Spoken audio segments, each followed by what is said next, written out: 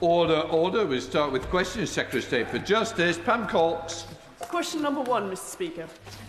Secretary.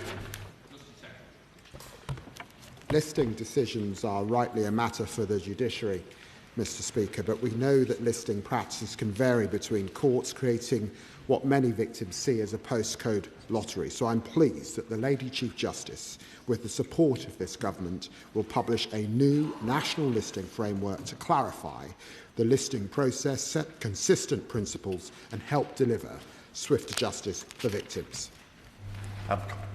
Thank you, Mr Speaker.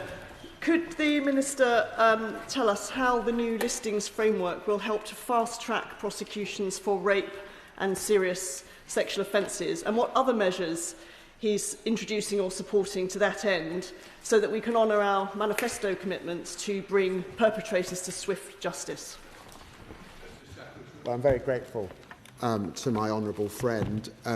She will have heard that we are also piloting new digital and AI-enabled tools to support listing, helping the judiciary to make better use of data. But I hope she will have seen in the reforms in the courts and tribunals bills that we are also, of course, introducing independent legal advisers, expanding the principles of Operation Satira into the courtroom, making sure victims have both the protection and the support that they deserve throughout the justice system, and the bill introduces crucial reforms to ensure that rape victims are no longer unfairly undermined by evidence that relies on myths and misconceptions at court. Jim Shannon. Speaker, can I thank the Minister very much for that answer? Very positive. Always, when I think of the Great United Kingdom of Great Britain and Northern Ireland, I'm always keen that we share our improvements we can do, whether it be in Northern Ireland for here or England for Northern Ireland. Can I ask the Minister the very things that the Honourable Lady has asked for and he has replied to? Can I ask that the same thoughts would be put to the relevant Minister, the Police and Justice Minister in Northern Ireland, so that we can improve our system the very same as the Minister is intending to do here? Thank you. Well, of course, these issues are devolved in Northern Ireland, but we are in touch and communicate best practice as he would expect. Sean Debate. Question number 2, please, Mr Speaker. Thank you, Mr Speaker. Our Violence Against Women and Girls strategy, which the Government published before Christmas, sets out exactly how we will achieve our mission to halve these terrible crimes. The Ministry of Justice is also investing over £500 million in victim support services over the next 3 years, alongside rolling out free independent legal advisers for all adult victims of rape. Gentleman up. Thank you, Mr Speaker. I welcome the new legal adviser service as a first step towards levelling the horribly unequal access to legal services available to victims compared to suspects. However, only £3 million has been provided per year for the next 2 years to fund this service, when we have record highs of more than 12,500 sexual offence cases awaiting trial in Crown Courts, including Oxfordshire's Crown Court, serving my Whitley constituency. Does the Minister believe this funding is anywhere near enough? I thank the honourable member for his question. This is £6 million set aside over 2 years. This shows that we can introduce our independent legal advisers for all adult rape victims. This is alongside a support package that we are introducing in our court system. We're expanding on Operation Satira to ensure that rape victims get the support that they need, alongside that investment in support services. This is only one part of a much bigger package to ensure that victims are put back at the heart of the justice system. Chair of the Select Committee, Andy Slaughter. Thank you, Mr Speaker. I know members on all sides support the government's aim to halve violence against women and girls. The metric on which it's based, i.e. the crime survey for England, deals with those 16 and over. But girls under 16 are also substantially at risk. How are they going to be included in the recording and monitoring process to ensure that their needs are also addressed? No, I welcome the scrutiny from my friend, the Chair of the Select Committee, on this. We have been absolutely resolutely clear that the Violence Against Women and Girls strategy covers everyone, including children and those under the age of 16, and including our men and boys as well. We will be ensuring that this data captures a broad spectrum so that we are able to account for this. I recently met with stakeholders who are concerned around the rise in domestic crimes committed to children and our pre-teens as well, in terms of those relationships that they are getting into and how we can best support them. It is something I am working with colleagues across government to ensure that we capture this correctly so that they are not excluded from the data. Sir Roger Gale. Thank you, Mr Speaker. Violence against women and girls comes in many forms. Incredibly, I've discovered that while current legislation provides some protection for women and girls against revenge porn, it offers no such protection where images are clothed but accompanied by offensive material. Could the Minister take a long, hard look at this to see how the law can be strengthened so that those protections are afforded? Again, I welcome this question from the Right Honourable Gentleman. Just last week, I was in the US talking about how the UK is a world leader in tackling non-consensual intimate image abuse online and the proliferation of this abuse that is on social media platforms. We've introduced tackling this where individuals are clothed, but where there is offensive material on top of those images, for example, semen imagery, which is a vile, degrading crime, which many, many individuals are suffering from. We are determined to tackle this degrading form of abuse wherever it is, including in individuals who are clothed. If they are being degraded, if it is non-consensual, this government will come for them. Thank you, Mr. Speaker. Given the recent high-profile case involving the hotel chain Travelodge, which I know the Minister has been involved in, does the Minister agree that tackling violence against women and girls must include clearer legal duties on companies to cooperate fully with the safeguarding expectations of customers? Can I thank my honourable friend and my honourable friend, the member for Dagenham, for all of their work in terms of pushing this forward, in terms of shining a light on this horrific issue. I was proud to meet with the Chief Executive of Travelodge yesterday to discuss this in detail. The Government is looking to see what more we can do. We are convening a roundtable with the relevant ministers in the Department for Business and Trade, the Department for Culture, Media and Sport, to look at the tourism aspect of this, to look at what better regulation and support we can put in place to keep individuals safe wherever they are, in hotels, the street, online. We will ensure that women and girls are kept safe. Dr Kieran Mullen, Shadow Minister. Thank you, Mr. Speaker. Mr. Speaker, right now there are potentially thousands of rapists, paedophiles and perverts responsible for some of the worst offences against women and girls that this government is going to let out of prison earlier. That's a disgrace, and at the very least they should be transparent about that. I asked the government to tell us what their estimates and modelling were in relation to how many people are due to be let out. At first they denied they had any of that information, then they admitted that they did, but they refused to publish it. Doesn't the Minister think that they should be transparent about the consequences of their own policies? Mr. Speaker, I will take no lectures from the member opposite about transparency when it comes to early release schemes. It was this government that had to pick up the mess of the previous government when we came into office because our prisons were full. And instead of dealing with the issue, they ran away and called a general election. It was this government that put in place risk assessments to prevent violent perpetrators of crimes against women and girls from being released early. In our early release scheme, the Conservatives' early release scheme had no such protections or measures. So I will take no lectures from the member opposite about how we protect women and girls. Kieran Mullen. I wish that the Minister got as angry about the fact that her government is releasing thousands of rapists, paedophiles and perverts from prison earlier. Mr. Speaker, if they won't tell us the reality of the consequences, surely they at least should tell the victims. One of the worst things about this policy is very many of those victims would have been given an estimated date at which the perpetrator will be released from prison. That date will now be brought forward. They will get out of prison earlier than the victim was led to believe they would. Does the Minister think, at the very least, the government should write to those victims in advance and let them know that they are letting the perpetrators of their horrendous crimes out of prison earlier? Well, Mr. Speaker, I will tell you what makes me angry. It is having a previous government that presided over an increase in violence against women and girls crimes by 37% in just 5 years. That is not a government that tackled violence against women and girls. This is not a government that took it seriously. On communication and notification, it is this government that is bringing into place the victim contact scheme in our Victims and Courts Bill to ensure that victims are notified, something that the previous government refused to do. They refused to notify. It is this government that is writing to victims to ensure that they are told of information. So I will take no lectures about how the previous government tackled these crimes. It is this government getting on with the job. Tesserman. Number 3, Mr. Speaker. Finished.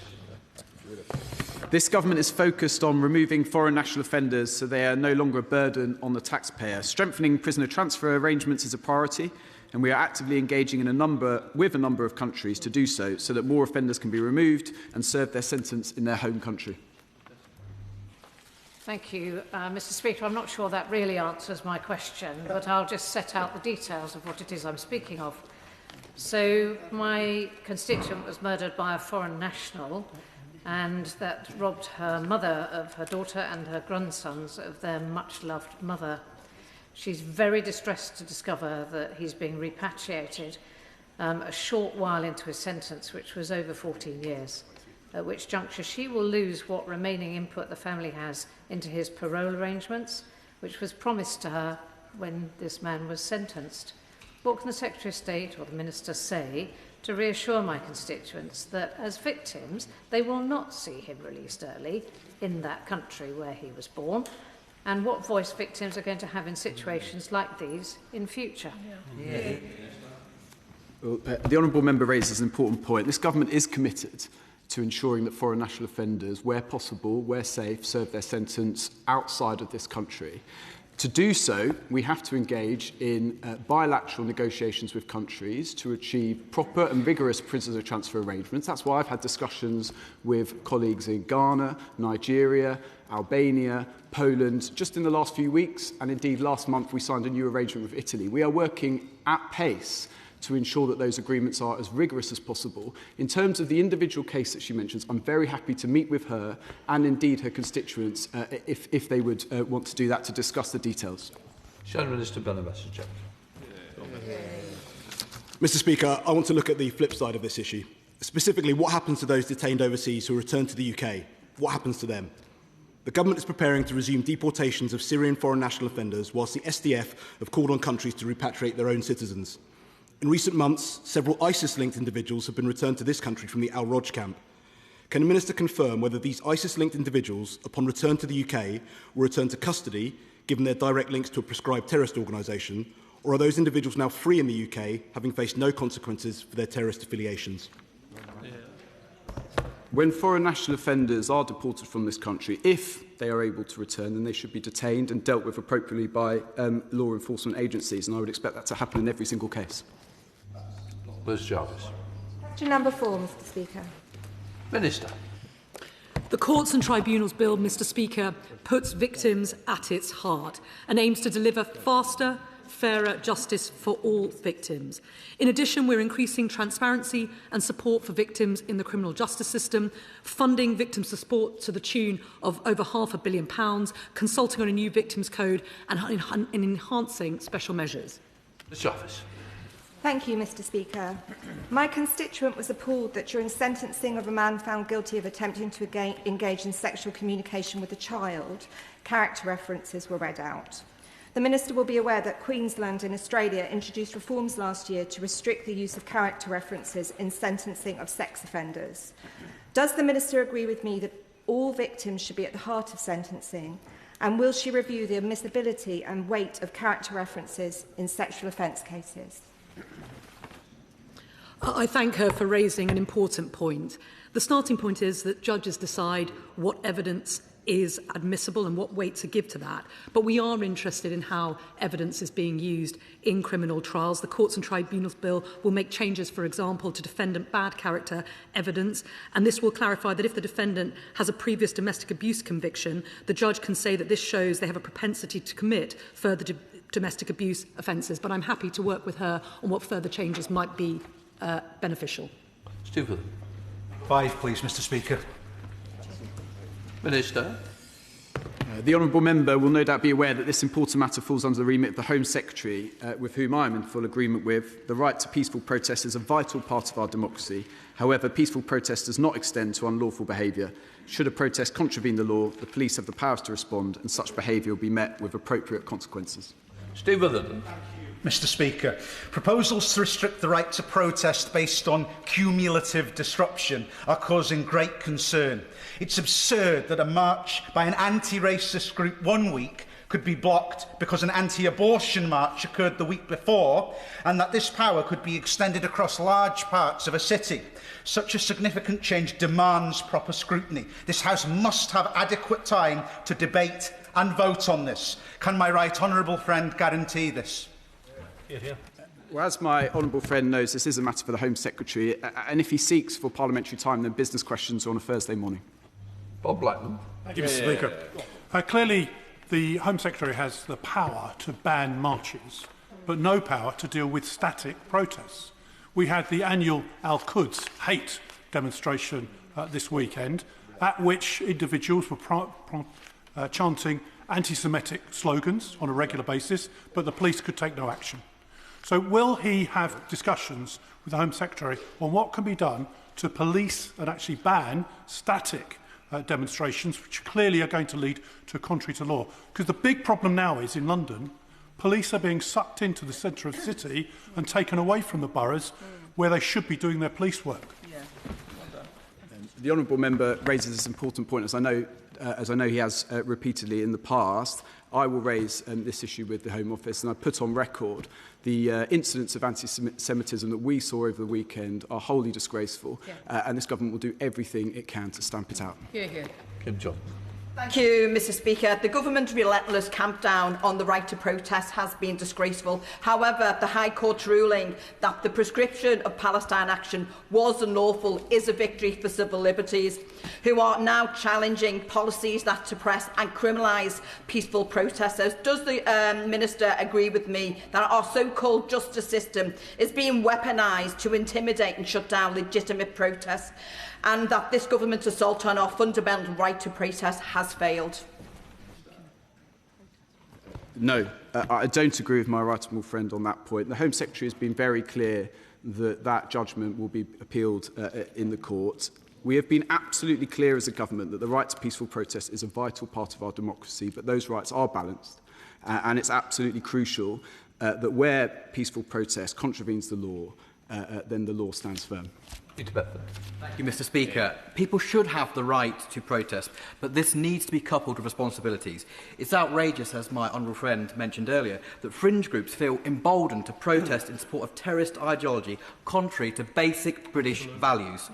What steps is the Department taking to ensure these people are under no illusion that if you openly support fundamentalist Islamists' ideology, you will end up being prosecuted, and if you have no right to be here, deported? Well, as I've said, Mr Speaker, this is a matter for the Home Secretary, and she has been abundantly clear that although there is a right to protest in this country, which is an important right that should be protected, where those incidents which the honourable member has identified occur, then those individuals should face the full force of the law. Justice Secretary. With permission, Mr Speaker, I will answer questions 6, 10, 11 and 13 together. The party opposite left our criminal justice system on the brink of collapse. We're taking action to clean up the mess they left behind. Our detailed impact assessment published alongside the courts and tribunals will show that our package of measures will save around 27,000 sitting days per year, almost 20% saving, only through reform. Together with record investment and action to modernise our courts, can we finally turn the tide on the backlog and deliver swifter justice for victims? John May. Mr Speaker, the Justice Secretary has just told us that the reason why he's cutting jury trials is to get the backlog down. If that is the case, why is there not a sunset clause so once the backlog is reduced, these jury trials can resume? Exactly. Very good. Well, if the honourable gentleman had listened at the second reading debate, he would have heard me say that demand in the system is up. Police are arresting 10% up. And for all of those reasons, alongside the backlog that we inherited from the government opposite, it is important that we put in place reform that is sustainable for the long term. That's why there isn't a sunset clause. Thank you, Mr Speaker. Around 6,200 cases are awaiting justice in the South West. Sexual offences cases take around 320 days. But local victims and defendants deserve justice. The excellent example of Liverpool Crown Court highlights how it is possible to tackle case backlog and secure justice without impacting defendants' right to a jury trial. Given that tackling the backlog using efficiency, not removing the right to a jury trial, has the backing of the public and opposition and indeed Labour MPs, when will the Secretary of State back down from his entirely un-British decision to minimise the use of jury trials? It wasn't un-British when the Callaghan government made reforms in the end of the 70s. It wasn't un-British when Margaret Thatcher made changes in 1989. And it is precisely because we are lifting the system that was on its knees under the last government that this is absolutely the opposite of un-British, supporting victims and especially women who find themselves in the criminal justice system. Dr Neil Chesterhouse. Thank you very much, Mr Speaker. The government's case for curtailing trial by jury is based upon an impact assessment that rests upon assumptions rather than hard evidence. Isn't it the truth that the government is asking Parliament to give up and weaken a fundamental safeguard on the basis of hearsay alone? Sir Brian Leveson spent months delivering part 1 and part 2 of his reforms. We are building on that. I have set out that this is a 20% saving. If the Honourable Gentleman was Health Secretary, I'm not sure he ever will be, but if he were, and he were told that a 20% saving could get the waiting list down, he would take it in an instant. Yep. So am I. Lincoln John. Thank you, Mr Speaker. I think what the Health Secretary is actually doing is paying people to fudge the waiting list at the moment. So I just want to be very clear, because it's slightly mixed messages from the Secretary of State, Deputy Prime Minister. Are there any circumstances in which he would consider the reintroduction of jury trials for those cases which are going to have them removed? I know that the Honourable Gentleman has studied this closely, but it is to say that we have two problems that we have to fix. One, that demand is going up. I've said that the police are arresting more, but he will know, because of the use of smartphones, social media, DNA evidence, forensics, for all of those reasons, trials are taking longer. That is what we are seeking to fix in the Courts and Tribunals Bill. And that is why we have to put the system on a sustainable footing for the next generation. That is what the Courts and Tribunals Bill will deliver. Thank you, Mr Speaker. Since coming into this role, I have heard from more victims than I ever thought I would in a lifetime. They tell me about their stories and I believe them, and listen, what I don't ask them to do is report, because nobody wants to put anybody in a system that is so unsustainable and re-traumatise them in that way. Does the Secretary of State agree that the changes that are being presented and driven through by our government will mean that a victim is more able to report, more likely to feel like they can get an outcome in a reasonable amount of time, and less likely to feel like they're the ones on trial? Well, I'm hugely grateful to my honourable friend's advocacy on behalf of victims continually in the chamber, and she is absolutely right. If we do nothing, we head to 200,000 in the backlog, many, many victims sitting behind that backlog. And if we do, as honourable members are suggesting opposite, we head to a backlog of 133,000. That is why we have to do these reforms, and it's why I'm very pleased also to put forward a bill that also does more, particularly for victims of sexual crime and rape. Thank you, Mr Speaker. Under the previous Conservative government, criminal justice funding was cut by 23%. We lost 42% of our magistrates. They closed half of our magistrates' courts, and the number of sitting days in our Crown courts went down. That is the record of the Conservative government. The only thing that went up was the number of victims waiting for justice. So does my right honourable friend agree with me that the crocodile tears from the party opposite today just shows why the public should never put the trust in the arsonists to put out the fire?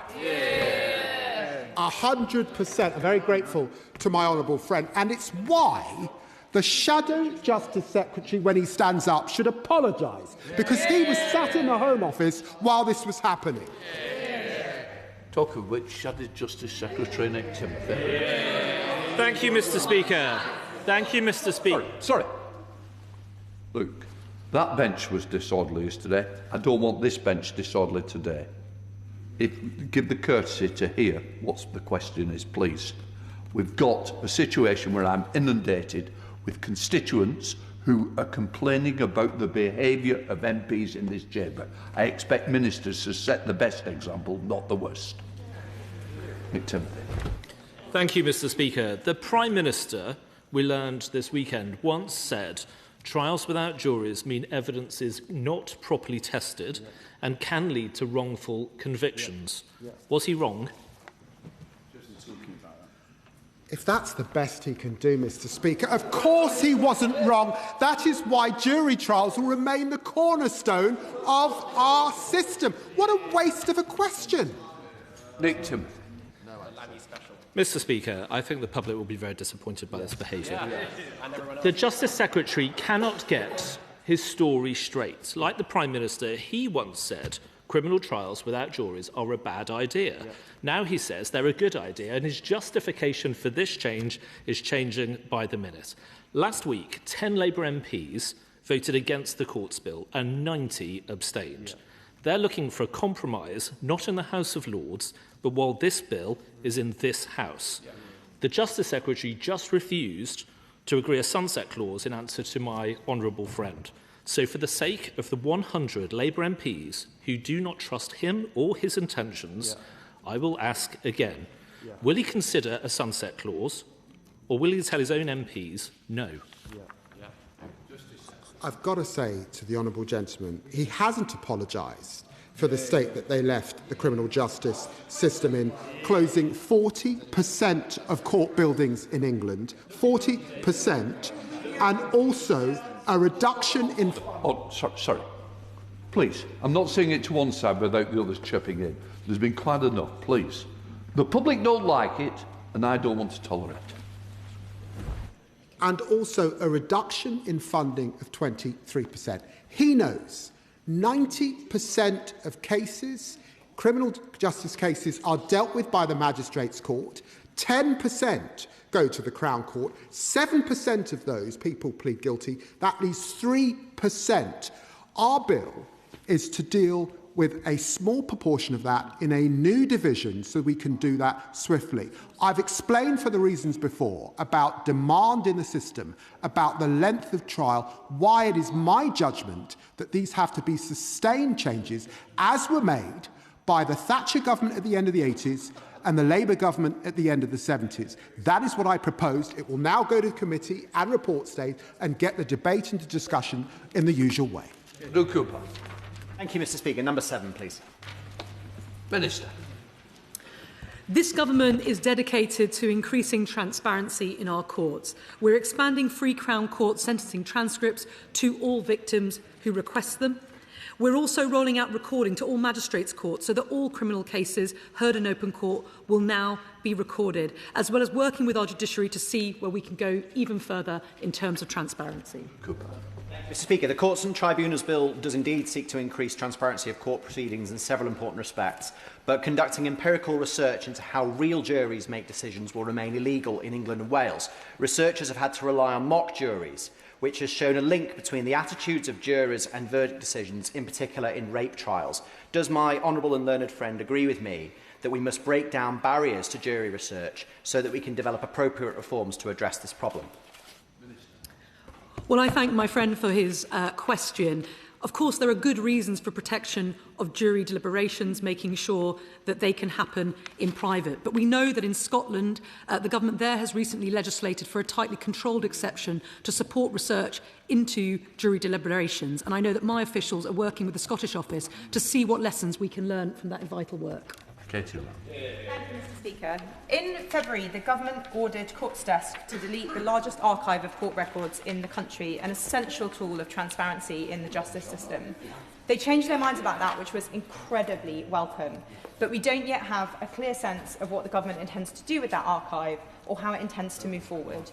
Could the Minister please assure us today that Courts Desk will not be compelled to delete their archive in the future, and confirm whether Courts Desk will be allowed to continue operating their services moving forward? So I'd like to start by reminding the House for the reason why we suspended the operations of Courts Desk, because of their handling of sensitive data in breach of the agreement that they had with government. But of course we recognise the importance of transparency and of the service that they provide. I recently met with Courts Desk.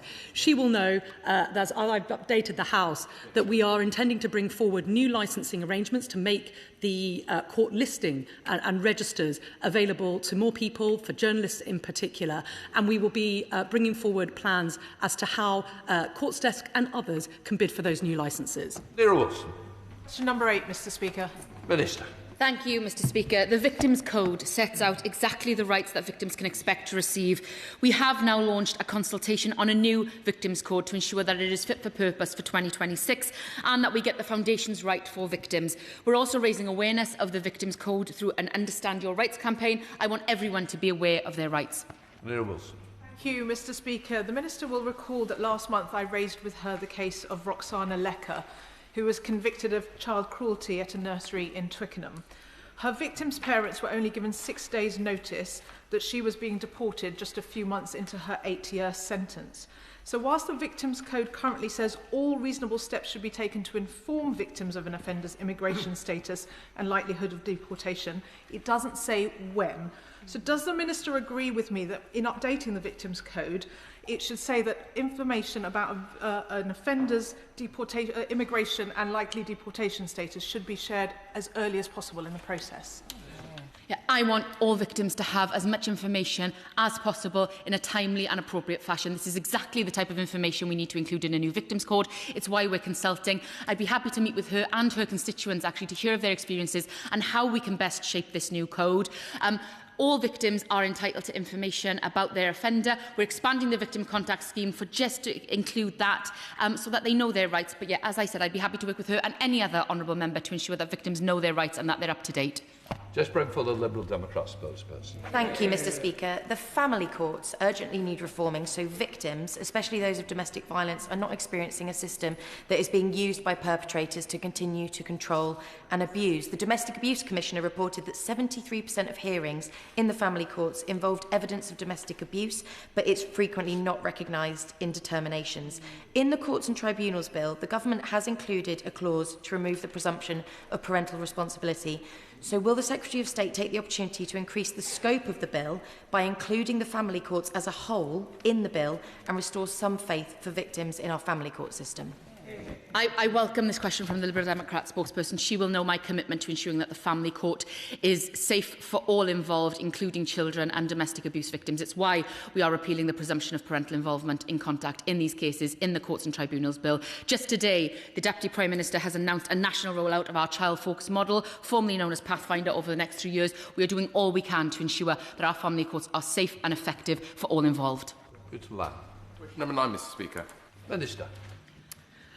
It is the prosecution and the defence who decide what evidence to put forward in a criminal trial, including deciding whether to put forward evidence for motivated enforcement technology. Once that evidence is put forward, the magistrates and the judge have a duty to ensure that only admissible evidence is presented to a jury. Yeah, the Government is to be commended for the largest ever investment in police technology, including facial recognition to catch serious offenders and a drone squad to crack down on waste crime. However, the rules around admissibility of some high-tech evidence, such as the 6-month crime rule, are holding back enforcement, which could enable us to stamp out low-level crime and antisocial behaviour. Can the Minister commit to reviewing these rules to ensure that the latest technology can be used to protect our communities? Well, I thank him for that question. We will keep the rules relating to the admissibility of evidence under review. When considering whether evidence is admissible, the magistrates and judge will consider the relevance, competence, materiality and probative value of the evidence put forward. And as I said, we'll keep those rules under review. Sir Edward Lee, Father of the House. The Minister would have heard the very moving speech last week, as I did, the member for Warrington North, where she really moved the House with her testimony of the terrible experience she'd had as a rape victim and the delays. And she would also have heard her say that actually abolishing jury trials will only perhaps save a week, according to the Institute of Government. So my positive question to the Government is this: why don't we proceed on the basis of the Labour manifesto? You know, it has its merits, and it actually promised specialist rape trials. So why don't we set up courtrooms in every single courthouse with specialist lawyers and really deal with this backlog now? Well, might I echo Not quite sure the question is relevant to the question that was asked. No, I think it's not. Just ask, well...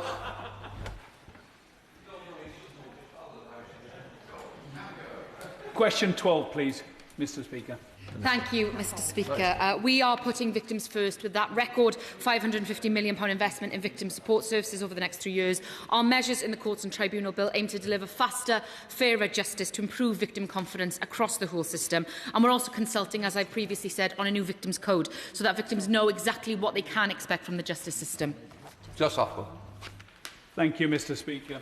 I welcome the Government's recent efforts to improve victims' experiences in the courtroom, including the expansion of Operation Soteria principles and the introduction of a national independent legal advisor service to provide dedicated legal support throughout the criminal justice process. However, many victims still lack confidence in the prosecution system, and some withdraw from proceedings after experiencing further trauma during the process. What further steps is the Government taking to ensure that victims are treated with dignity and respect so they feel supported to see their cases through to conclusion and justice is fully delivered?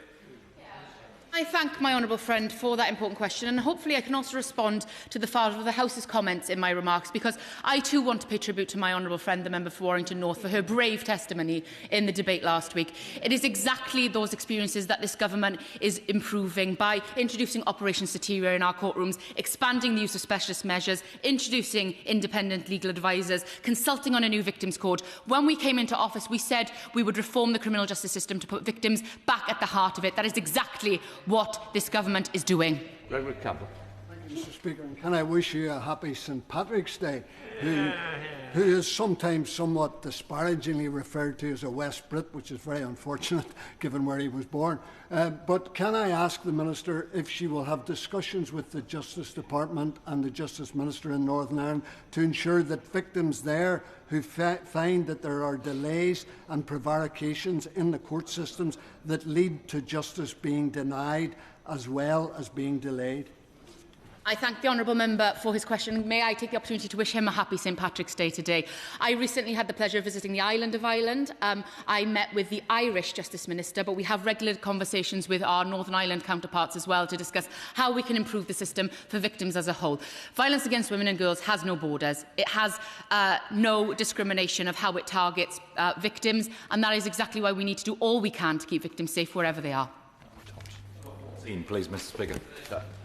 Thank you, Mr Speaker. This Labour government is committed to halving knife violence. We've introduced reforms to ensure every child caught with a knife receives a mandatory plan to prevent reoffending. There is still much more to do, Mr Speaker, and we'll be setting out a plan, a cross-government plan, to reform the youth justice system over the coming weeks. Thomas. Speaker.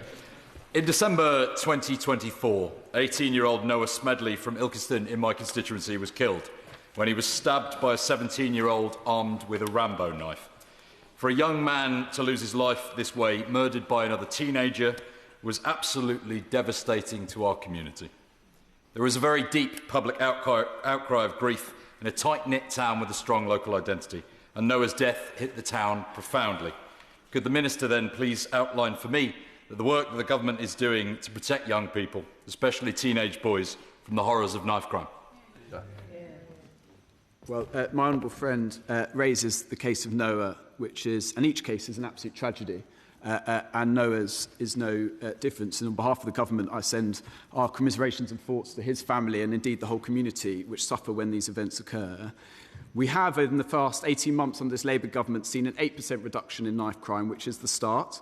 But very recently, we've invested a further £15 million in the turnaround programme. That's a specialist programme which aims at early intervention, particularly working with young people and teenagers that my honourable friend raises. We've set out a 3-year funding settlement for youth justice services, the first time in a generation that we've offered that stability and certainty. We've taken tens of thousands of dangerous knives off the streets in the first 18 months of this Labour government. We've invested in violence reduction units. We've invested in youth future hubs. We've invested in youth future panels. There's a lot more to do, but this Labour government is getting on with the job of tackling knife crime. Anna Dix.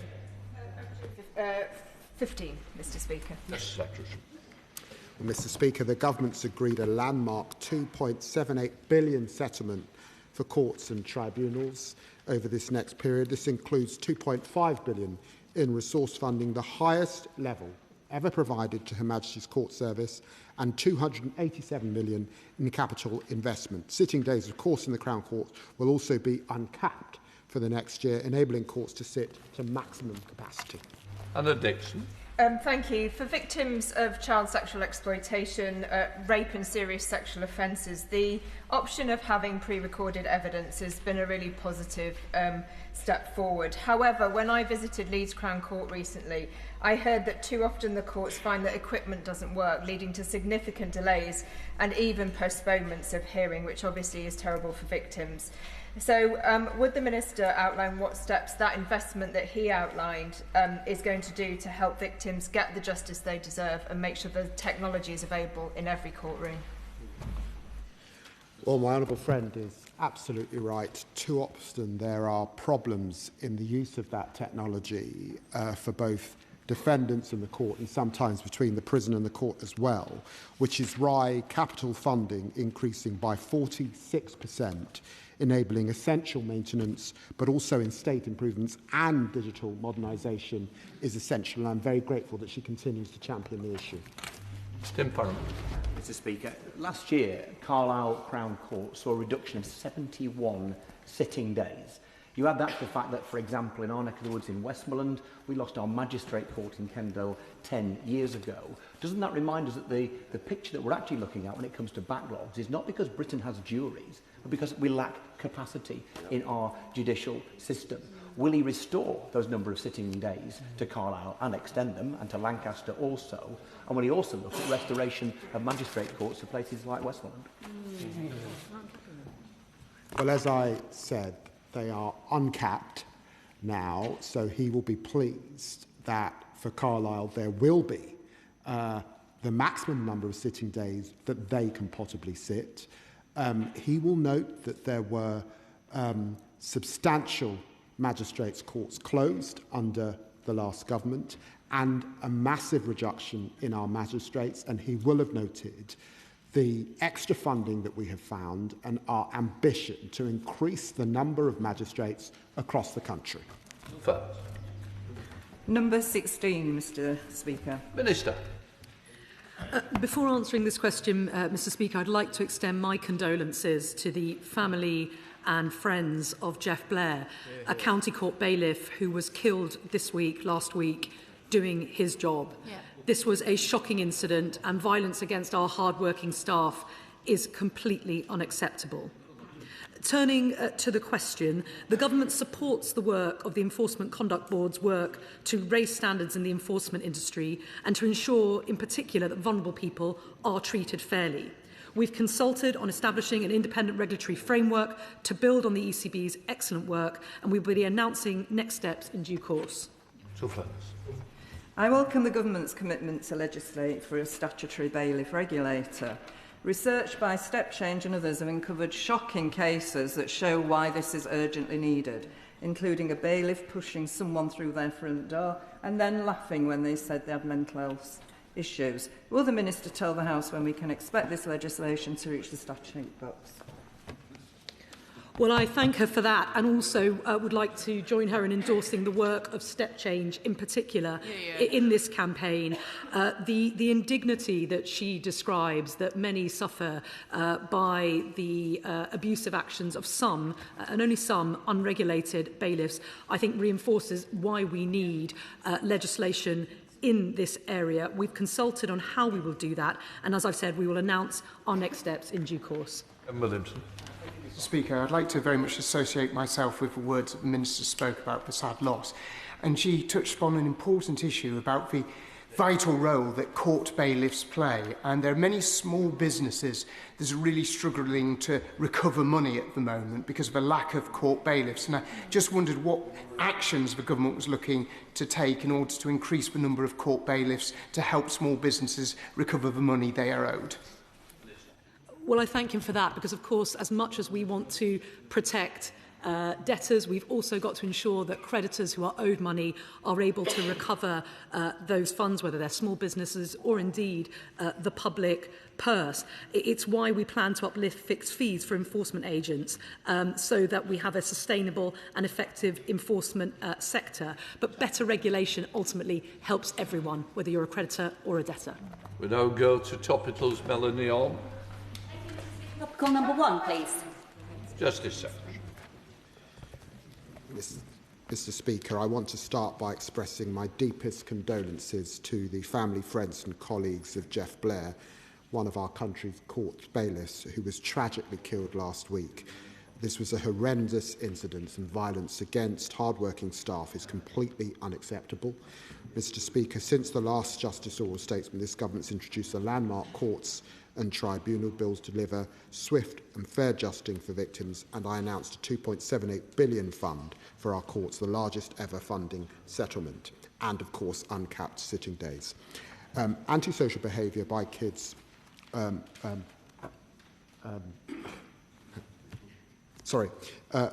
government strengthened action on ASB through neighbouring policing, dedicated ASB leads and plans to expand visible, accessible community policing with 13,000 additional neighbourhood personnel by the end of the Parliament. Thank the Secretary for that answer. Grimsby Town Centre is experiencing repeated attacks through antisocial behaviour, particularly by young people, and it's really causing a huge amount of concern for shop workers and shoppers in the town. Now, I welcome the government's additional funding for police officers, but can I ask the Secretary of State what is his department doing to improve the punishments and create an even stronger deterrent against these appalling acts? Well, I know that my honourable friend has been a great champion of Grimsby over many years and takes these issues very seriously. In my department, of course, our early intervention programme, Turnaround, funded over 15 million ASB referrals, 14% up. I'm happy to look closely at what's happening in Grimsby particularly. Justice Secretary Timothy. Thank you, Mr. Speaker. I joined the Justice Secretary in sending condolences to the family of Jeff Blair. And I want to pay tribute to my honourable friend, the Shadow Solicitor General, for her successful campaign for the Child Cruelty Register. And I look forward to meeting the Hudgell family this afternoon. The government has published its Islamophobia definition, rebranded as anti-Muslim hostility. We're told the definition is non-statutory, but it is designed to influence official decision-making. So will the Justice Secretary make clear right now that the definition will not be adopted by the police, prosecutors or the judiciary? They're all independent. Well, he will recognise that they are independent bodies, but it's not a statutory definition. It is seeking to intervene to ensure that we bear down on the rising Islamic Muslim hate that we're seeing across the country, just as we have had to deal with anti-Semitism and racism more generally. Thank you, Mr. Speaker. My constituents living in private rented accommodation are looking for the government to take action on the cost of living, the cost of rents and on utility bills. The government has legislated to stop above market increases in rent. I understand his department is now consulting on charging fees for tenants to go to these tribunals. Could the Minister give me a little bit more information on this? And what does the government expect this policy to do to really tackle high rents? The Renters' Rights Act represents the biggest expansion of renters' rights in a generation. But of course, rights aren't worth the paper they're written on unless they're enforceable. And that's why the role of appeals, including to our property tribunal, are so important. In terms of fees, he will know that court fees are a feature right across our system, but we will ensure that any fees do not represent a barrier to access to justice. Jess Brown for the Liberal Democrat spokesperson. Thank you, Mr. Speaker, and can I associate my benches with the Secretary of State's remarks, sending condolences to the family of Jeff Blair. Mr. Speaker, strategic lawsuits against public public participation, otherwise known as SLAPs, have been used by the rich and powerful to silence victims and undermine free press in this country. Anyone engaging in public interest activities can be a target of these SLAPs.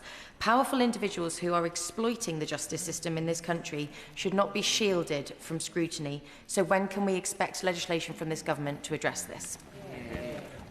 Well, Mr. Speaker, I entirely agree that the profound financial and psychological impact on SLAPs, the chilling effect that it has on public interest journalism, pose a threat to our democracy. The government commenced the SLAPs provisions in the Economic Crime and Corporate Transparency Act 2023 in June 2025, and we saw the first case which engaged those provisions recently. But whilst this is a positive first step, I am keen in considering all options for how we might take it further, and I look forward to working with members right across the House with how we do that. Please up. Honourable Member for Erewash said the consequences of knife crime are always tragic. It devastates communities and too often involves young people. Underinvestment in the criminal justice system and in particular provisions for youth justice has seen a lack of support from previous administrations. So can I ask the Minister what steps he's taking with departments across government to increase prosecutions of knife crime and in particular the use of child criminal exploitation in organised criminality? My honourable friend raises the important issue of knife crime, as the honourable member for Erewash did earlier, and every incident of knife crime is taken seriously and has a devastating effect for the victim, their families and the community. As I said before, knife crime is down 8% under this Labour government. That's a good start, but we have just announced record investment in early intervention services, whether it's the turnaround programme, whether it's youth justice services more generally, and in the coming weeks we'll be publishing a cross-government strategy to tackle knife crime, which works with colleagues at the Department for Education, Home Office and indeed the Ministry of Justice as well. That's the best way of ensuring we tackle the causes of knife crime. Excellent. Thank you, Mr. Speaker. The Justice Secretary will no doubt be aware of the tragic case of Zara Sharif from my constituency of Woking. Her father, who later went on to murder her, was given custody of Zara by the family court following her Polish mother not being able to give evidence because she didn't have an interpreter and couldn't follow proceedings. Please will the Justice Secretary agree to implement the Zara Sharif safeguarding report in full and ensure that everyone can fully take part in the family court proceedings and protect the vulnerable going forward? Well, I thank the member for his question and for the advocacy that he has tirelessly brought forward, which would be the way of honouring Sarah's brutal murder at the hands of the very people who should have been protecting her. Of course, it's essential for justice that all court users understand what is happening in hearings. We believe that Sarah Sharif's birth mother was entitled to an interpreter, but she did not request one. But we need to look into what should have been done to guarantee that she did have an interpreter. We make over 200,000 interpreter bookings every year to ensure people can understand proceedings, but I look forward to working with him to see what more we can do to implement that review. Thank you, Mr. Speaker. Mr. Speaker, I've got a number of constituents who have had serious delays through His Majesty's Courts and Tribunal Service for their immigration appeals. And one particularly tragic case is someone who's got no recourse to public funds, serious mental health problems, and applied in September 24 and now has just got a date for July 26. But this is typical rather than atypical. What is the Minister doing to ensure that we speed up the Immigration Tribunal Service? Well, I thank her for her question. We are maximising the number of judicial sitting days in the Immigration and Asylum Chamber. We are recruiting more judges in this area, as well as working with the Home Office to develop proposals for a new independent appeals body to handle appeal types currently heard in the Immigration Tribunal, all of which I hope will benefit her constituents. Alison Bennett. Thank you, Mr. Speaker. My Mid-Sussex constituent has waited 4 months for a transcript that will prove the financial terms agreed with her ex-husband in family court, which he now disputes. Without it, she faces the expense of a barrister to go back to court in April. She is facing financial hardship as a result. What steps is the Minister taking to address severe delays in accessing family court transcripts? Well, I'm sorry to hear about that particular case. Those sorts of delays mount trauma on trauma for many of those going through sensitive family court proceedings. Look, we've got to get this right. Because of the sensitive nature of family proceedings, there has to be judge approval, and it has to meet the rigorous requirements of the Secure Transcript Unit. We can't compromise on accuracy and quality, but we do need to get those delays down. Thank you very much, Mr. Speaker. Prison officers are beyond frustrated. They want the government to sit down with their union, the POA, to negotiate a fair and realistic pension age. Now, we were told in this chamber over a year ago that ministers were waiting for advice from civil servants. So, what does this advice recommend? And does it recognise that for prison officers, 68 is too late? Yeah. Well, can I say to my honourable friend that I did sit down with the POA just a few weeks ago to discuss this and other matters. And of course, it's right that I prioritise investment in our prisons as I seek to support prison officers who do an incredible job against the backdrop of a system that was horrendously underfunded for 14 years. Mr. Speaker, my Hazel Grove constituent Simon came to see me with some concerns that he had following his and his family's journey through the family court and family involvement in arrangement proceedings. He raised a stat that stayed with me from Both Parents Matter, showing that 40% of separated fathers are experiencing suicidal thoughts. What more can the government do to support parents and everybody going through family court proceedings? Well, I am so sorry to hear of the experience that Simon has endured, and sadly so many others like him, fathers particularly, going through family courts. That is why today the Deputy Prime Minister has announced a national rollout of a child-focused model, formerly known as Pathfinder, for the next 3 years.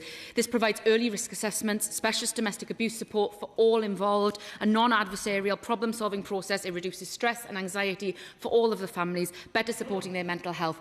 Hopefully this will not come as comfort to Simon, but it will help many other fathers and families going through this process. Mr. Speaker, only a couple of weeks ago I introduced my 10-minute rule bill on a requirement for the police to declare their membership of some societies or organisations such as the Freemasons. Now, what reassurances can the Secretary of State give this House that with the huge and controversial reduction in jury trials, that judges will not be unduly influenced by their membership of such organisations? I'm grateful to my honourable friend. This is a sensitive matter. She will recognise that our judiciary are independent, but I continue dialogue with the Lady Chief Justice on these and other matters. Thank you, Mr. Speaker. My constituent, Lucinda Ritchie, is a disabled woman with full mental capacity.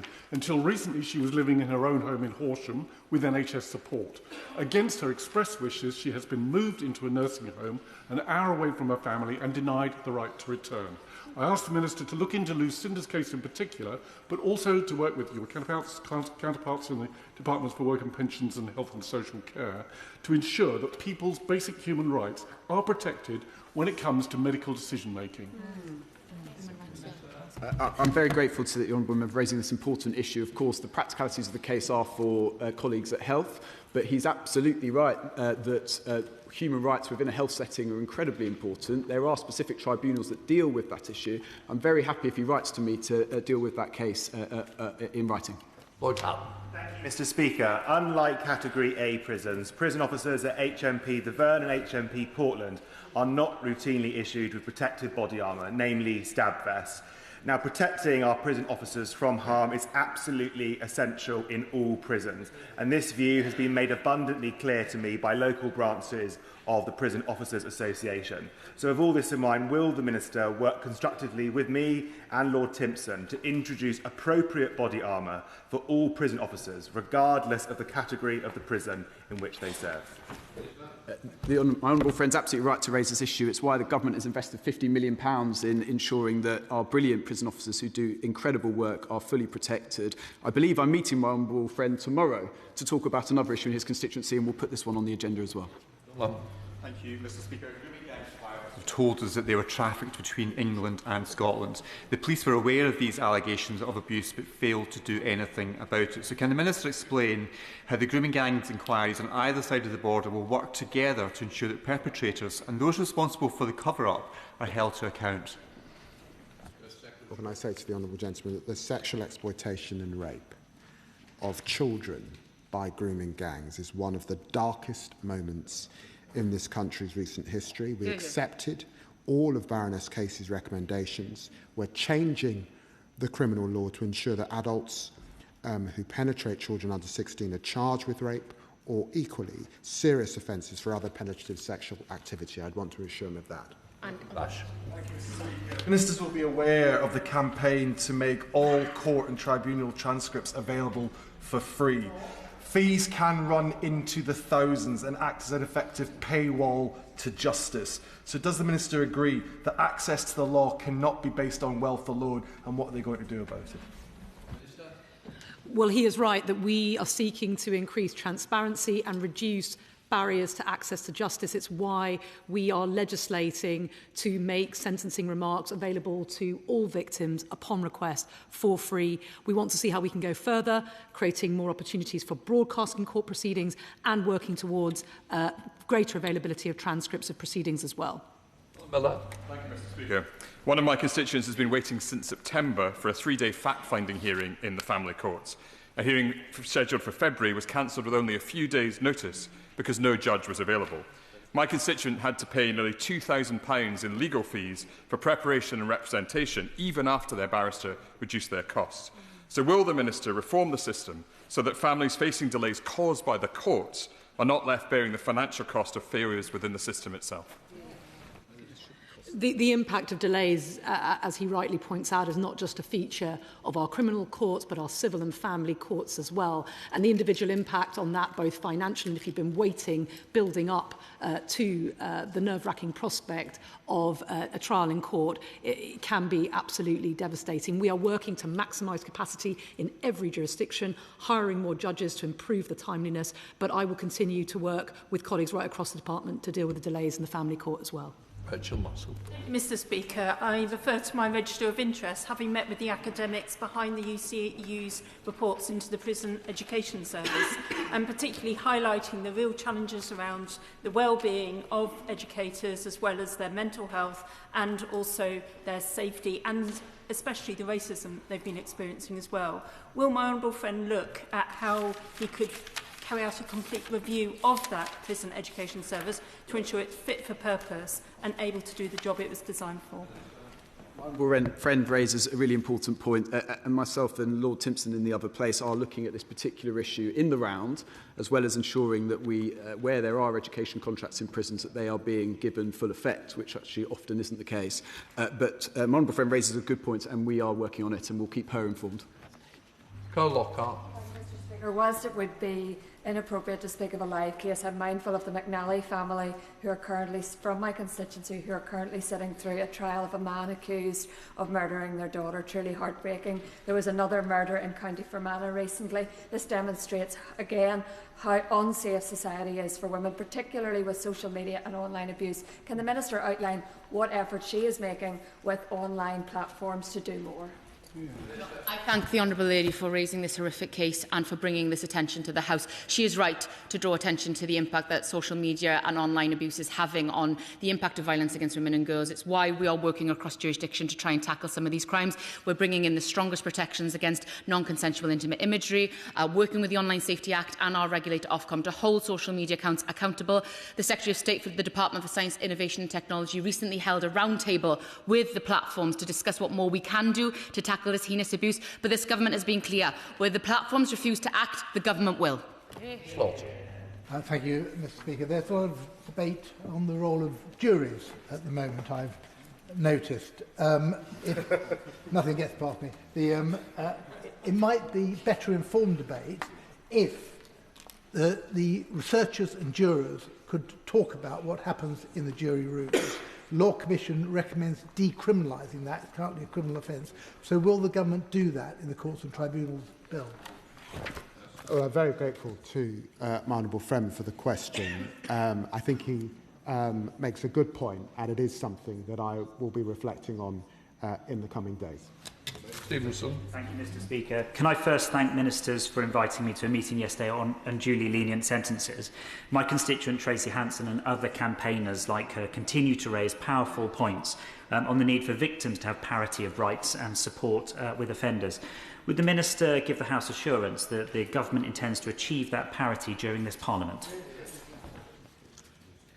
Well, I thank him for his question and also his attendance yesterday at the meeting. Tracy, his constituents' testimony, as well as other victims there, was truly powerful. As I said at the meeting in private, happy to say again at Dispatch Box, we are working at pace to look at this and look at all the solutions, and we'll be contacting his constituent and indeed him as and when we have our position. Thank you, Mr. Speaker. Given the massive backlog in immigration tribunals left by the last government, wouldn't it make more sense to lift the cap on non-salary tribunal judges who are already recruited and invest in court venues like Taunton instead of abolishing their role and the massive damage to morale that involves?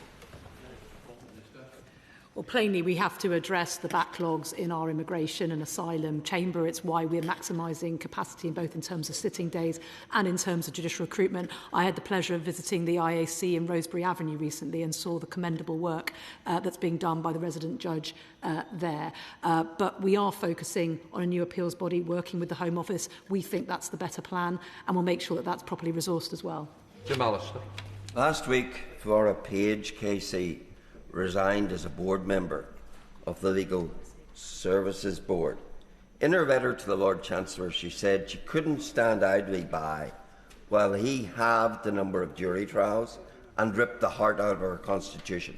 She also rebutted the suggestion that backlogs are because of jury trials, saying that was being used as a cover. Faced with such a devastating critique, isn't it time the department thought again? Well, I'm sorry that she felt she was no longer able to serve.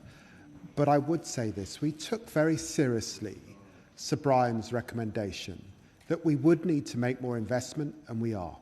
That we would need to modernise, and we are. And that reform was essential. And that's why we put out the modelling, if we were serious about bringing down the backlog to levels that are acceptable, I think, to the population at large. Right, that completes questions. We'll let the front bench change over.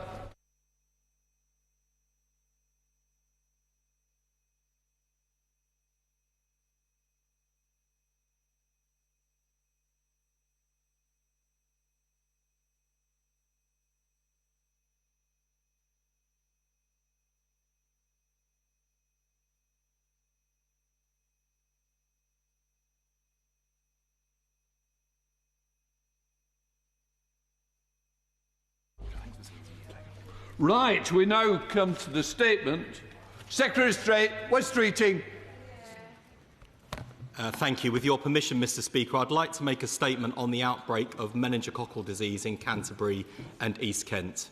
My thoughts, and I'm sure the thoughts of the entire House, will be with the families and friends of those two young people who've sadly died. I cannot begin to understand what they must be going through. This is an unprecedented outbreak. It is also a rapidly developing situation. With these considerations in mind, Mr. Speaker, it is absolutely paramount that we stick to the facts, which is what I intend to do. This is the current situation. As of 9:30 this morning, UK HSA has confirmed 4 cases of Group B meningococcal disease, with another 11 cases under investigation. The 2 deaths are associated with this cluster. The majority of cases link back to the Club Chemistry nightclub over the dates of the 5th, 6th and 7th of March and their associated networks. Club Chemistry is currently closed voluntarily. Going forward, Mr. Speaker, these figures will be updated publicly by UK HSA each day at 9:30 a.m. Let me now turn to the timeline of this outbreak. UK HSA was notified about the first case on Friday, the 13th of March. In line with established protocol, health officials began identifying and tracing the patient's immediate close contacts who were offered prophylactic antibiotics as a matter of urgency.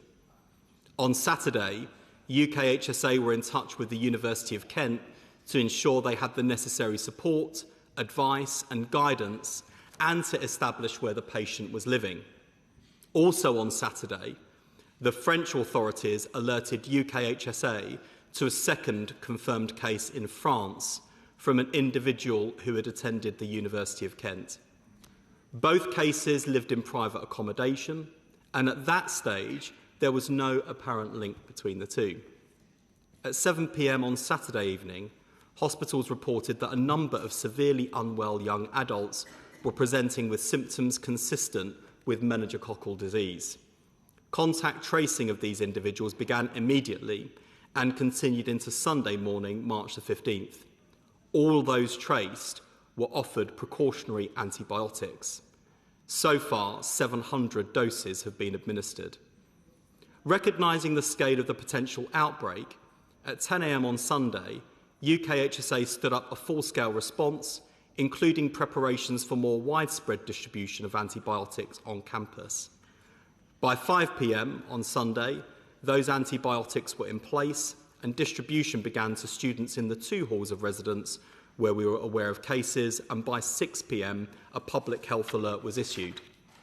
Mr. Speaker, it is important that the House and the wider public understands that even before the public health alert was issued, students and young people who had been in close contact with suspected cases were being offered antibiotics. This is precisely what one would expect as a rapid response, and I'm confident UKHSA acted as quickly and as comprehensively as possible. In addition to cases involving students at the University of Kent, there were 2 cases identified involving sixth formers in Year 13, one of whom has sadly died. UKHSA made contact with the head teachers at both schools first thing on Monday morning and have worked closely with schools to provide information, advice and support, including a letter to parents that was issued that same day. We are working closely with DFE on wider communications to schools across the Kent area, and a briefing with schools has taken place this morning.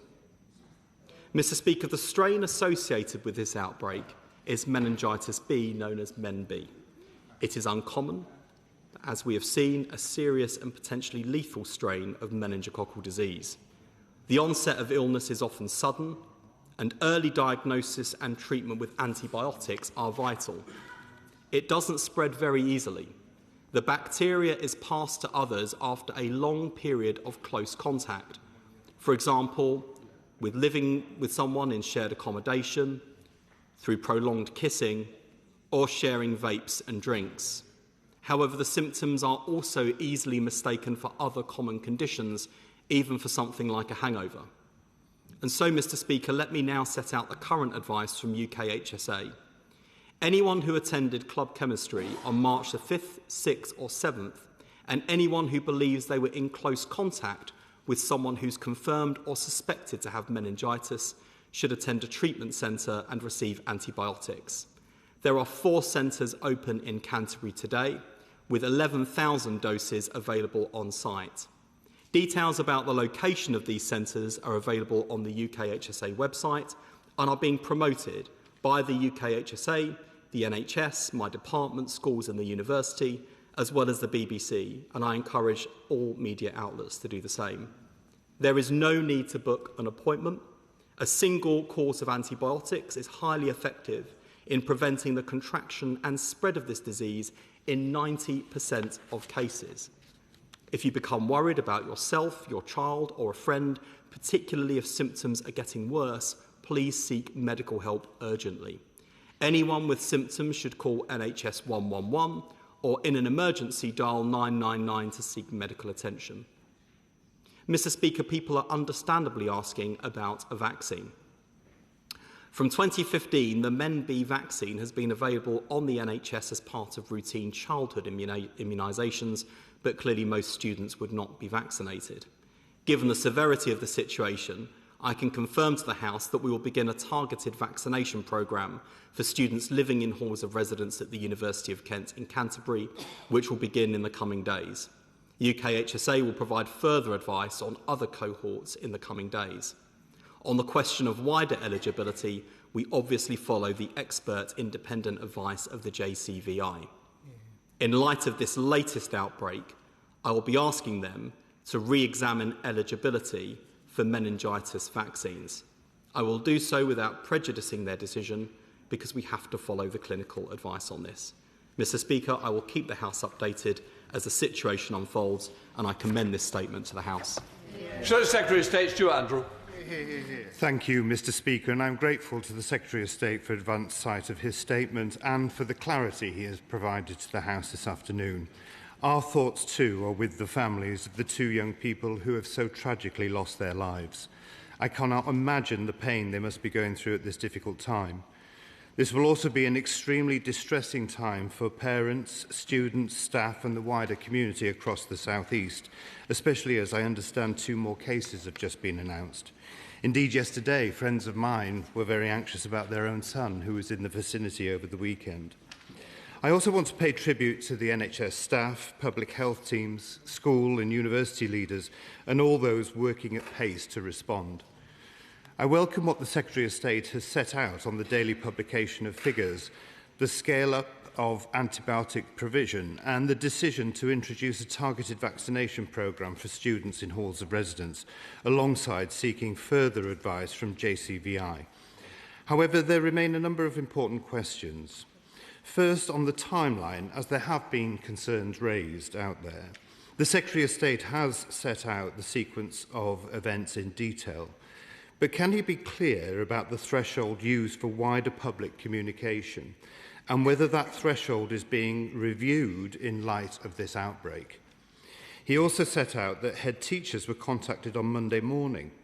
Can he clarify when those schools were first identified and whether there is a need to review how quickly educational settings are brought into the response, given that cases were identified several days beforehand? Secondly, on the nature of the outbreak, while many cases are linked to a single venue, can he confirm whether all cases are believed to be part of one cluster, or whether there remains a risk of multiple sources of infection? Thirdly, on escalation, given the involvement of both a university and schools, can the Secretary of State set out what criteria are being used to determine when more extensive interventions are required across educational settings? This situation will undoubtedly cause concern among families, particularly with the end of term approaching. Can he therefore set out what steps are being taken to manage the risk of onward spread as students return home? And what advice is being provided to families and local health services in other parts of the country? Can he also confirm that public health messaging is fully consistent across schools, GPs, local authorities and NHS services, so that families receive clear advice wherever they turn? And what steps are being taken to counter misinformation online where false claims may undermine confidence in public health advice? Can he also confirm that local laboratories, intensive care capacity and public health teams are fully resourced to manage any increase in cases, and that supply chains for antibiotics and vaccines are resilient should further clusters emerge? Finally, while I welcome the targeted vaccination programme and the decision to seek further advice from JCVI, the Secretary of State has acknowledged that most students would not have been routinely vaccinated against meningitis B, and protection among older teenagers is clearly not as strong as it is in infancy. Does he accept that this creates a particular vulnerability among older teenagers and young adults? And will he ensure that any further advice on eligibility or wider catch-up measures is brought forward as quickly as possible? Mr. Speaker, this is a serious public health situation. It is right that the response, though, remains calm, evidence-led and focused on protecting patients and supporting those families affected. Firstly, Mr. Speaker, can I thank the Shadow Secretary of State for his constructive response and support as we respond to this incident, and also welcome the way in which he has rightly brought scrutiny to the response. And I should say from the outset, Mr. Speaker, that obviously once we're through this, we will obviously look at the handling of the UKHSA's response at every point, because inevitably there are always things that we can learn and seek to do better. The balance that needed to be sought in terms of public communication, Mr. Speaker, was to make sure that people were informed in a timely way, but also to make sure of two things. Firstly, we didn't spread unnecessary anxiety and concern, and secondly, that having been made aware of the risk, that there was a channel through which people could receive support. So as I set out in the timeline, in response to individual cases, thorough contact tracing was undertaken, antibiotics were offered in those direct contacts in those cases, and then by 5 p.m. on Sunday, we had the antibiotics more widely available, and 6 p.m. public communication went out.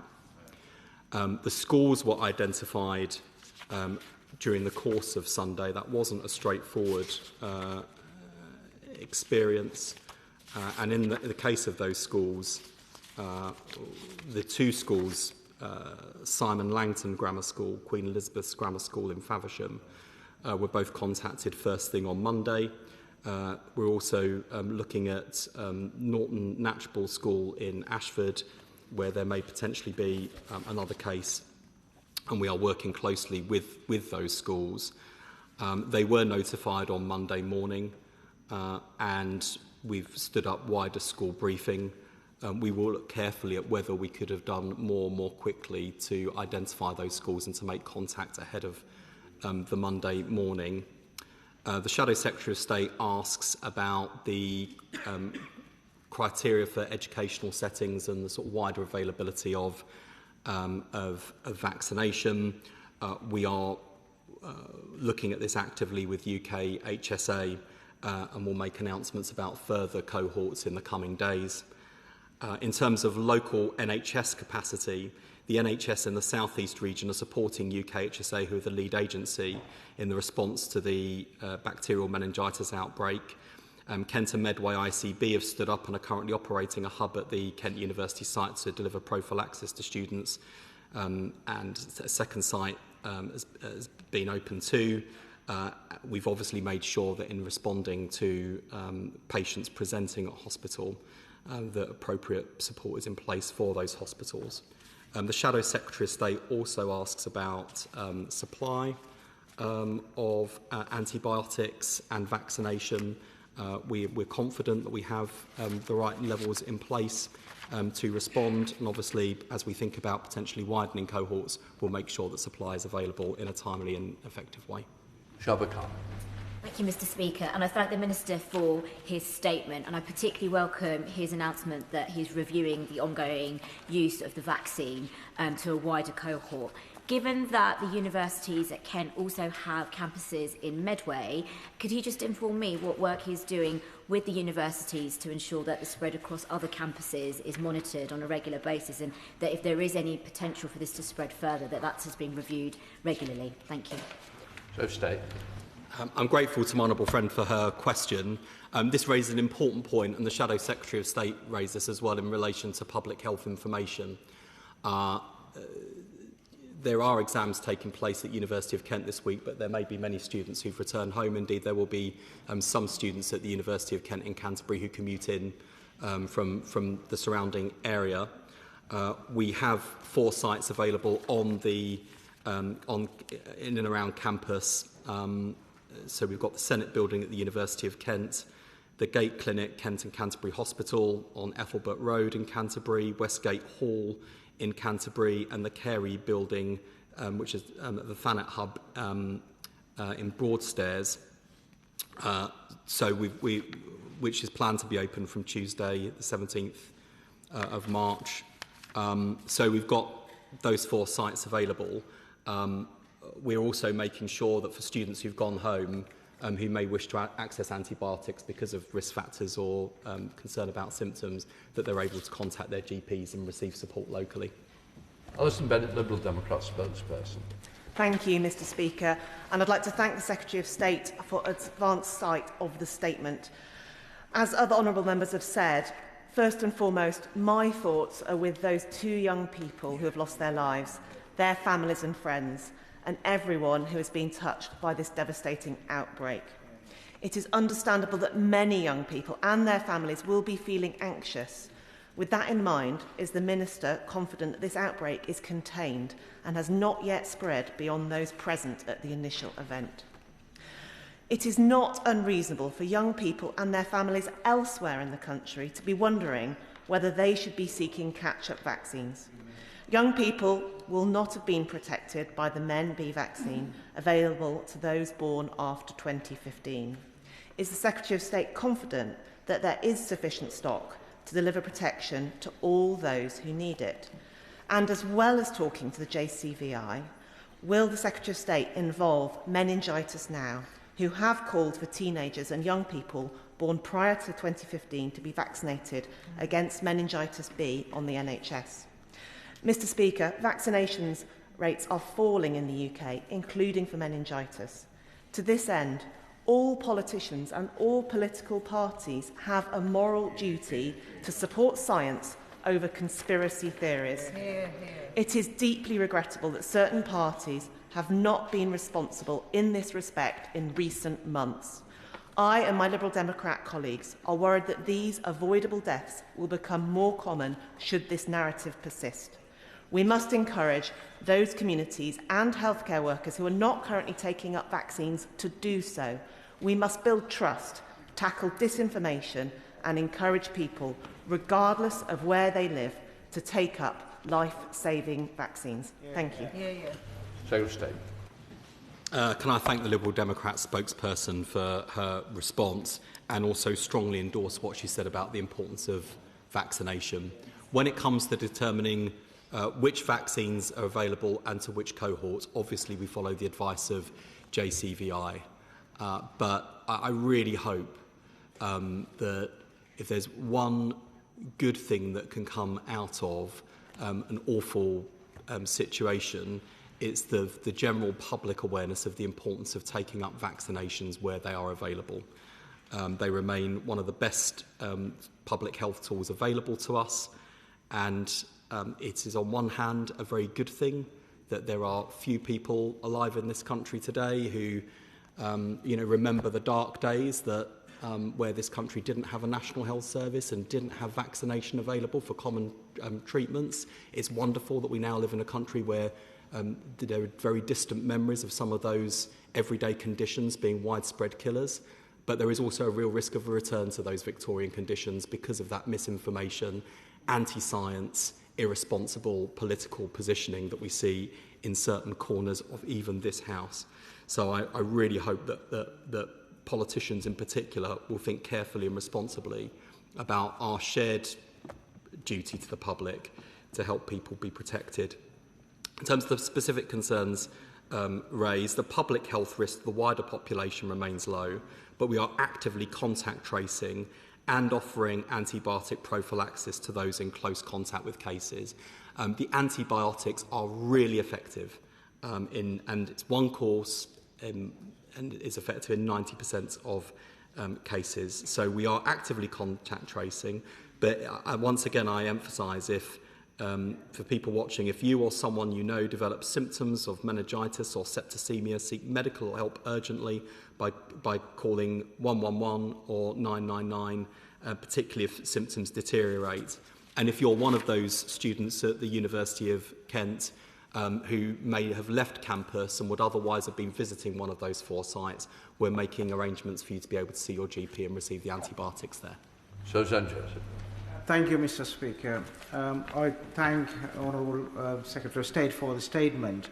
I want to pay tribute to all the health leaders in Kent and the school leaders for their calm and quick actions yesterday and over the weekend. I was able to get a briefing from UK HSA yesterday morning, and also was able to visit my local hospital, William Harvey Hospital, where they have made immediate changes to A&E to care those patients who was turning up. There were many speculations were spread around on social media and local newspapers, especially around suggesting vape sharing may be the reason behind this. So can I ask the Health Secretary, while I'm not asking him to comment on the speculation, can he reinforce public health message, and can he offer advice to young people and parents in the Kent area on precaution they should be following at this time? Secretary of State. Can I thank my honourable friend for his support for the local health system and for engaging so actively with my department and the UK HSA team in response to this incident. He's absolutely right to press on the issue of public advice, and perhaps it's helpful for me to be clear. Transmission requires close and prolonged contact to spread. And this may be,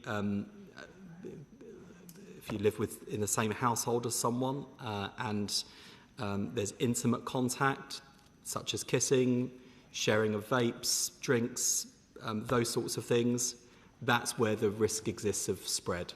So this is not like some of the other respiratory conditions that we've seen more recently, and it is important people understand how this disease is spread, because I think people may find that reassuring. But also we've got, I think, a range of symptoms that can present. That can include a rash that does not fade when pressed with a glass, sudden onset of high fever, severe and worsening headache, stiff neck, vomiting and diarrhoea, joint and muscle pain, dislike of bright lights, very cold hands and feet, seizures, confusion or delirium, and extreme sleepiness or difficulty waking. Now, there's, those symptoms could also apply to a wide range of other conditions. So, as ever, if in doubt, the best thing to do is to seek medical advice, whether that's calling 111, in an emergency, dialing 999, or indeed seeing your GP. But I urge everyone to share the public health information as it's disseminating online, so we can spread facts rather than misinformation. Lammy, Chair of the Select Committee. Mr. Speaker, I would like to share, of course, my condolences with those families and communities affected by this. I cannot begin, as the Secretary of State said, to imagine what they must be thinking and feeling during this time, and also to thank those staff who have been involved in the response. I echo Secretary of State's hope that from this tragedy will come greater public awareness, but may I also add to that an increased laser-like focus on vaccination and immunisation from the highest levels of government. He may be aware that the Select Committee did a one-off inquiry into vaccination and immunisation. I have to be honest with him. It is one of our strongest letters we have ever sent the department. We have deep concerns. We use words like complacent, which, by the way, I don't think apply to this specific case. I do believe that the UK HSA have taken this incredibly seriously, and the mobilisation has happened, but I have to say, despite, not because of, underlying resilience in the current system. Would the Secretary of State undertake to look at what we have sent him and his department, and he undertake himself to want to lead this response, not just for this incident, but for the whole of vaccination trends in this country from now on? Secretary of State. Can I firstly welcome what the Chair of the Select Committee has said about the response to this particular incident, and she is right to press more broadly on the issue of vaccination. If I think back to the winter campaign we've just run, it was more successful than last winter, but directly to her point about complacency, I would be the first to say that even with that improvement, I still don't think we are doing well enough as a country when it comes to vaccination rates. I'm particularly concerned about childhood vaccine. I can give her the assurance that not only will I and our new public health minister look very carefully, who I welcome to the chamber and the front bench. We will look at that very carefully and take that very seriously and reply both directly to the committee and in terms of actions with the seriousness that the letter warrants, but also just reassure her I'm already talking to my right honourable friend, the Secretary of State for Education, of what more we can do together as the Department for Education, the NHS, Department for Health and Social Care, to make sure that we are improving childhood immunisation as well as wider vaccine uptake across the population. Thank you, Mr. Speaker. I'd just like to add my name to all the people who are sharing that their hearts are going out to everyone affected by this terrible tragedy that's unfolding.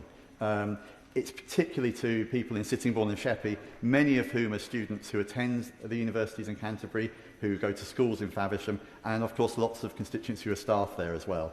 It's going to be particularly hard on my constituent Sue, whose son died of meningitis a few years ago, and she's been tirelessly campaigning for a change in the law on duty of care for people in those situations. Matthew could be alive today if action was taken swiftly enough by the people who were with him. So I just asked the Secretary of State, what more can we do to make sure that everyone on the ground, across Kent and more widely, really knows what to do in case they see the signs and symptoms of meningitis? So stay. My honourable friend raises such an important point, and let me through him convey my thoughts and condolences to Matthew's family, and via them to so many families across the country for whom the news headlines will be particularly painful, because they have both lived through and are still living with that grief and loss as a result of this devastating disease and the loss that it can bring about. He's absolutely right that we need to make sure that there is wider public understanding of the signs and the symptoms, but also we're not complacent about that within the health system itself as well, where sometimes in busy A&E departments, in busy GP practices or in pharmacies, things can get missed, and it's really important that we pick those concerns up and act quickly. I know that there are views on vaccination and the need for more widespread vaccination. Of course, I've asked JCVI to look at that, but we'll follow the scientific evidence. Helen Wakely. Thank you, Mr. Speaker. And can I thank the Secretary of State for his statement and his communications with me. Juliet was a schoolgirl in Year 13 at Queen Elizabeth Grammar School in my constituency. She died of meningitis this weekend. Her head teacher said of her, she was incredibly kind, thoughtful and intelligent, and treasured. I am also a parent of a Year 13 student, and my heart goes out to Juliet's family and the family of the university student who has died. Sixth formers and students mix in the same crowded venues in Canterbury, so the government must fully consider the risk to school kids as well as the students in the universities. I'm grateful to the NHS and the UK HSA for the action they have already been taken locally, but many parents feel that they're not getting enough information, and schools have also found themselves struggling to get guidance. Can I ask the Secretary of State, why was there no contact with schools until the Monday? Have all school pupils who went to Club Chem been identified and invited for treatment? And will he roll out the vaccination programme he's spoken about to local schools, including residential schools in the area? Secretary of State. Can I thank the Right Honourable Member firstly for that wonderful and moving tribute to Juliet from her head teacher, which I think just brings into sharp relief the devastating impact that this has had and the anxiety that many other parents will be feeling in common with her. Can I also thank the proactive way in which she has been in contact with me and with UKHSA over the weekend. She's asking the right questions. My understanding, we will obviously review this and come back in more detail to the Right Honourable Member, but also the House. There was some challenge on Sunday identifying the schools concerned, and contact was made on Monday morning. I think we do have to look really hard at whether more could and should have been done to have been in touch with those individual schools on the Sunday, but I think schools more generally, she's absolutely right to identify that there will have been other sixth formers over the age of 18 and potentially some who maybe should not have been in the nightclub but may have been. And it's really important that we have a grip on who those young people are to make sure they get access to good, high-quality health information advice and to make sure they know where to go where they have concerns. I am confident that these 4 hubs will reach those young people and that the flow of information is improving, but she is absolutely right to press and probe on whether we could and should have been more effective at communication with schools, as we certainly were with the university. Jim Dixon. Thank you, Mr. Speaker, and can I thank the Secretary of State for his statement, and I absolutely echo his words and those of other members on the tragic loss of 2 young lives to meningitis as a result of this outbreak. Many residents in Dartford remain understandably concerned, and can I welcome therefore his assurance and those of UKHSA that the meningitis outbreak is linked to a very specific venue and event. And obviously it's been encouraging to see the swift action from health authorities as well as local public health teams to trace those who attended club chemistry and offer preventive antibiotics to tackle the outbreak. Would the Secretary of State be able to confirm for my constituents that those who attended the club should go immediately to designated sites for antibiotics, and that anyone else experiencing symptoms should contact their GP or dial 111 as soon as they can? Secretary of State. Can I thank my honourable friend for his questions? And he is absolutely right. And actually, I didn't respond to this question from the Shadow Secretary of State, so let me do so now, since the questions are linked. All cases are presently being treated as linked to the the nightclub. That's one. Incident and cluster, but we're not taking that for granted, and so we remain open-minded and continually assess that as information comes in from patients and their families, which can take time because they're often very sick. We via UKHSA are making available the opening times and locations of the 4 hubs.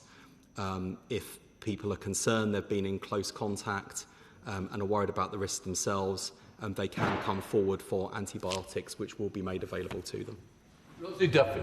Thank you, Mr. Speaker. Firstly, I'd like to thank the Secretary of State personally and his team for their engagement on this awful situation in Canterbury. As you can imagine, all in my constituency have been devastated by the tragic death of Juliet Kenny and another student from the school disease, and I thank my neighbour for her lovely tribute to my constituent. We've been inundated by questions from extremely worried constituents, and he's answered some of them in his statement. The main one being around the rollout of the vaccine, and I was really pleased to hear that that's going to happen soon. Worried parents and vulnerable students are telling me that communications from their education settings are not consistently clear, however, with one school having closed to Year 13s. What's his message about attendance in person? And lastly, there are reports from medics on the front line at the moment in the hubs that the service has been absolutely overwhelmed with requests for antibiotics and people just presenting with mild colds and coughs. So could you make very clear once again exactly why and when they should turn up? And I think the time for addressing the concerns about the rollout of information isn't now, but hopefully we can drill down on that after this horrible event. Thank you. Secretary of State. Can I first of all thank the honourable member for, again, her proactive approach over the weekend and in recent days, given the impact this is having on her constituency and the devastating impact on her constituents. Just to reassure her about 2 things.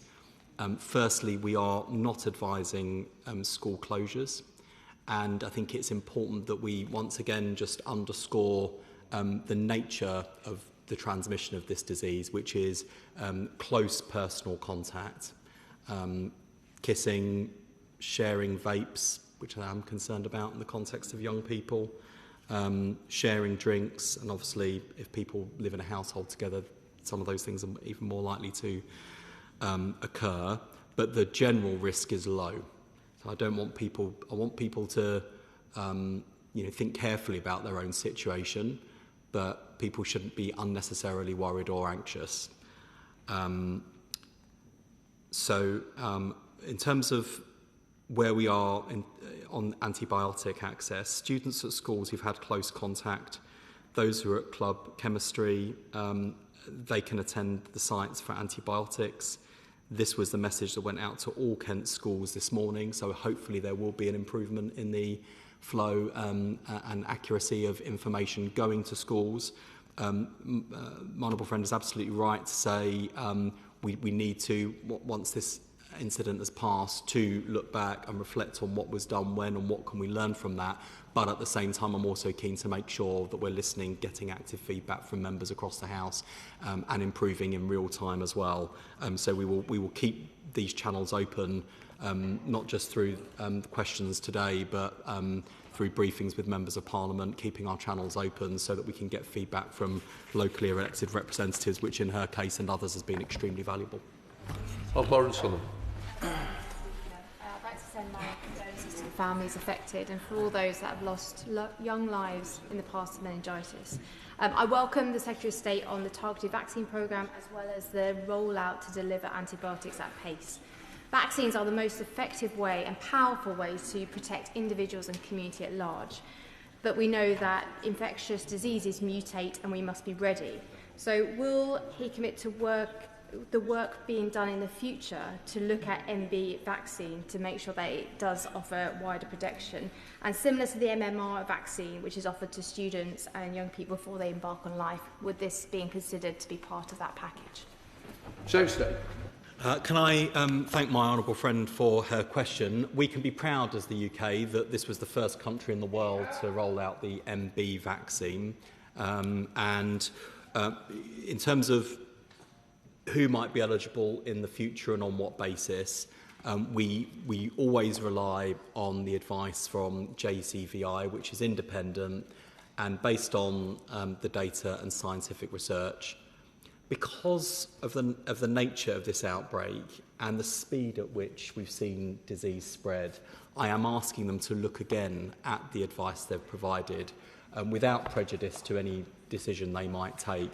I just think it's prudent, given our most recent experience and what we've seen in recent days, that JCVI take those factors into consideration and issue fresh advice to the government. Tom Tugendhat. Thank you, Madam Deputy Speaker. May I start by just thanking the Secretary of State and the medical teams who have responded incredibly quickly, particularly to UKHSA, who've done a phenomenal job in tracing and making sure that we have preparations in place. There are, of course, lessons to be learned, but we'll park that for a moment. May I just ask about the antibiotics, because there were people who were not only in East Kent but actually in Tunbridge who were at Club Chem over those days. And for very understandable reasons, they don't particularly want to go all the way back to Canterbury. Many of them are feeling rather nervous about it. Is there a reason why the antibiotics are not available in Tunbridge, as has been told to me by one of the medical groups in the town? Or is there a possibility that these antibiotics will be spread so that people can receive them in other locations? Secretary of State. I will, following the right honourable member's question, ask about whether expansion to Tunbridge would be a sensible thing to do, given numbers that may or may not have been in club chemistry on the dates affected. But I take his point about some people not being willing or able to travel to the 4 sites that have been made available in Broadstairs and Canterbury. Nonetheless, we are, not least because of the students who've left university for the Easter break, we are, through the NHS, making sure that GPs are able to prescribe antibiotics. I know he's talking about different cases, these won't be students, but we'll make sure that people can get access to antibiotics via their GP. If that hasn't fully answered his question, he's shaking his head, I'll catch him afterwards to make sure I do. Daniel Francis.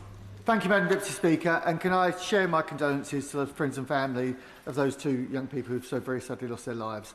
9 years ago, I saw my own daughter have a 42-minute seizure, and thanks to the work of the NHS and the drugs, she recovered from meningitis B, so I know exactly how terrifying that situation can be. But for lots of families around the country, they will have their children currently at university and be hundreds of miles away.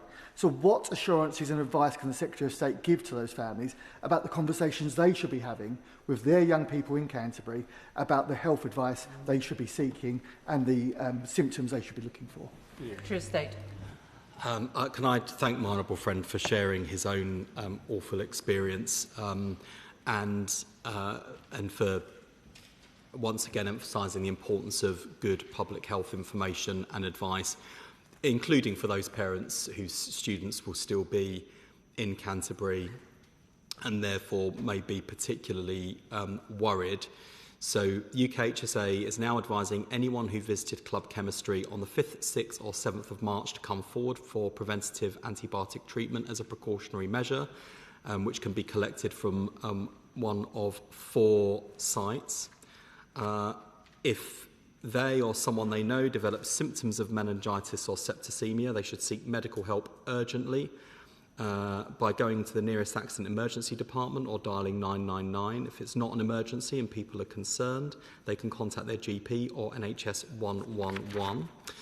Symptoms of meningitis and septicemia can include the rash that doesn't fade when pressed with a glass, sudden onset of high fever, severe and worsening headache, stiff neck, vomiting and diarrhoea, joint and muscle pain, dislike of bright lights, very cold hands and feet, seizures, confusions or delirium, and extreme sleepiness or difficulty waking. And I just want to underscore again, in terms of the risk of transmission, the general risk is low, and transmission takes place through close, direct and prolonged personal contact with things like kissing, sharing vapes and drinks. So that's why I think we need to get the balance right between awareness and people thinking about their own situation and whether any of these factors apply to them without spreading unnecessary anxiety, because most people, including the overwhelming majority of students at the university and people in Canterbury, will not be at risk. Kirsty Blackman.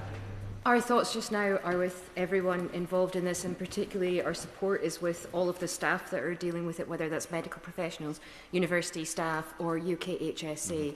And I understand that the Secretary of State's immediate priority will be in relation to this specific outbreak today. Dr. Amir Thallingham from UKHSA was on Radio 4 this morning and suggested that the progression of this outbreak is atypical. Would the Secretary of State give reassurance that the devolved authorities, health authorities, will be given updates on this so that they are aware in case there is another atypical progression at any point in the future anywhere else in these islands? Good question. Secretary of State. Yes, can I thank the Honourable Member for her question. She's absolutely right about the atypical nature of this outbreak. And I can reassure her and the House that UKHSA is in regular contact with the devolved administrations. Clive Efford. Deputy Speaker, my heart goes out to the families that are bereaved in this terrible tragedy. The pain must be unimaginable, and I wish a swift recovery to those that are being treated in the hospital.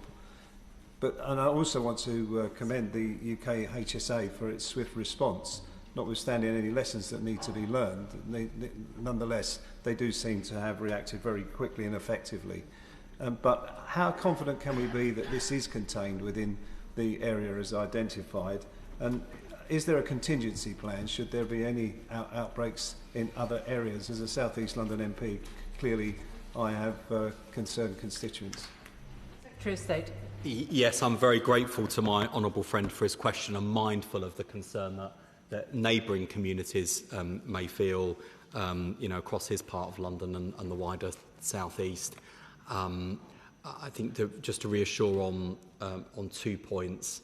One is that the general risk is low because of the nature of the transmission of this disease, and also because of the active contact tracing that's underway, where I think UKHSA has done a particularly impressive job given the unusual nature of this outbreak. So I think we can be reasonably confident that we are tracing people, managing risk in that way. So even as students return home from university, we are managing the risk, being in proactive contact with people, making antibiotics available, and also now actively considering what we might do in terms of, but not just the targeted vaccination campaign that we're preparing for the coming days, but also the wider cohorts that UKHSA may deem necessary. Neil Shastry-Hurst. Deputy Speaker, and I know from my time in medicine that all those involved in combating this outbreak will be working at pace, and they have our utmost respect. However, there will be concern around the report in The Independent in the last hour or so that certain pharmacies in the region are running out or running low on Men-B vaccine. Can the Secretary of State commit to looking into that personally, and can he ensure that we get a robust supply chain? Secretary of State. Thank you, Madam Deputy Speaker. Look, I can understand that there may well be some people who are choosing to buy the vaccine, but just to reassure on 2 points. One is that we do have a significant stockpile of vaccine, and secondly, we are taking an evidence-based approach to vaccination, starting with the targeted vaccination programme that UKHSA is preparing, thinking about additional cohorts, and we obviously always keep an eye on our medicine supply more generally. Charles Atwell. Thank you, Madam Deputy Speaker, and I thank my right honourable friend, the Secretary of State, for his statement. Parents of teenage and university-age children across the country will be looking on with increasing anxiety. What is the Secretary of State's advice to parents in other parts of the country, and in particular for parents in the Kent area? What exactly are the symptoms that they should be looking for? Secretary of State. I'm very grateful to my honourable friend for his question, and I know there will be lots of parents who are concerned about this. As I've said, I mean, the first thing is for individuals to think about their particular risk of exposure. We have already made available the 4 hubs for people to come forward and get antibiotics, and we will continue to actively contact Trace 2. In terms of those symptoms, as I've said previously, it's a range of symptoms: a rash that doesn't fade when pressed with glass, sudden onset of high fever, severe and worsening headache, stiff neck, vomiting and diarrhoea, joint and muscle pain, dislike of bright lights, very cold hands and feet, seizures, confusions or delirium, and extreme sleepiness or difficulty waking. Those symptoms can apply to a range of conditions, but I think it is a good thing if particularly students who may have been at club chemistry on the dates concerned, instead of writing off some of these symptoms as a hangover, it is better to be reassured than ignorant, and therefore going forward seeking medical attention and advice is the right thing to do, rather than simply writing it off as another one of those things. So I would urge parents to give that advice to young people and to students to follow that advice too. Vicky Slade. Thank you, Madam Deputy Speaker. Meningitis is one of the worst nightmares that parents worry about particularly when their teenagers leave home and are living away. My constituent Vicky Purdy from Corfmullen had her life changed 2 years ago from meningitis, is still unable to walk unaided, but is calling for meningitis awareness in schools, particularly via PSHE lessons and in university through freshers packs. Will he talk to his colleagues in DfE to progress this, given the high-risk nature of this age group and the fact that this age group will not have been vaccinated as they were born before 2015? True State.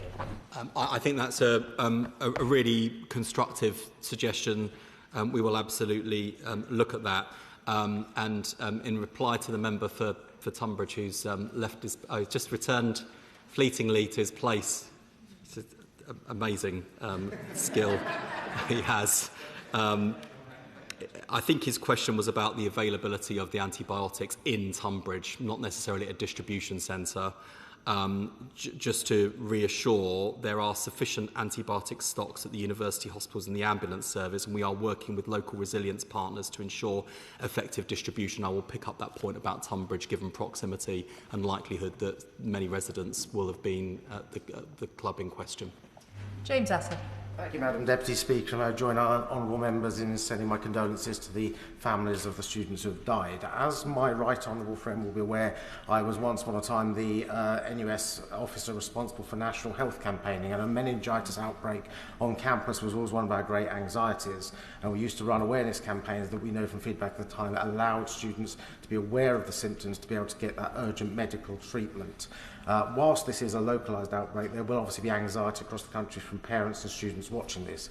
Could I ask the Secretary of State whether he would look at his department working with the National Meningitis Charities, the National University students and local university authorities to run a national awareness campaign so that the symptoms he has been outlining today are fully understood and aware, so that students can understand what to do if they spot them? State. Well, like my honourable friend, I'm a member of the NUS Mafia in this place and well understand the enormous value that students' unions bring to promoting student welfare, raising awareness. I think he's absolutely right about meningitis risks and other infectious disease risks on university campuses.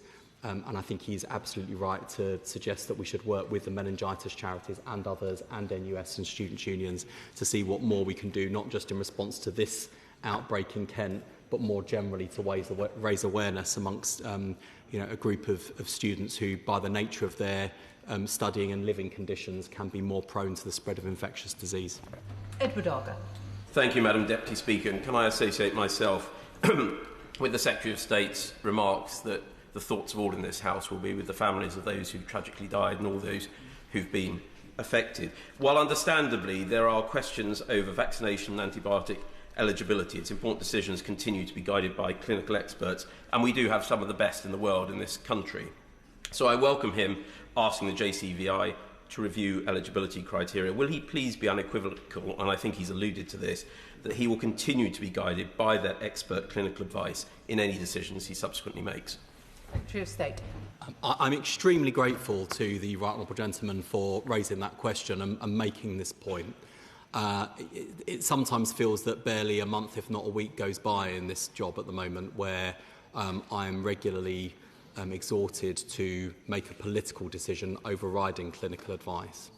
I think that's the wrong thing to do, and I also think it sets a dangerous precedent, particularly when there are others in this House who might be minded to make ideological judgments about science and medicine, which are neither good science nor good medicine.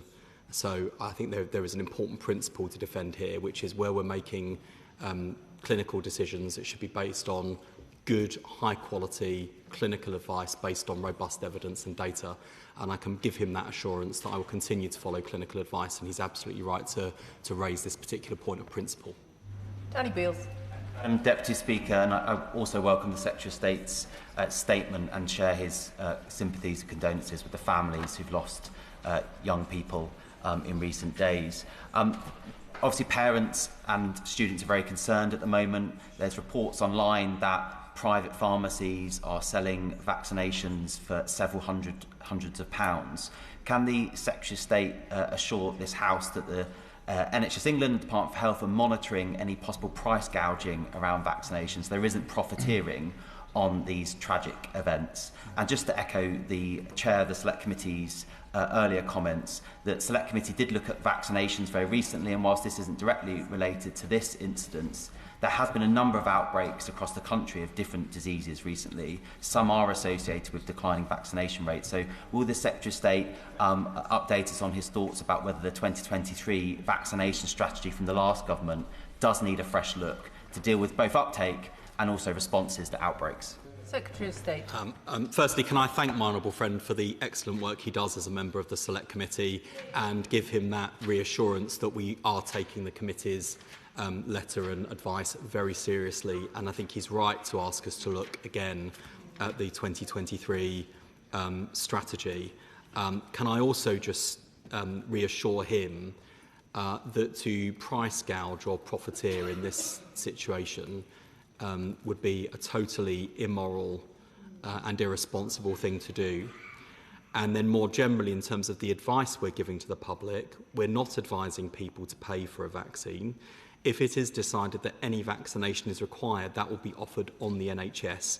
The Men B vaccine is already offered to infants, and the Men ACWY vaccine to adolescents and young adults free on the NHS.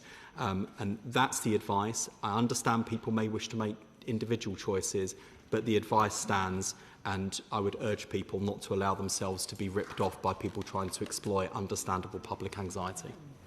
Sir Julian Lewis. I've heard a suggestion that this type of meningitis is more widespread in some countries than in others. Is there any truth in that? And if there is, would there be wisdom in suggesting to young people travelling to the countries concerned that they ought to add a vaccination as a prophylactic for this possibility? Secretary of State. Well, Madam Deputy Speaker, I'm not sure to the point of prevalence. I think we will look carefully at the genesis of this outbreak, and of course, in common with the point raised by my honourable friend, the member for West Ham and Beckton, we will think about what advice ought to be offered. And as ever, when it comes to travel advice, we rely on the evidence available, and we regularly, with our partners at the Foreign, Commonwealth and Development Office, and offer good travel advice to British citizens who are travelling abroad where there may be exposure to greater health risks. Colin Lockhart. Thank you, Madam Deputy Speaker. Given that we are facing the Easter holidays and students will be transiting home, what discussions has he had with the Minister of Health in Northern Ireland regarding students who will be travelling home, just so that they're aware of the situation and the need to take precautions?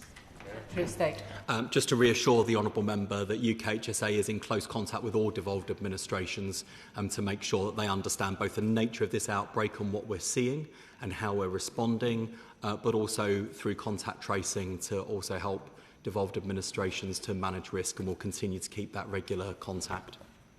Sir Gavin Williamson. Thank you, Madam Deputy Speaker, and if I can thank the Secretary of State for his statement. Obviously, we're very rapidly approaching the time where university students will be dispersing, heading away from halls of residence and their campus right across the country. And I just wondered what actions the Secretary of State was taking to work with not just the universities but health authorities and bodies right around the country to make sure that any cases that may be dispersed around the country are quickly acted upon. Secretary of State.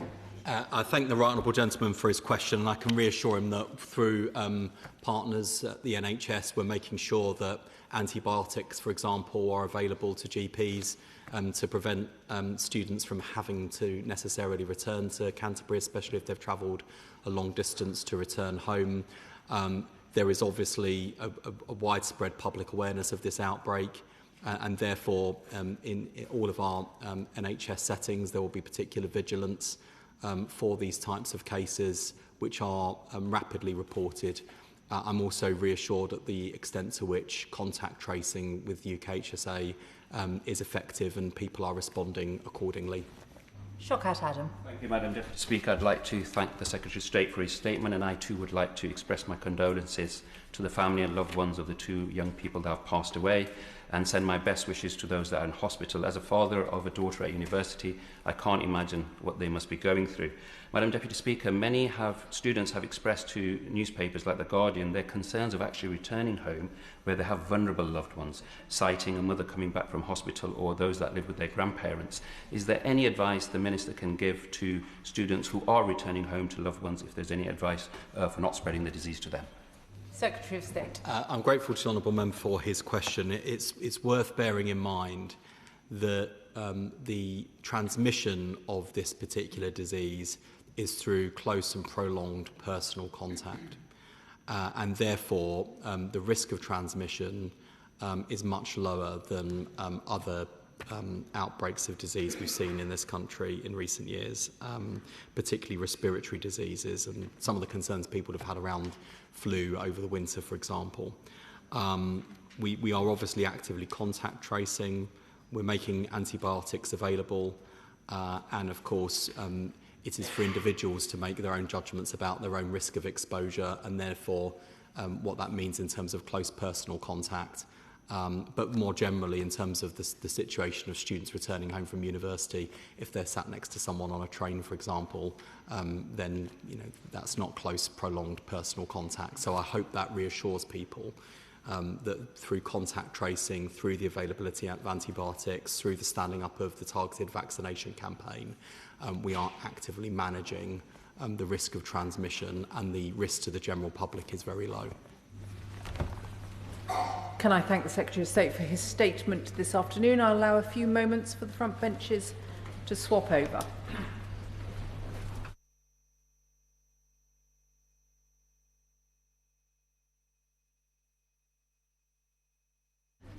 And that brings us to a statement on the Middle East from the Foreign Secretary.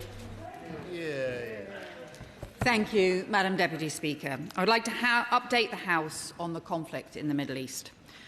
Since the start of this conflict, we have seen Iran fire over 900 missiles and over 3,000 drones across 13 countries in the region, across countries which are partners with the UK and where hundreds of thousands of British citizens visit, work or live.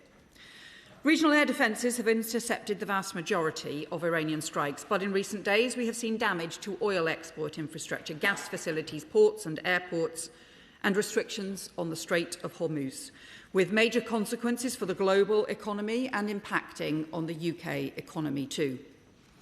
US and Israeli strikes across Iran are continuing. We've also seen attacks from Iranian proxy groups and troubling escalation in Lebanon. And the UK is continuing our support for British nationals in the region, our defensive military support for partners against Iranian strikes, and our intensive diplomatic activity on both security and economic issues in the UK national interest. In Riyadh a few days ago, I saw the work to get British nationals home from across the region, saw how we are working to protect our people and our partners, and I stressed the UK's support and solidarity as I met with counterparts from across the Gulf. And over the last week alone, I've held discussions with my counterparts from all 6 nations in the Gulf Cooperation Council, with the US, Israel, key European allies and other regional partners. We want to see the swiftest possible resolution of this crisis that brings security and stability back to the region, stops Iran's threats to its neighbours and their efforts to hijack the global economy. These events in the Middle East have consequences around the world and affect our security and our prosperity here in the UK. So our response is based on clear principles and calm leadership.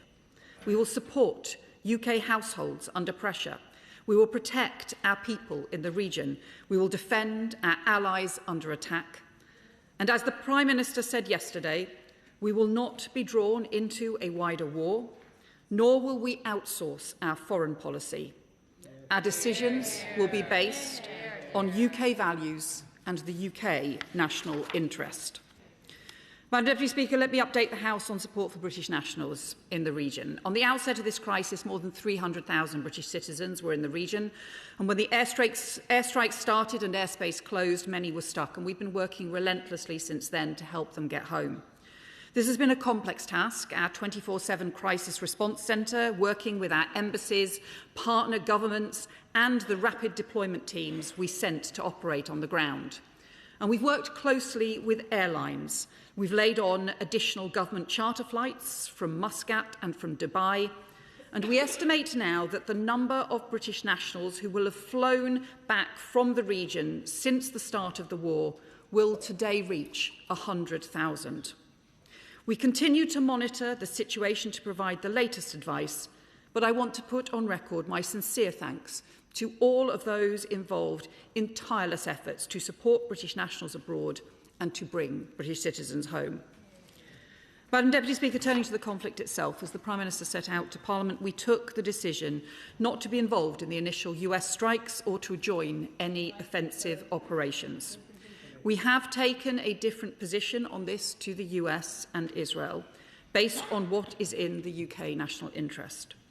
When Iran began to target other countries across the region, putting our partners and citizens in danger, we took the further decision to support defensive action. And in Saudi Arabia, I've seen the air defences that the British Army is helping to operate on countering drones. And we discussed additional defence assets that were pre-deployed by my honourable friend, the Defence Secretary, to the region before the conflict began, and we have increased support since. We have jets operating from sovereign base areas on Cyprus, 8 in Qatar, including the joint UK-Qatari squadron, and as I speak, British Typhoons and F-35s are flying in defence of the eastern Mediterranean and across Jordan, Bahrain, Qatar, the UAE and Iraq. The UK's defensive military action is supporting the wider region with 4 extra Typhoons, 3 Wildcat helicopters and a Merlin helicopter already deployed, and we are increasing our naval presence in the eastern Mediterranean as HMS Dragon and Lyme Bay approach.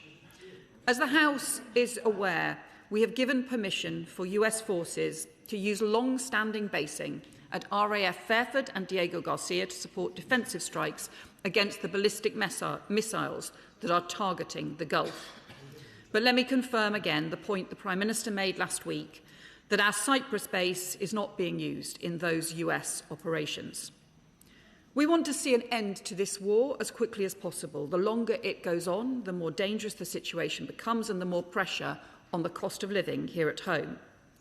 Iran's capabilities have been massively degraded, but this conflict has confirmed the threat the regime poses through its weapons and its proxies, and why, for so long, there has been international determination that Iran should never be able to develop nuclear weapons.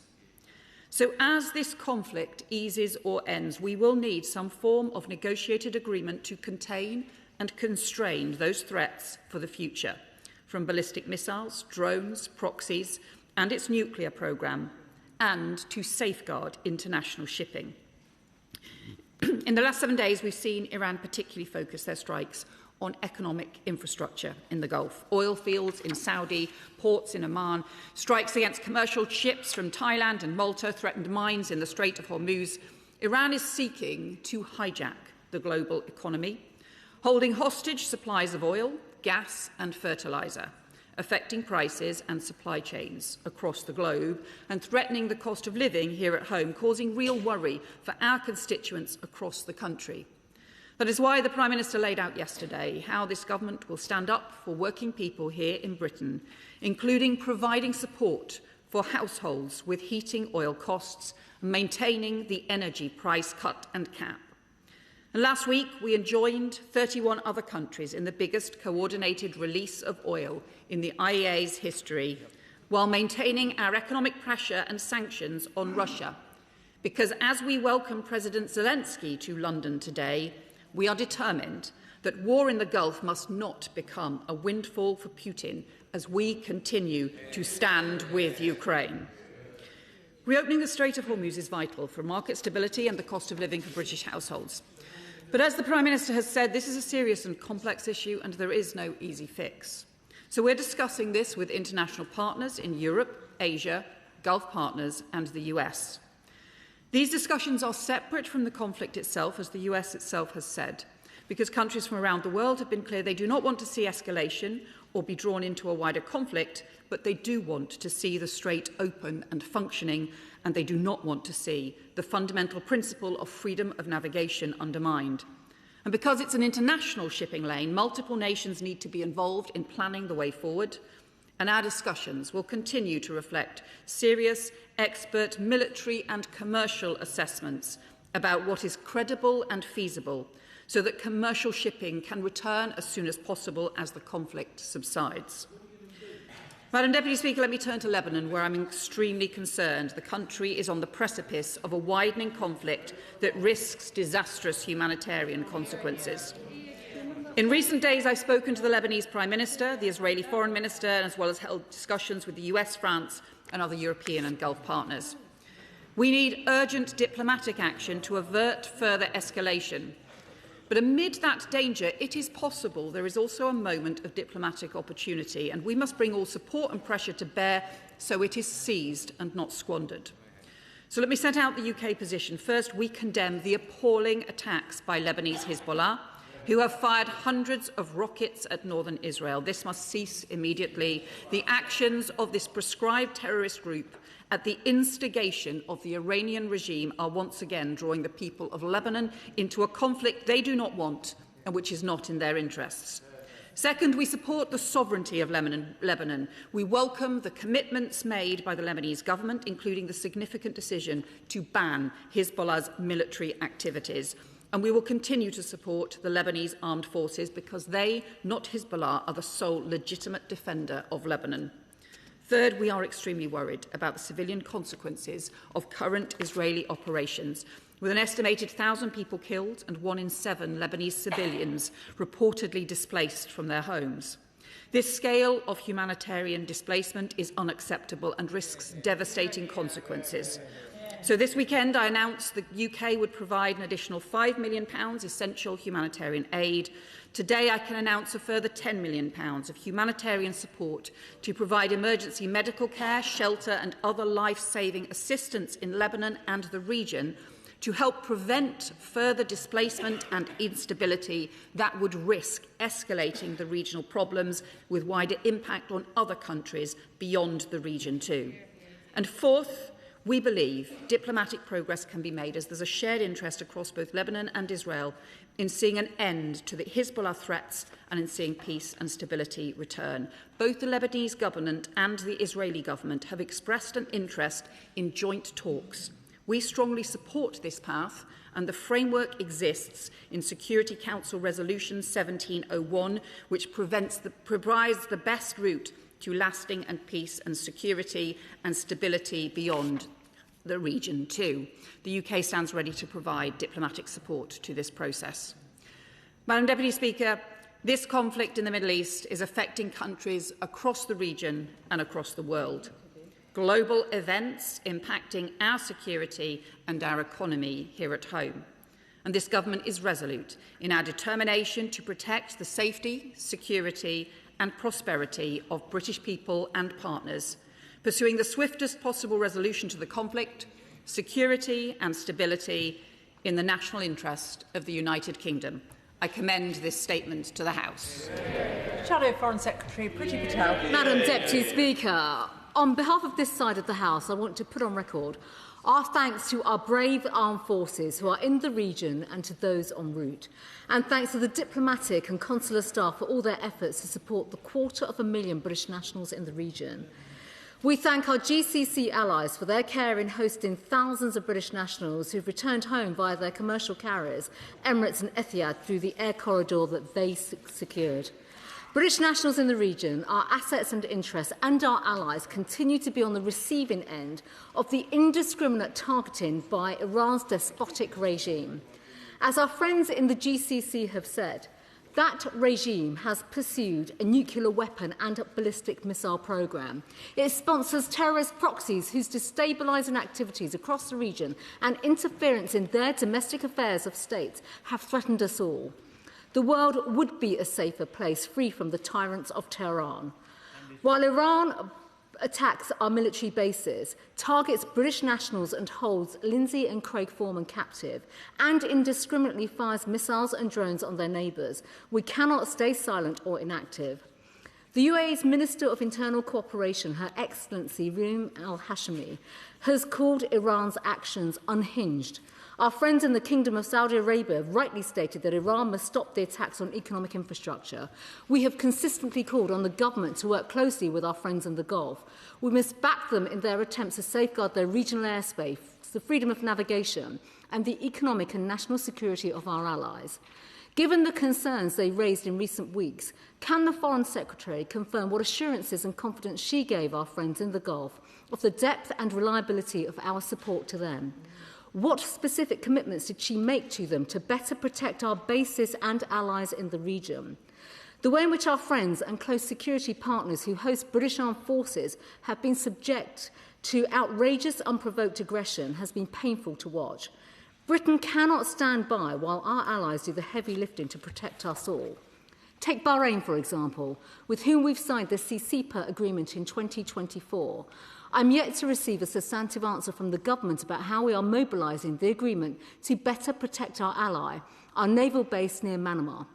What commitments did she give to ensure that British assets would be made available to help bolster our allies' defences?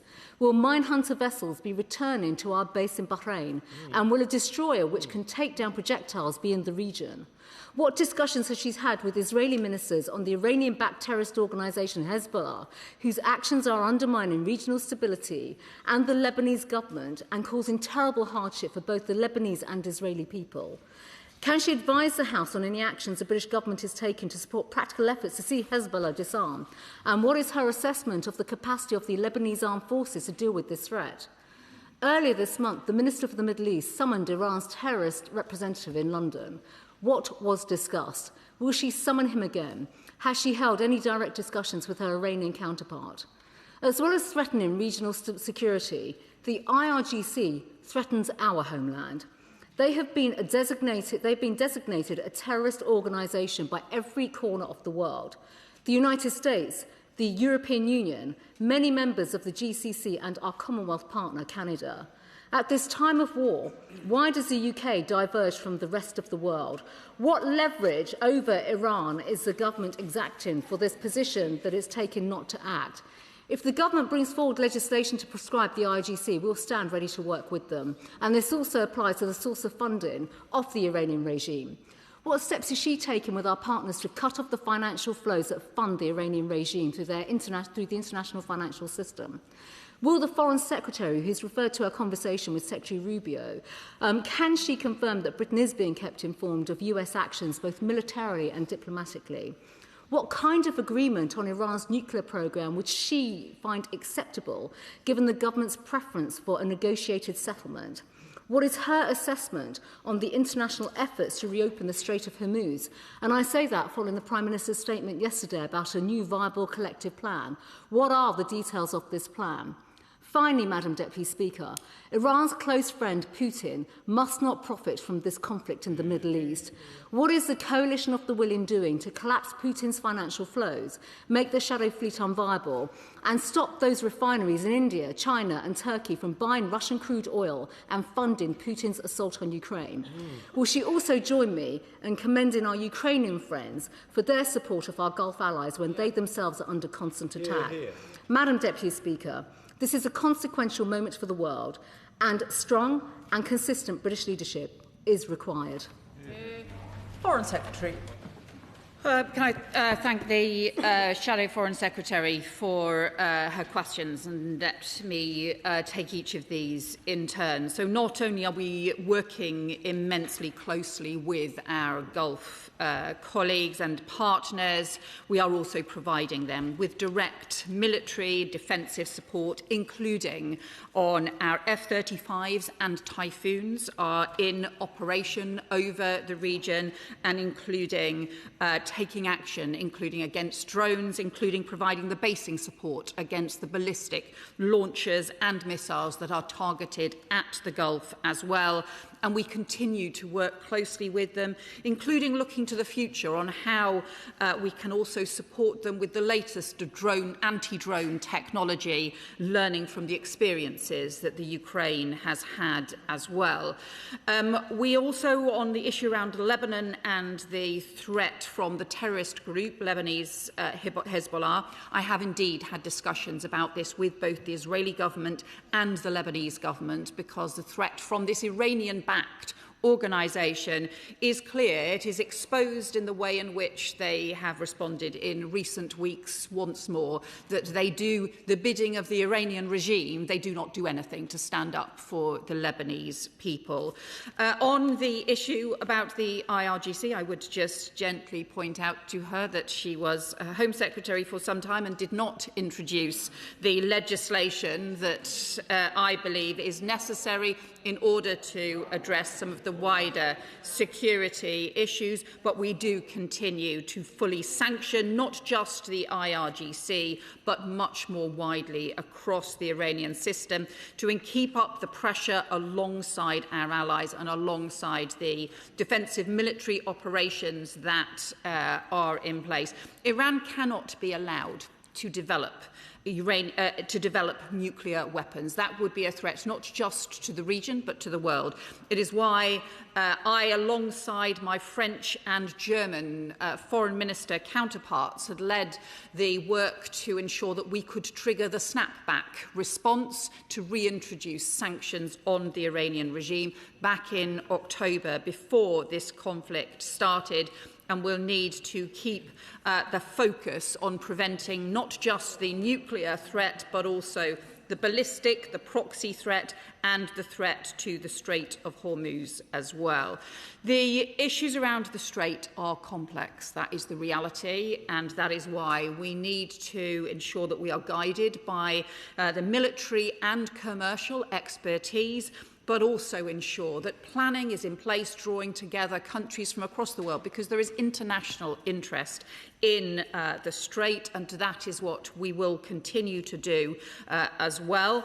And then finally, the point that she raised about Russia and Ukraine, I could not agree with her more on this, that Russia cannot be allowed and Putin cannot be allowed to benefit from this crisis. We have seen long-standing links between Russia and Iran and the threats that both countries pose.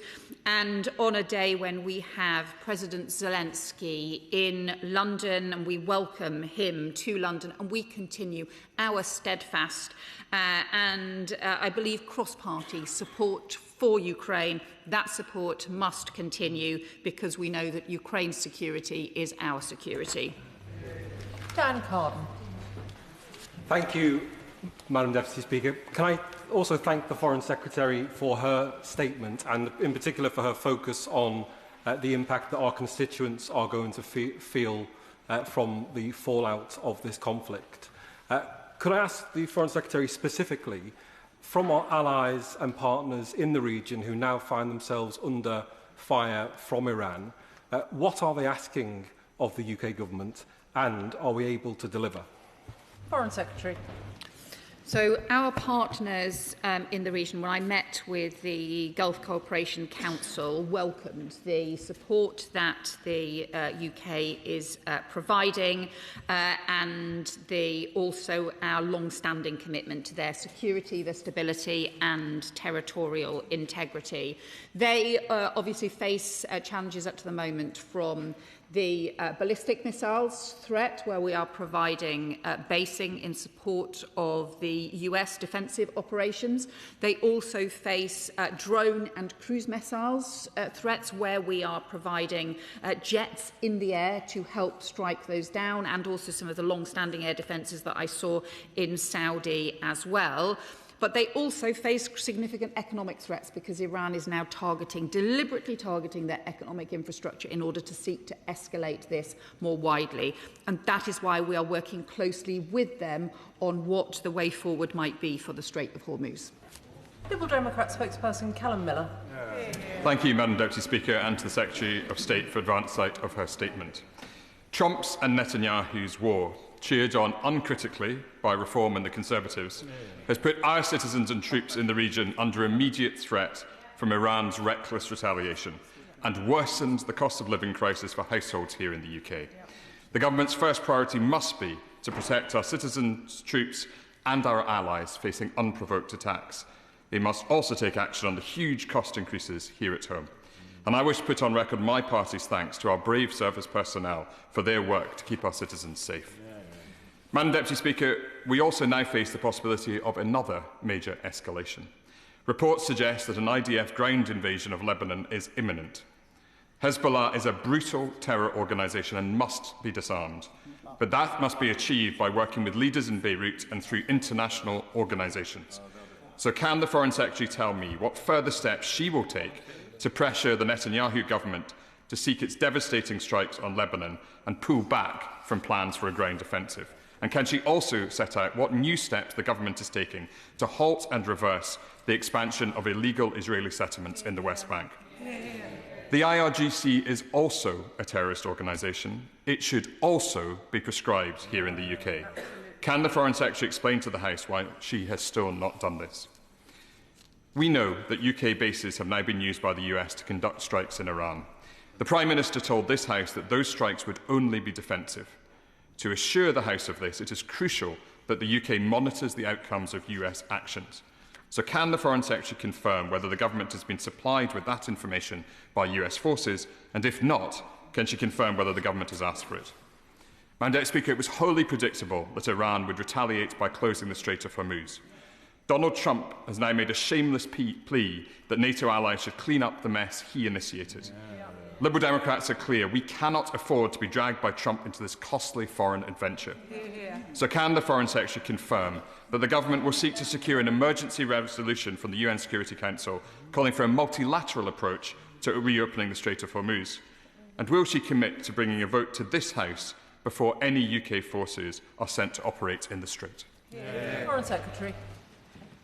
Well, I say sort of a few points to the honourable member. On Lebanon, I think as I've made clear in my statement, the threat from Lebanese Hezbollah is a serious one. This is a terrorist organisation that is doing the bidding of the Iranian regime, not standing up for the Lebanese people.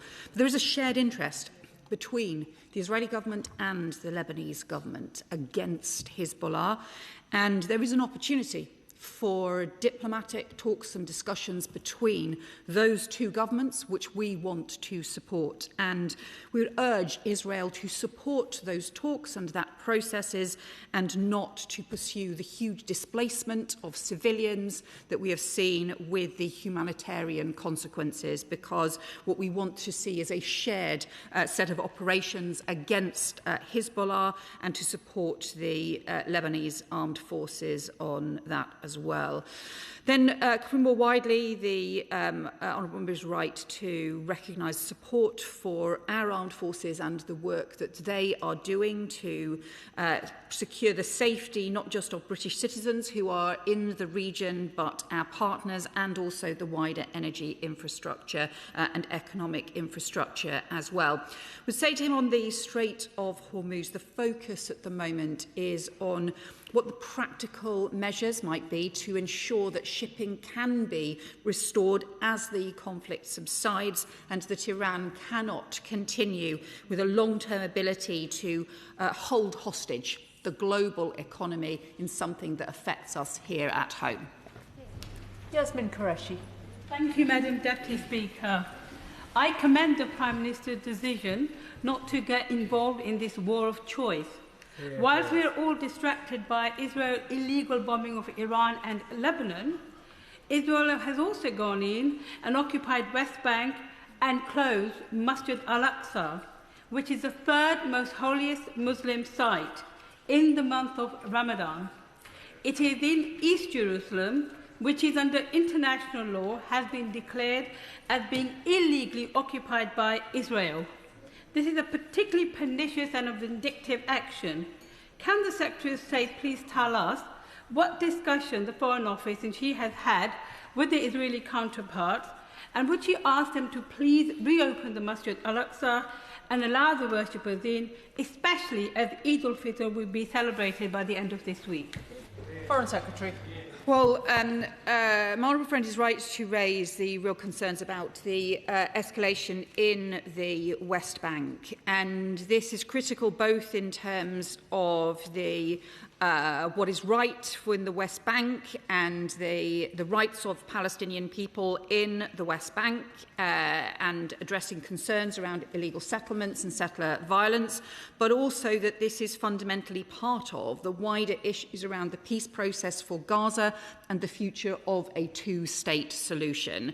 And it will be really important as we deal with the ongoing conflict in the Middle East involving Iran that we also do not lose focus on that 20-point plan and on the wider issues around the West Bank. We are continuing to raise these issues, not just with the Israeli government, but more widely in the region and beyond.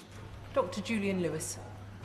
If an Iranian rocket attack, hopefully this will never happen, successfully penetrated our defences and caused severe damage and casualties on a British base, is the Foreign Secretary ruling out any response by the RAF against the source, such as a battery, from which those missiles had been fired? Foreign Secretary. Well, he will know we already are taking defensive military action in support of threats against our partners, and we take immensely seriously any threats to UK bases or to UK military assets as well. He will know that he would not expect me to comment on operational issues, but he will also know how seriously we take the UK military and defensive capabilities. Debbie Abrahams. Madam Deputy Speaker, and I commend my right honourable friend for her statement, and can I also thank her and her offices for the safe return of two of my constituents who were caught up in the original bombings. I also support what she says in terms of the government's position around not getting embroiled in this war of choice. But I did note her equivocation around the potential involvement in relation to the Strait of Hormuz, and if we're able to have further details as appropriate, that would be really helpful.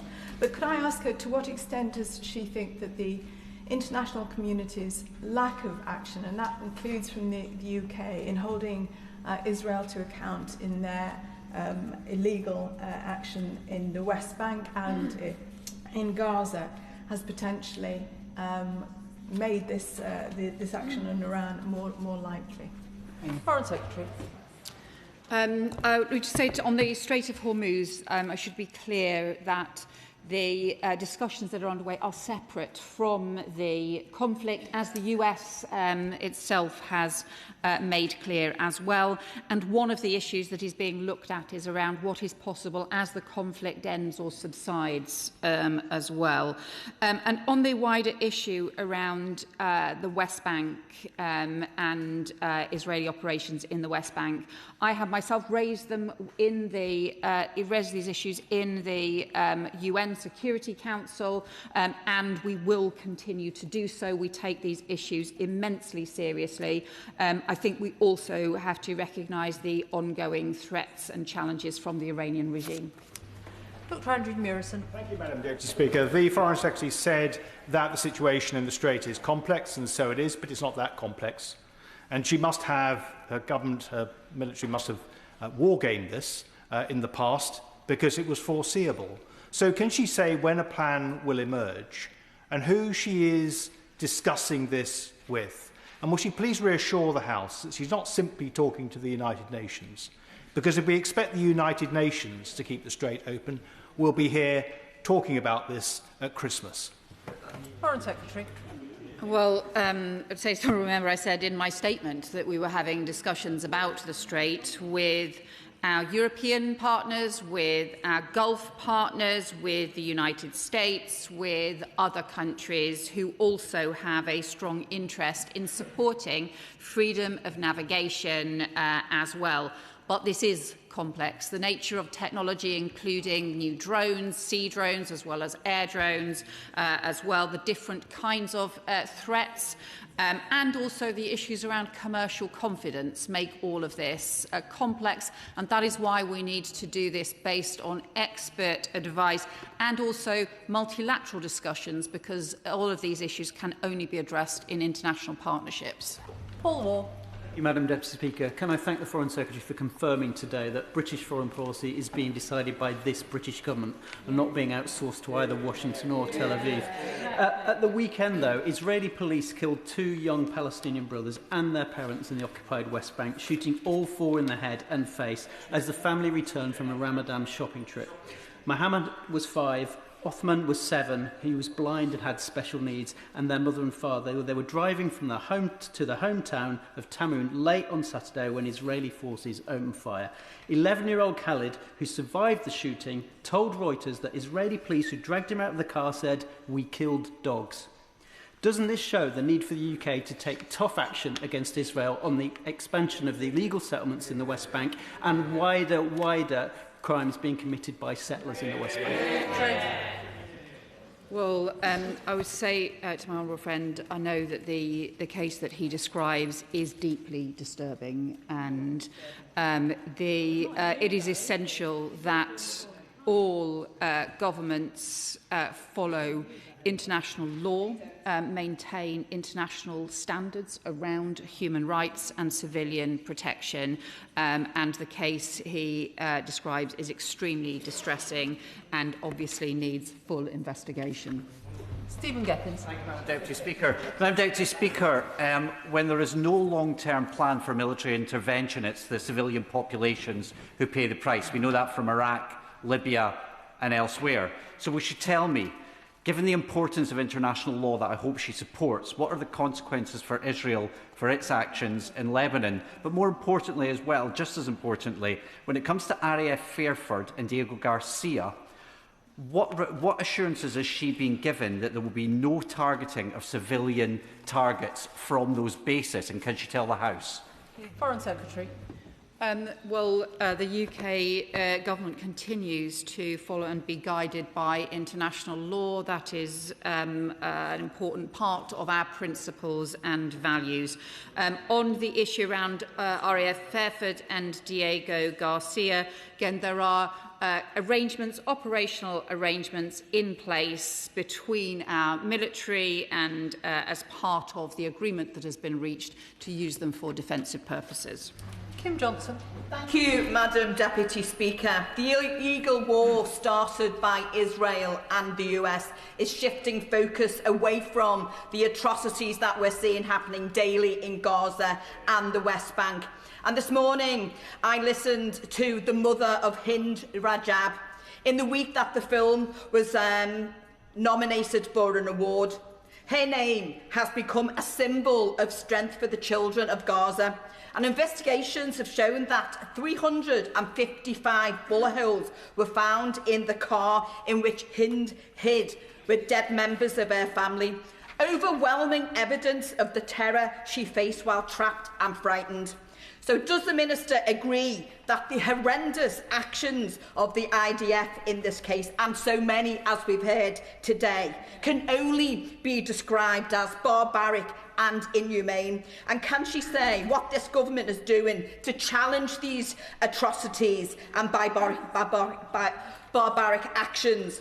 And is she going to have more to say than just warm words? Foreign Secretary. I also heard as part of some deeply distressing interview this morning, and again, it is not only clear that there has to be compliance with international standards, with humanitarian law, with international law, and also full investigations of any violations, but we also have to ensure that there is a peace process that is desperately needed for Gaza and for the West Bank as part of a two-state solution, because only that will deliver peace and respect for human rights across the region. Kit Malthouse. Madam Deputy Speaker, one of the most depressing things about the Foreign Secretary's statement is that she seems to have failed to learn from the failure of her predecessors, of both governments, who were repeatedly warned that if the violence and cruelty in Gaza were left unchecked, it would spread out across the entire region and possibly consume it in flames. And so we find ourselves in exactly that position. I was very struck by the passage of her statement concerning Lebanon, because it almost completely is the same as passages that were said about Gaza at the start of that conflict. We're very concerned, we're making protests to the Israelis, we're sending some aid, but there's really nothing that we can do. So I have three questions. First of all, we've been supporting the Lebanese armed forces for many years now. So do we believe that the Lebanese have a right to self-defence? And if they do, how are we going to support them in defence of their civilian population? Secondly, what is she going to do to prevent Lebanon becoming a new Gaza, a phrase that has been used by Israeli officials about this conflict? And if she's not willing to do either of those things, how many Lebanese is an acceptable number for us to see killed over the next few weeks? Well, I would say to the honourable member, it is because of the immense scale of risks and what are already the horrendous humanitarian consequences in Lebanon that I've spoken directly both to the Lebanese Prime Minister and the Israeli Foreign Minister in recent days about exactly this.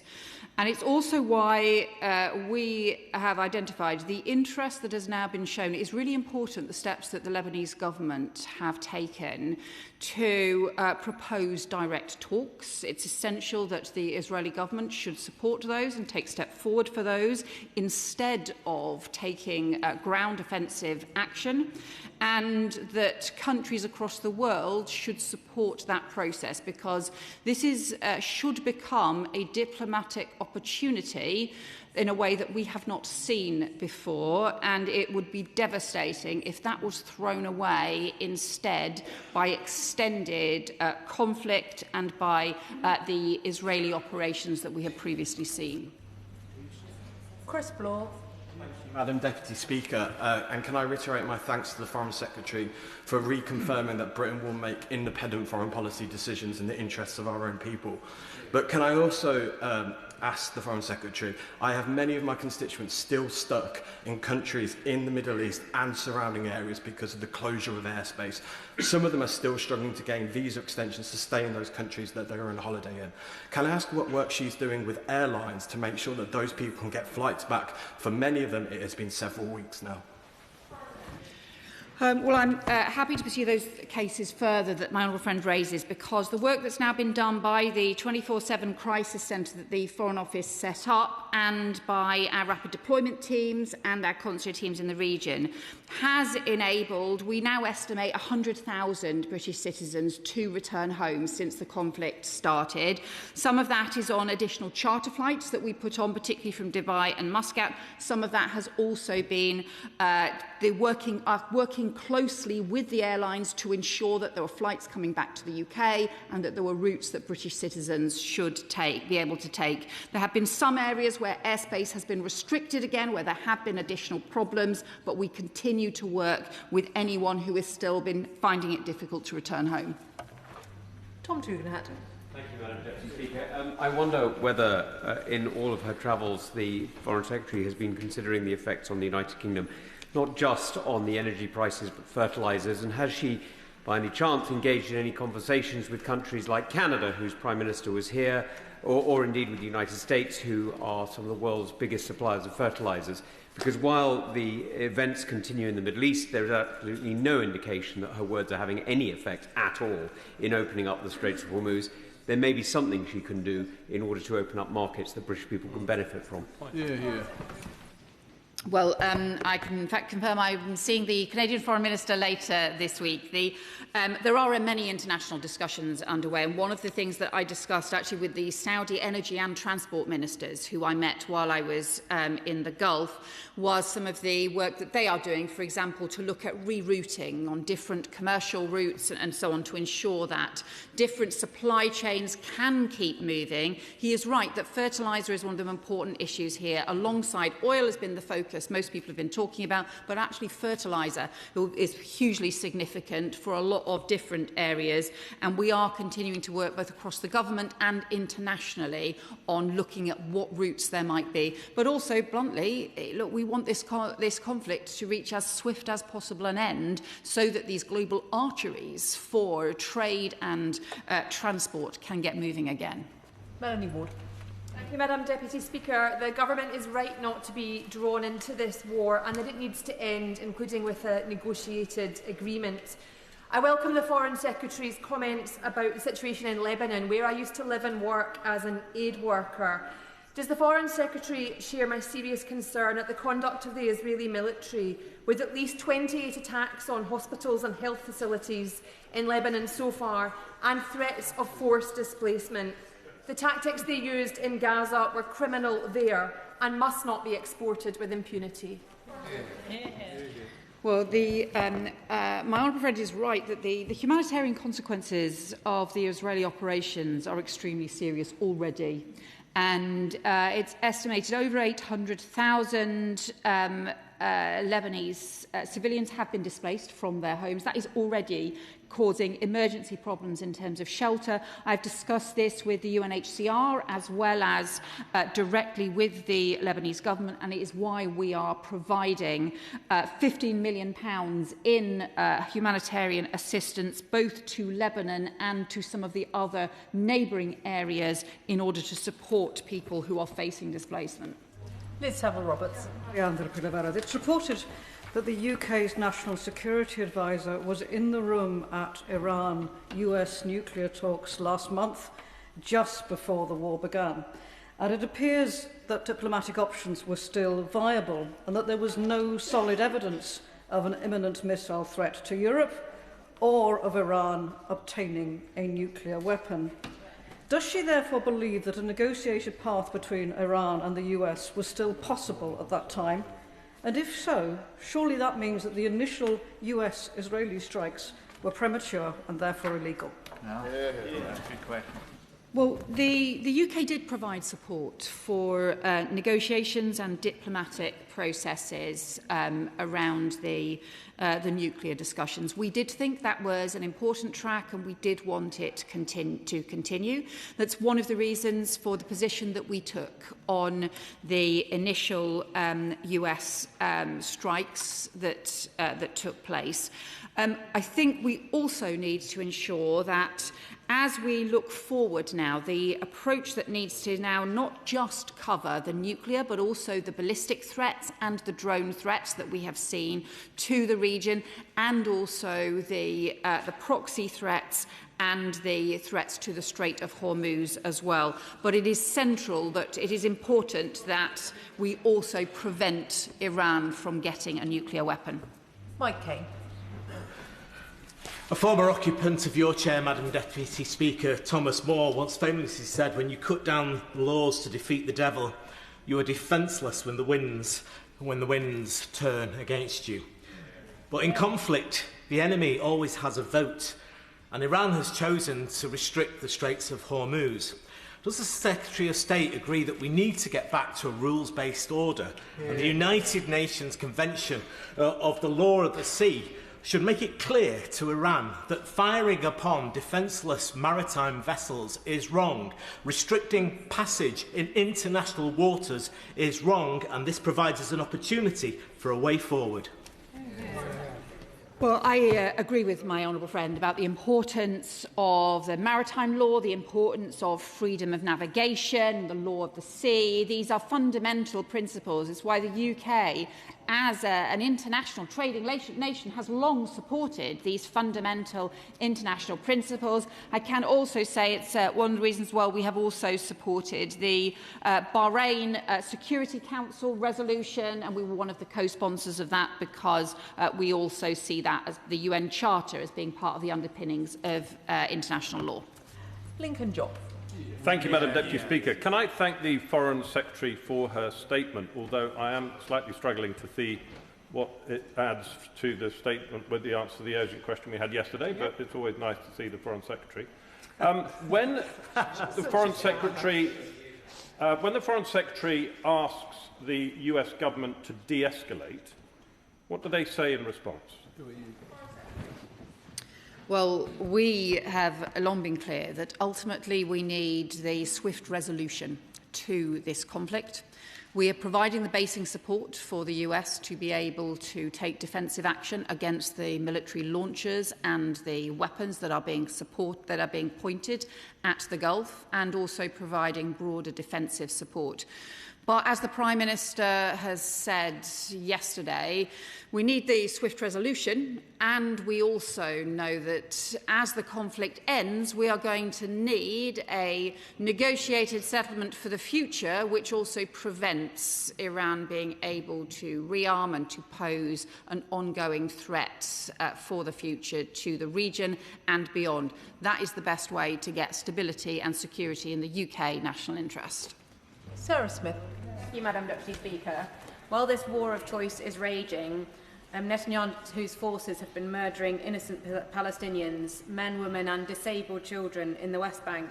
So what further action will the Foreign Secretary take to stop Israel repeating what happened in Gaza, in the West Bank, and also with what's happening in Lebanon as well? Well, I think, as I set out in our concerns on Lebanon, where we are urging the Israeli government not to pursue the further ground operations and instead to pursue the opportunity of the talks and the shared interest with the Lebanese government, who we continue to support as well.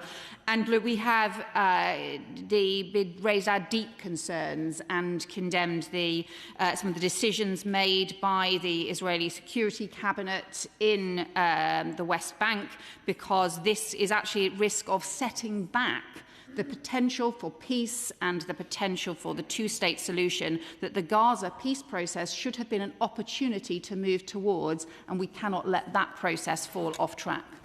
Ellie Chams. Thank you, Madam Deputy Speaker. In the Foreign Secretary's statement, all 6 pages of it, there was not a single word of criticism of the illegal, reckless action of Trump and Netanyahu in launching strikes that have set off this conflagration in the Middle East. If the Foreign Secretary is not prepared even to criticise that, what hope can the British people have that the UK government is standing up to the aggression of Trump and Netanyahu behind closed doors? Can the Foreign Secretary assure us that she and her government are showing more backbone behind those closed doors? And can she assure us that she is investing in building a special relationship with allies we can really rely on, who believe in human rights and diplomacy and peace? Good question. Well, what I would say to the honourable member is this government takes decisions according to UK values and UK's interests. And I know that there are different perspectives on foreign policy. There are some who believe that we should agree to everything that the US does and we should join in everything that the US does. There are some who believe that we should always criticise everything that the US does and oppose everything that the US does. We believe that what is in the interests of the UK and people across the UK is to pursue UK values and UK interests in a hard-headed and serious, calm-headed way. John Grady. Madam Deputy Speaker, and I pay tribute to the staff at British embassies in Doha and across the Middle East for their professional work in incredibly challenging circumstances. On a separate note, the economic crisis flowing from this war will have a disastrous effect on the poorest countries in the world, plunging people into deeper poverty and, in fact, leading to an increased risk of conflict. Would my right honourable friend explain to me what her department is doing with international allies to mitigate those risks?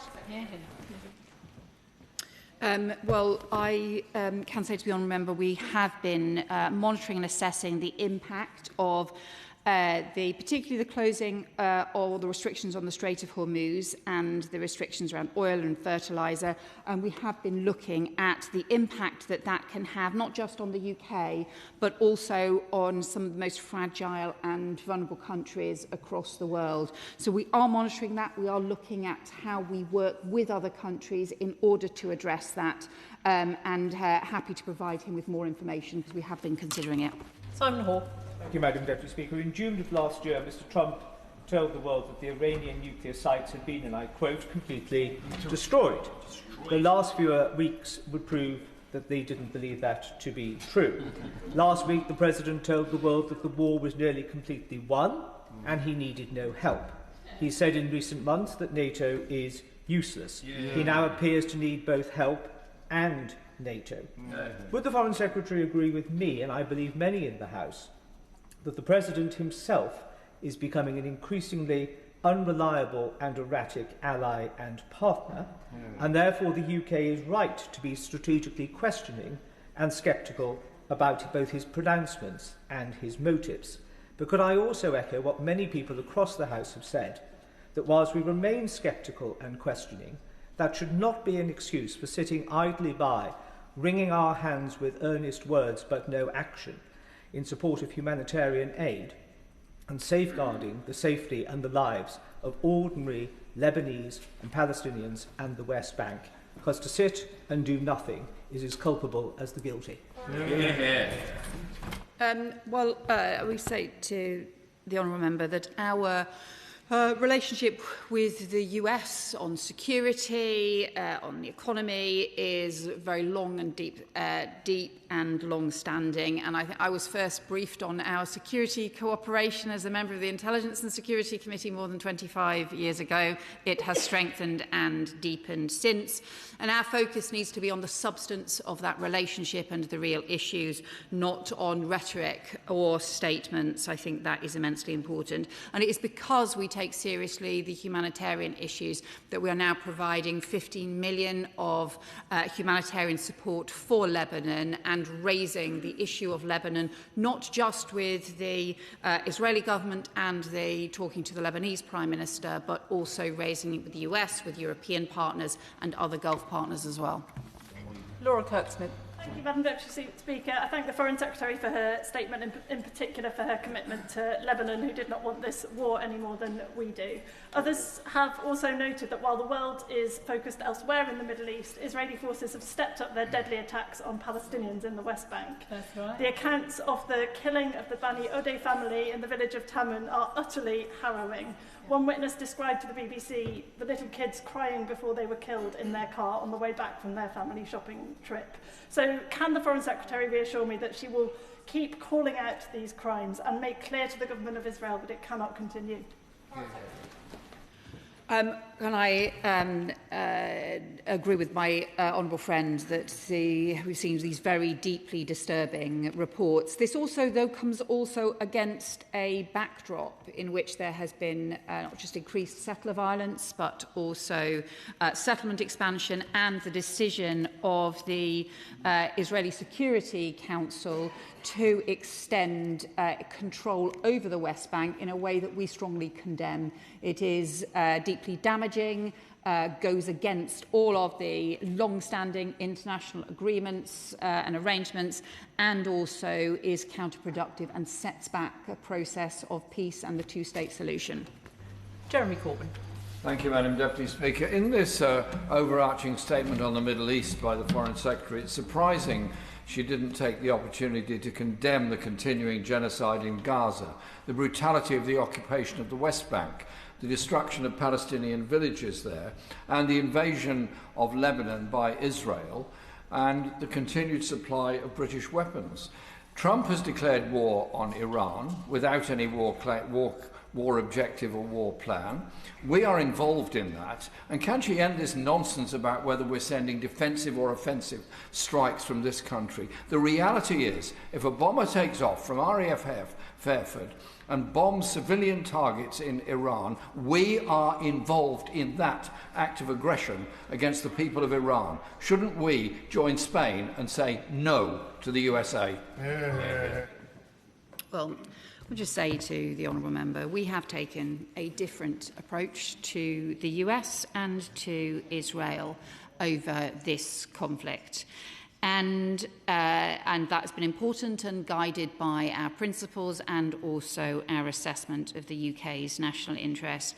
But I would also say to him that with strikes, Iranian strikes, airstrikes against our partner countries, against countries that were not involved in those initial strikes, and also countries where 300,000 British citizens were either visiting or resident, and where we've seen strikes on hotels as well as strikes on energy and civilian infrastructure. Were there to be a strike against those hotels and things in places across the Gulf, and the UK had done nothing when we have the ability to take out the missiles and the drones that are in the air, I think people would not have found that extremely difficult to understand.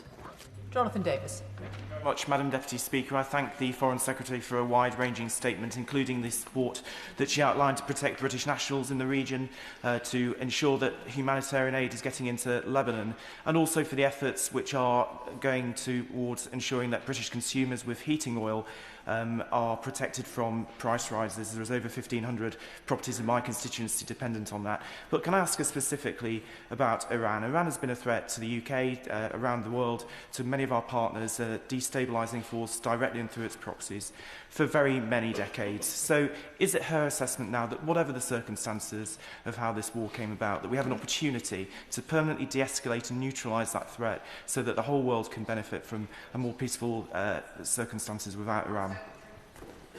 Iran has continued to be a long-standing threat to international security through its attempts to develop a nuclear programme, through regional security, through its proxies and its ballistic missiles programme, but also to its own people from some of the brutal repression that we have seen. It is important, it will be important, as this conflict subsides and as we come out of it, that there is a medium and long-term containment plan to prevent the threats in all of these different areas from Iran to its neighbours, so that we cannot see this kind of threat again. Thank you, Madam Deputy Speaker. In answer to an earlier question, the Foreign Secretary absolutely and quite rightly said that Ukraine's security is our security. But in the answer to the last question, she equally set out why the current regime in Iran is a threat to our security, both through the proliferation of a level of enriched uranium to make a nuclear weapon, and the IRGC, who not only slaughter thousands in Iran, but plots have been foiled on our own soil. So, in one sense, it's all very well the Foreign Secretary saying she wants to see a swift resolution to this, but when diplomacy so far has failed, and the government won't join our allies in the attacks at the moment, how does she think this is going to end? Well, I would just say to him, I think that when there are important decisions to be made about UK forces, about operations that they might be a part of, it is immensely important to look at issues around whether there is a purpose, whether there is a clear structure to the operations, about whether there is a lawful basis for operations, and also whether they are in UK interest as well. We will continue to work with our Gulf partners, with European partners, with allies and partners across the world on how we together maintain the pressure for a swift resolution of this that can restore security to the region, but also can ensure that we have the economic prosperity as well as the national security protected. Patricia Ferguson. Thank you, Madam Deputy Speaker, and I thank the Foreign Secretary for her statement today. And it was reassuring to hear her say that we will not be outsourcing our foreign policy, something I think we should all agree with. But I wonder if she is confident that the United States properly understands that not only have their actions in the Middle East made peace in Palestine much more difficult to achieve, but that they have also, by their actions, provided cover to Israel for its ongoing offensive in Palestine and for its aggression against Lebanon. Well, I think because the regional stability and security issues around the Middle East have so much wider ramifications as well, I think some of the Gulf countries, for example, that I have spoken to are immensely seized around the issues of the Iranian threats and their direct threat to their airspace, to their communities, but they are also raising with me and discussing the issues around Palestine, around Gaza as well, and around the Lebanon too, because this ought to be a moment for intense international diplomacy in support of regional security and not to allow the wider escalation and regional threat that would pose long-term instability for the region. Ayub Khan. Thank you, Madam Deputy Speaker. The one thing Trump and Benjamin Netanyahu knew full well when they entered this illegal war unilaterally was that the Strait of Hormuz would be a place of strategic weaponry, if you want to call it that, for Iran to use against all of the nations. Some European countries have unilaterally now decided to open negotiations with Iran, France, Italy, and they've done that because they are not participating in any direct military action. So my question for the Foreign Secretary is that if the Iranians said that we would allow UK ships to pass through the Strait of Hormuz, but you must prevent Americans from using your base, would we comply? Well, I can say to him we are working very closely with our European allies, including France, Germany and Italy, on a range of these issues, and I don't think his characterisation of the situation is right. John Slinger.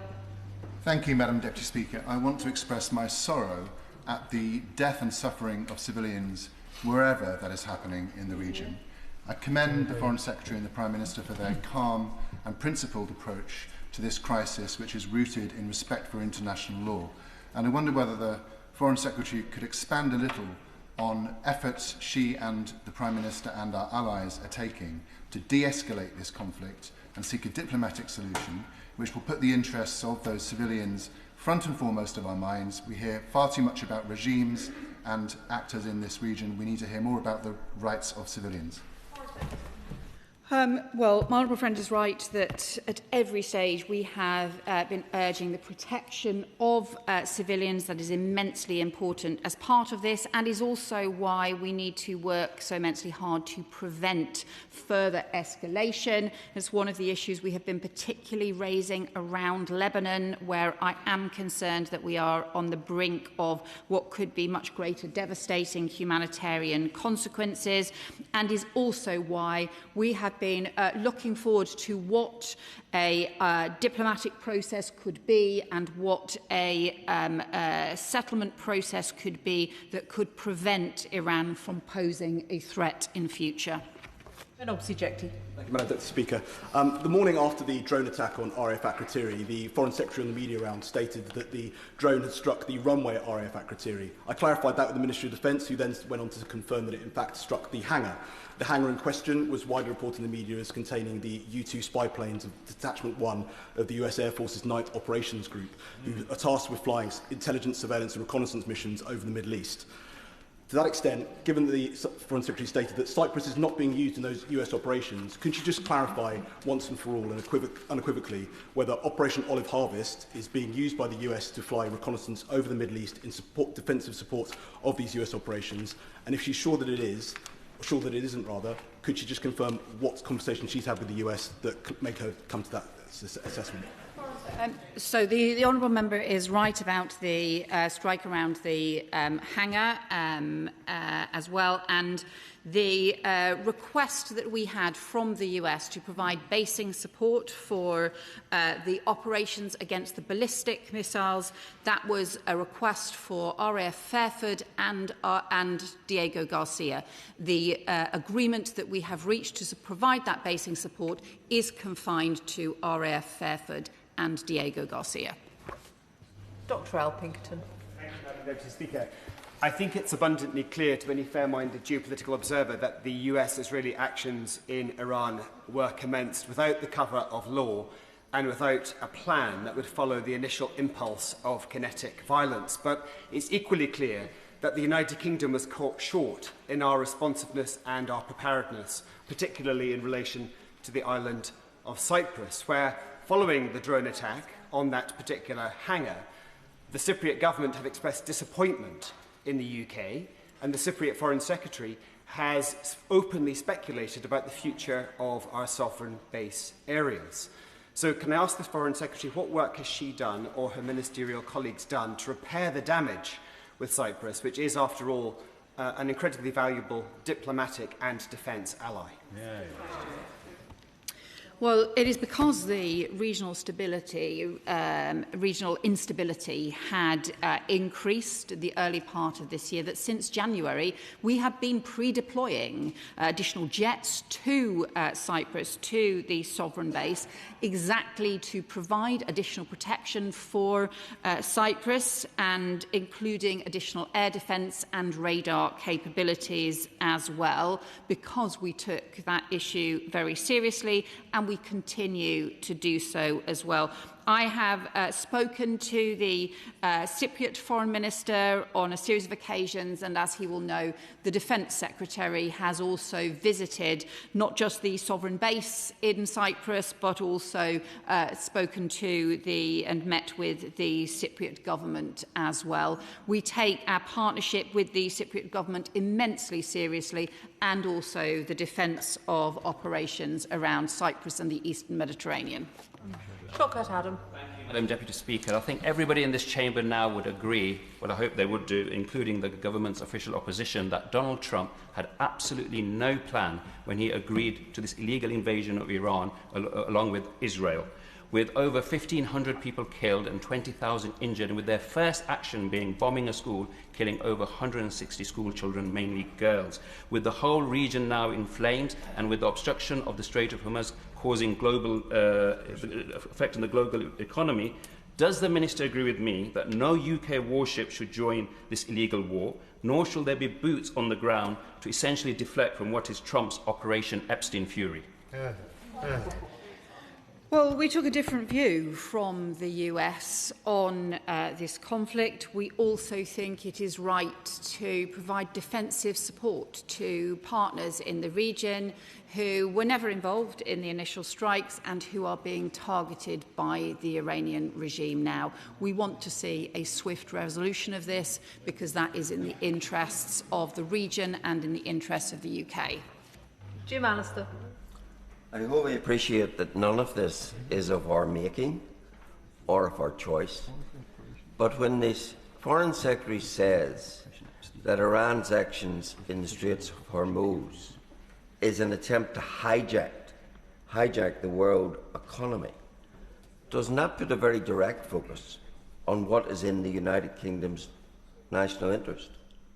If we take no action, we assist Iran's attempt to hijack the global economy. If we take action, aren't we inescapably in this war? Well, it's exactly because the Strait of Hormuz is an important global artery for the economy, for the global economy, that we are working internationally with partners on a way forward on this. But it's also because we recognise the complexity of this, that we are taking a serious approach to the detail of this issue to make sure that we have partnership work that is in the UK national interest and that is viable and effective, because the complexity of this means we cannot afford to get it wrong. Can I thank the Foreign Secretary for her statement this afternoon? I will allow a couple of moments for the front benches to swap over.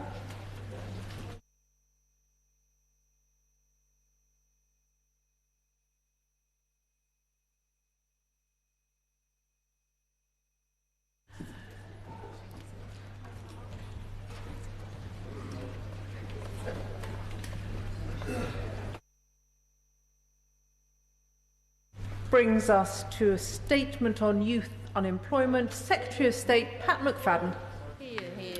Thank you, Madam Deputy Speaker. I'd like to make a statement on a new package of support to tackle the long-term problem of youth unemployment. And let me begin today by wishing you and the whole House a very happy St Patrick's Day, which this year, due to Lenten abstinence, I will toast with Guinness Zero, one of the world's great inventions. The UK has historically high levels of employment overall. In their most recent report, the OBR said that the employment level would rise from 2026 in every year of the forecast, and that unemployment would peak this year and fall in every year of the forecast after that. There are, in fact, only 2 peacetime years in the past 150 when the employment rate has been higher than 2025. But there is a particular and long-term issue facing the young. And it is time that young people were offered more hope and opportunity, and that is what the package that we are bringing forward will do. The number of young people not in education, employment or training is much too high at almost 1 million. Now, the party opposite tries to claim that this is all a result of decisions taken over the past 2 years. But the truth is, we just heard them claiming it right there. But the truth is that the number of young people not in employment, education or training rose by 250,000 in the 3 years running up to the last election, and they did precisely nothing about it. Youth unemployment has been rising since 2022, and in their whole 14 years in power, youth employment levels never reached their pre-financial crash levels in any single year in which they held office.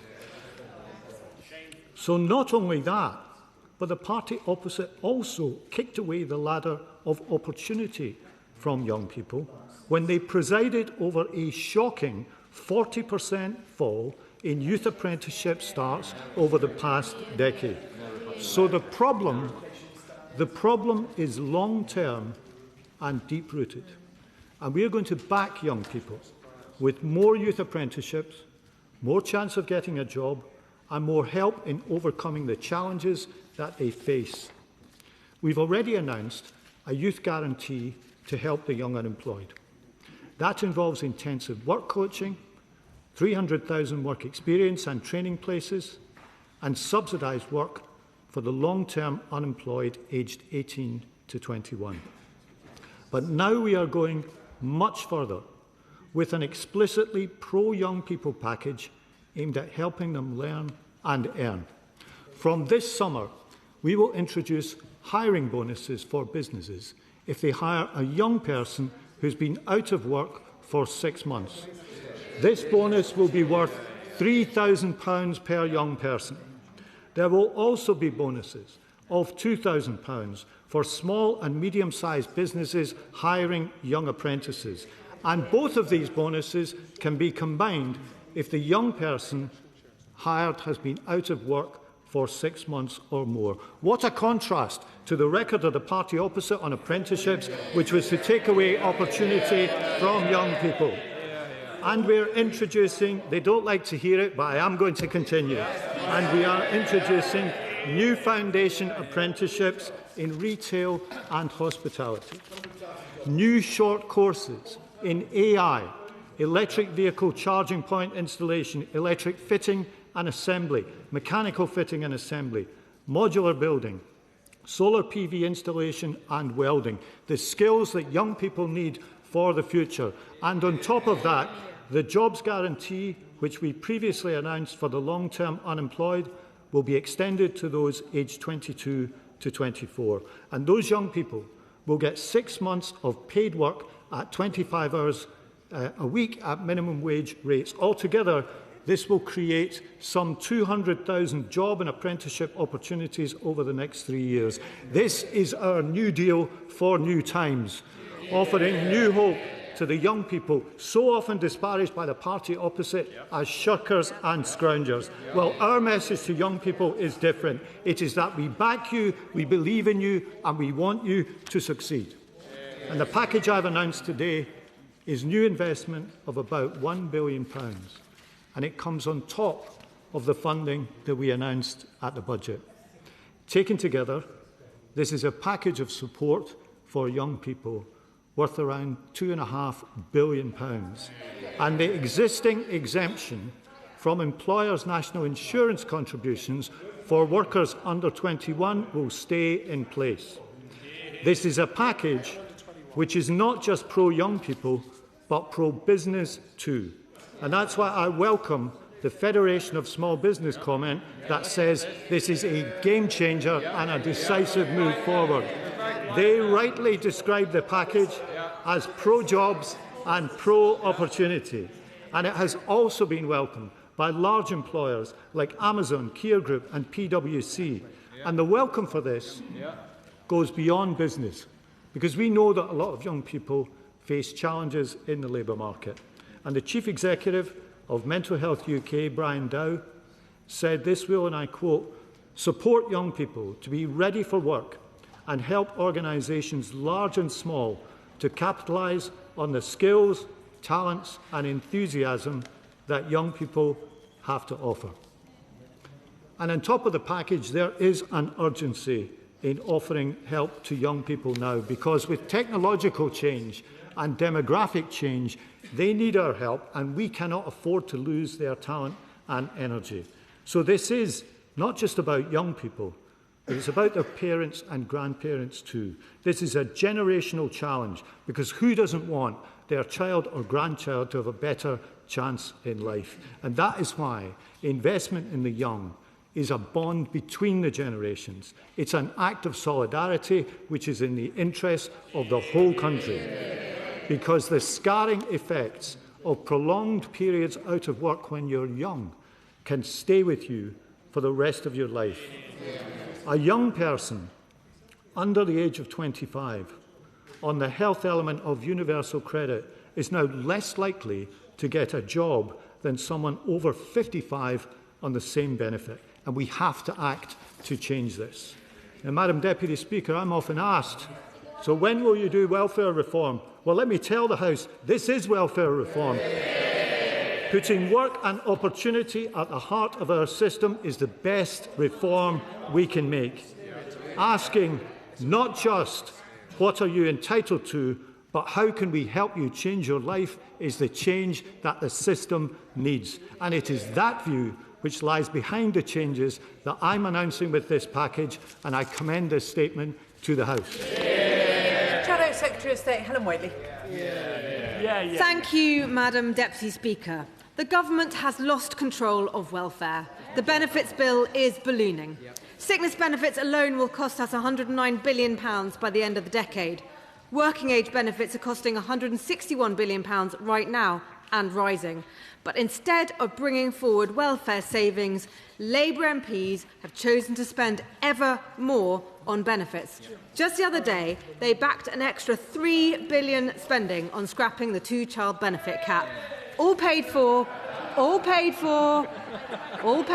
in the same way. Paid for by taxpayers, by hard-working people, by the businesses who employ them.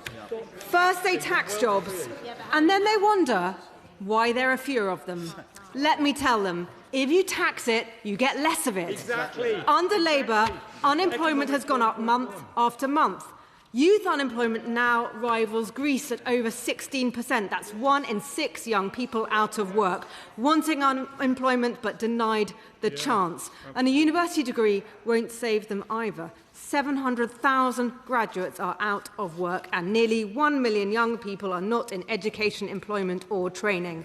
So many young people have done everything asked of them, studied hard, done their exams, got their grades, but now they are getting rejection after rejection to their job applications. This government is letting down a whole generation. And the Secretary of State knows it. He said so himself this week on the radio. He talked about the scarring effects of youth unemployment, worse mental health, worse outcomes, even lower life expectancy. On that he's right. So why is his government making it so much worse? Because let's be clear about what this new policy is. It is not a jobs plan or a serious new deal for young people. It is a sticking plaster and an expensive one, costing over £1 billion. State subsidised jobs to replace the real ones that Labour have killed. Exactly. Now, the Secretary of State has laid into our record on apprenticeships. But he knows perfectly well that the drop he refers to happened because we raised the standards of apprenticeships to make them a qualification that would actually count and to make them a meaningful alternative to university, not just a way for businesses to get cheaper workers. So I warn him in his reforms not just to chase higher numbers, quality matters.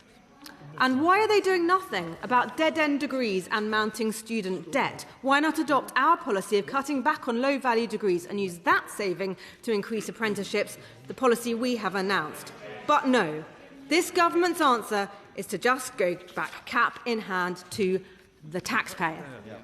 Now, at the end of his statement, the Right Honourable Gentleman talked about welfare reform. But why do we never hear the important word savings? Yes. I think we know why. They tried and failed to make welfare savings last summer. What's changed since then? The Prime Minister is only weaker and more indecisive, though the problem becomes ever more urgent. Today's PIP figures show that claims are up again. There are over 300,000 more people on PIP since Labour took over, a rise of 9%, and young people claiming PIP has risen by 14%. There are nearly 100,000 more people claiming benefits for mental health and neurodiversity. I've been clear, this can't go on. Benefits are not the right answer. Work is better for you. People who can work should work. Now, the Secretary of State needs to answer some questions. This extra billion he's just announced for state-funded jobs, where exactly is that money coming from? Will this latest plan actually bring down youth unemployment? And by how much? Will it even touch the sides? How will he stop fraudulent claims on this cash? How will he make sure that no one actually loses their job because of his cash handouts? How will he make sure all this spending actually makes a difference rather than subsidising employment that would have happened anyway? And does he accept that taxing jobs on the one hand and then subsidising them on the other is not an economic strategy? It's the economics of the madhouse. And finally, on the benefits bill, can he at least agree with me that the benefits bill needs to come down?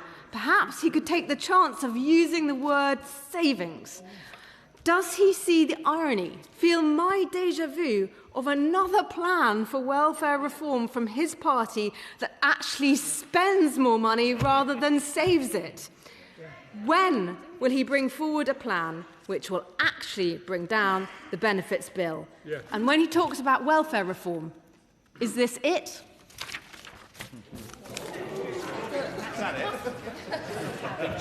Thank you, Madam Deputy Speaker.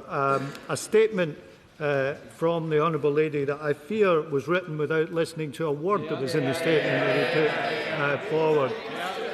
What she has confirmed today is that the party opposite not only bequeathed us the problem, but that they have learnt nothing about how to tackle it.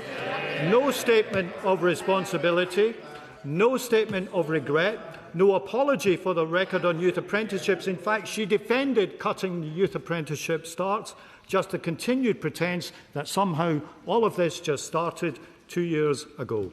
She asks where the funding comes from to help young people. The funding comes from stable management of the economy, something that they know nothing about and something that we have practiced for the past 2 years. And young people to whom all of this is aimed, will have heard her today disparage efforts to get them into work and to give them more opportunity. They will have heard her dismiss our changes to boost youth apprenticeships. They will have heard her pretend that you can somehow wish all this away with tax changes, proving they've learnt nothing from their disastrous management of the economy. They will have heard her say that this doesn't offer young people anything, when we have announced a plan to give young people a new deal with more jobs and more apprenticeships. And that is the difference between our approach and theirs. I want to give young people in this country opportunities to get skills, to get a job, to get off benefits and to build a better life for themselves. That is much better than kicking the ladder away and leaving the system unchanged, which is what they did. So how does she explain that the number of NEETs rose by 250,000 in the last 3 years in which they were in power? How does she explain their lack of action in dealing with this? And when it comes to welfare, what I have said today is very clear and very simple, that the best means of welfare reform is to put work and opportunity at the heart of the system, and that is what we're doing with this plan. David Baines. Deputy Speaker, young people often get unfairly criticised, and it's worth remembering that the vast majority of them are in employment, education or training, and those that aren't deserve our support and opportunity, not condemnation and ignorance, which is all we got from the Conservatives in government and all we've heard from them today. Will the Secretary of State agree with me that the number of young people not in employment, education and training is a scandal? It demands action, and can he set out how this new investment will support young people in St Helens North and across the country? I thank my honourable friend for his question. He said young people deserve support. I do believe that with the right support, young people do want to work. They do want to make the most of their lives. And when he asked how people in his constituency will be helped, they could be helped through the hiring incentives I've announced. They could be helped through the hiring bonuses for small and medium-sized businesses to hire a young apprentice. And the young unemployed in his constituency can be helped by us offering hope to make sure that they get the chance and the sense of pride and purpose and dignity that comes with having a job. Liberal Democrat spokesperson Steve Darling. Thank you, Madam Deputy Speaker. And the Secretary of State is correct to suggest that they inherited a crisis around youth unemployment. However, by introducing the national insurance hikes, I would suggest that they made a crisis into a catastrophe for young people and supercharged the pressures on our youth across the United Kingdom. So effectively, the proposals before us today, rather than tackling the now root of the problem, which is the NIC hike, it's just papering over the cracks. And I would like to pay tribute to organisations that get young people in the right place, because I know the childhood that many young people who are coming through the system now is massively different to many of ours experience of childhood that we grew up some years ago. And I'd like to pay tribute to organisations like Eat That Frog, Doorstep Arts, Sound Communities and South Devon College, who do incredible work, helping young people who've come through the pandemic, helping young people who've got that pressure cooker of social media gnawing away at their lives, but also having the cost of living crisis gnawing away at them. And there is an element to this that I and Liberal Democrat colleagues are concerned about and really don't understand, and that is the removal of funding for apprenticeships for management. Because surely those managers are the people who are there to support these young people in their hour of need as they go into work, but also it's an aspiration for those young people to move on to those positions eventually. So I would say to the Secretary of State, can you please think again about the impact of the National Insurance hike on our hospitality, our retail and our tourism industry in areas like mine in Torbay? And I was really interested to hear the Secretary of State on Monday on the Today Show, where he was challenged, and it appeared that the presenter suggested to him that the NIC hike had jacked up youth unemployment, and the Secretary appeared to agree to this. But finally, I would also highlight a Times article that suggests that the government are thinking of making young people second-class citizens by changing to disability benefits, and some comments from the Secretary of State would be welcome. Thank you, Madam Deputy Speaker. Thank you, Madam Deputy Speaker, and let me thank the honourable gentleman for his questions. He opposes the changes we made on national insurance, but he neglects to mention that there are no employers' national insurance contributions required for employees under the age of 21 unless they're earning more than £50,000 a year. He also, of course, opposes these changes while supporting extra expenditure on the NHS. And I said to him a few times, if his party wants to support extra expenditure, then they really have to support revenue-raising measures to fund that extra expenditure. So young people will have heard him dismiss these changes today, and in fact, they will have heard him say that when asked to choose between management courses or young people, he would choose management courses. That is now the established position of the party opposite. I think many people would be surprised to hear that in some years, most apprenticeship expenditure goes on those over the age of 25 who are already in work. We have made a choice. We have chosen young people. We've done it for good reasons. We've done it because of the scarring effects of youth unemployment, which I set out in my statement, and we now have on record both the Conservative Party and the Liberal Democrats opposed to our prioritisation of young people. Rushnara Ali. Thank you, Madam Deputy Speaker. I welcome this excellent initiative with the backing of £2.5 billion of investment, and commend the Secretary of State for trying to get a grip on the scourge of youth unemployment. We saw in the previous government a generation lost because of the failures of supporting young people. Can I ask the Secretary of State what he will do to support disabled young people because of the backlog and delays with access to work support, which is a real issue? And can he say more about what charities and social enterprises can do and how they'll be supported, as well as the public sector, to get more young people who are needs into work? I thank my honourable friend for her question. She asked about disabled young people. I think it's really important that we get more help and support to disabled people who in the past were too often signed off and written off and forgotten about, and that is not good enough. It's not good enough for them. It's not good enough for the country as a whole. We have the Connect to Work programme, which is devolved to elected mayors and local authorities, which is helping disabled people. We have the Work Well programme, which seeks to get over that divide between health advice and employment advice. She's right, there are issues with access to work. It's a really good programme. There's a backlog, which I want to see reduced, because it's a really important programme to help disabled people get into work and stay in work. Joy Morrissey. Madam Deputy Speaker, the national insurance tax rise and the upcoming employment rights bills are just two of the reasons that businesses are on their knees.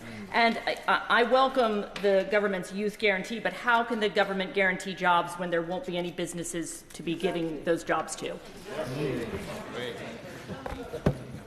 Well, I welcome her welcome of the youth guarantee. And perhaps she might have a word with her front bench colleague, because we didn't get a welcome for this from the front bench.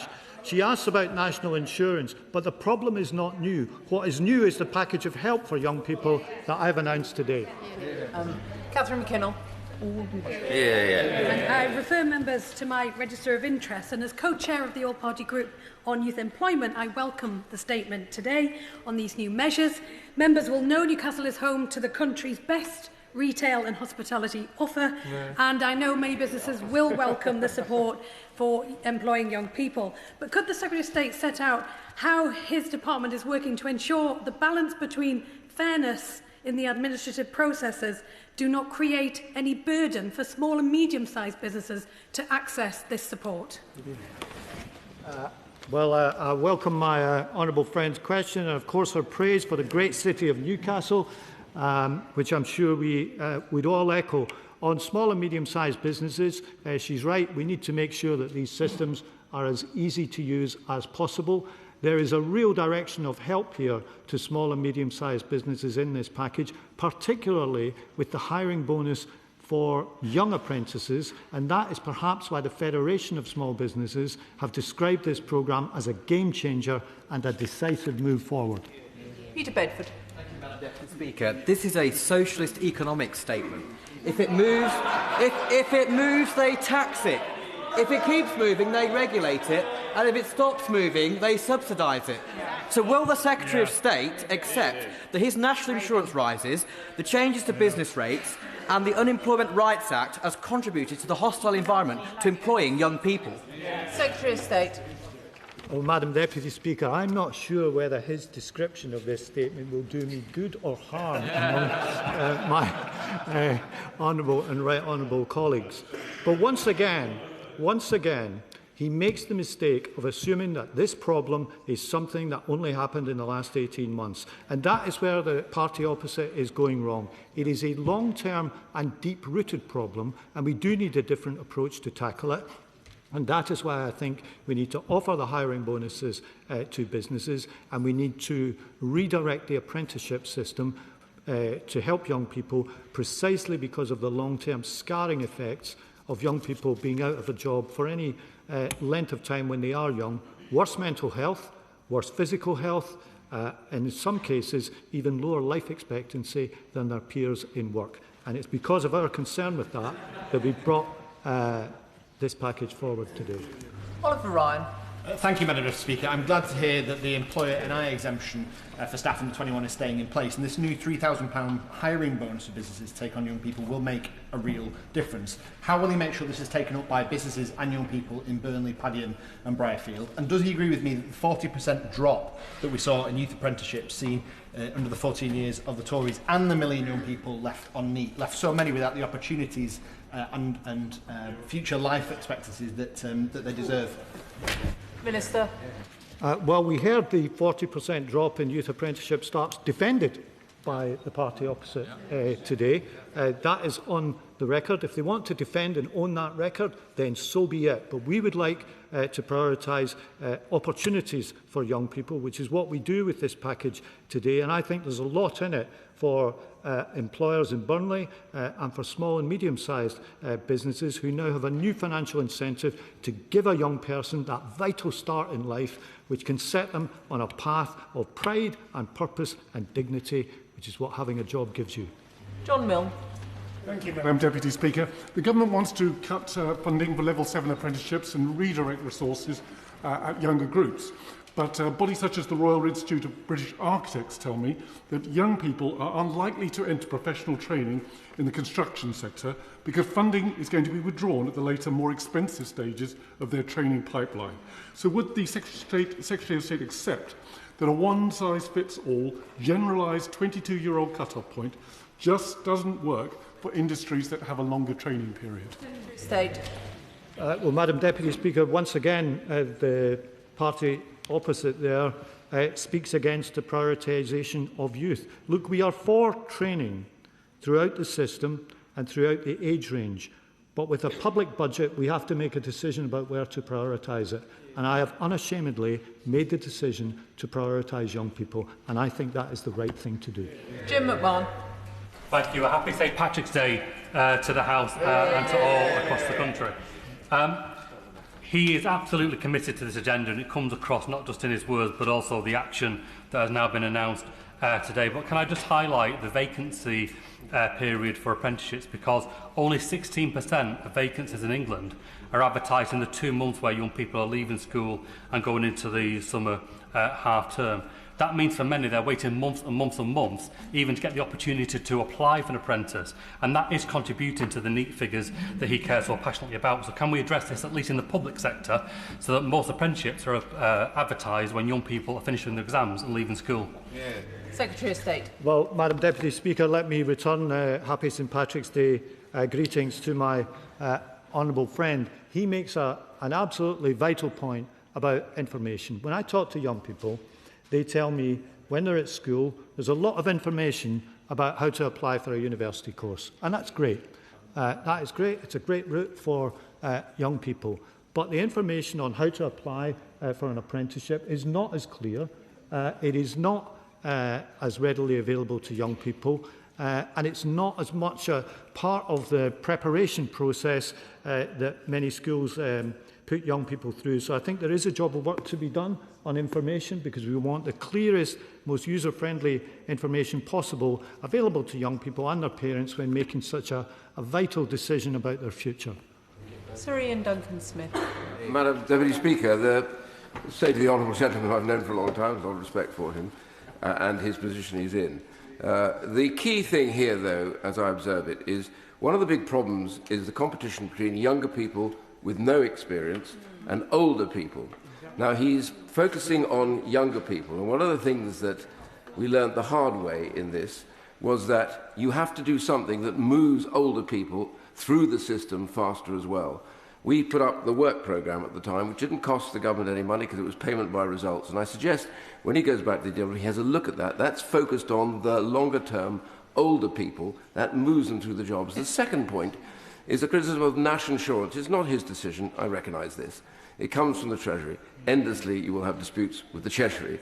But the Treasury, in lowering that threshold, yes, it doesn't apply to those under 21, but what it does do, put a block in the system, because then the risks to those who want to hire the younger people are at the same time blocking off older people coming into work for that same reason. And I would suggest to him, he says, let's do a proper setup so we understand. We've got to get the older people into work and the younger people, not just the younger people. Secretary of State. Thank you, Madam Deputy Speaker, and I have a lot of respect for the right honourable gentleman. I walk past his picture every morning. He was responsible for a major reform to the welfare system with the introduction of universal credit. But after that, his party stopped reforming the system, and that we're seeing the costs of that, particularly with what's happened in the last few years. On the work programme, I'm of course happy to look at any successful programme to help people into work. We have more than one of these in the department, and they should all be evaluated. And the point he makes that's important is you do need to get support to people to overcome some of the barriers to get into work. With regard to national insurance, as I've said, of course, all these things are costs for business, but this isn't a new problem. This is a deep-rooted, long-term problem, and we need new answers to it, and that's why I brought forward the package I have today. Rosie Wrighting. Thank you, Madam Deputy Speaker. My generation faced deep generational inequalities over the last decade. That didn't happen by accident. It was the result of years of decision-making where the party opposite chose austerity over investment into the future generation. Nowhere is that clearer than the fact that 1 in 8 young people are not in education, employment or work. A generation lost. So what steps is the Secretary of State taking to ensure his department and the government is hearing directly from young people so we can fully understand the barriers they face when entering work? I thank my honourable friend for her question. She's right that a ratio of 1 in 8 is too high. It grew a lot in the last few years, and she asks about discussions with young people themselves, and I think she makes a really important point, because when I talk to young people, they tell me they want to work. They want to make the most of themselves. They just need a platform that will help them. And in every part of the programme that we've brought forward today, whether it's the apprenticeship changes, the help for the long-term young unemployed, the short apprenticeship courses, or the hiring bonus themselves, the motivation that I've had is to give young people that platform upon which to stand and take the next step in their lives. Adam Dance. Madam Deputy Speaker, people with SEND are more likely not to be in employment or training. It is great that new apprenticeship incentives will include recruitment for 19 to 24-year-olds with EHCPs, but the majority of people with SEND leave school without one. So can the Secretary of State set out what specialised support will be on offer to young people with SEND without EHCPs looking for work or apprenticeships, as well as what new guidance employers will get?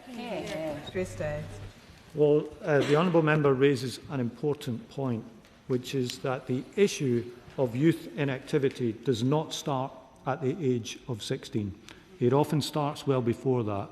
So the reforms to the SEND system announced by my right honourable friend, the Secretary of State for Education, very recently, are really important in this regard. And we want the maximum opportunity for people. And the last thing that we want is for people with special educational needs to be written off from the labour market. I think there has been too much of that in the past. And part of this package that I've outlined today is not just to help people into work and then forget about them, but actually to support them once they're in a job so that we can get job retention and give that young person the maximum chance of success.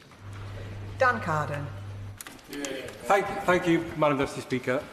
Youth unemployment and the number of people not in education, training or employment hitting 1 million has been following that trajectory for a long time, and it is a global phenomenon. And I'm really delighted that the Secretary of State has stood up today and says that a Labour government is determined to intervene and to do something about that. Can I ask him how he plans to measure the success of this and how he thinks that government and our education and work system need to be more agile with the onset of AI technology? Secretary of State.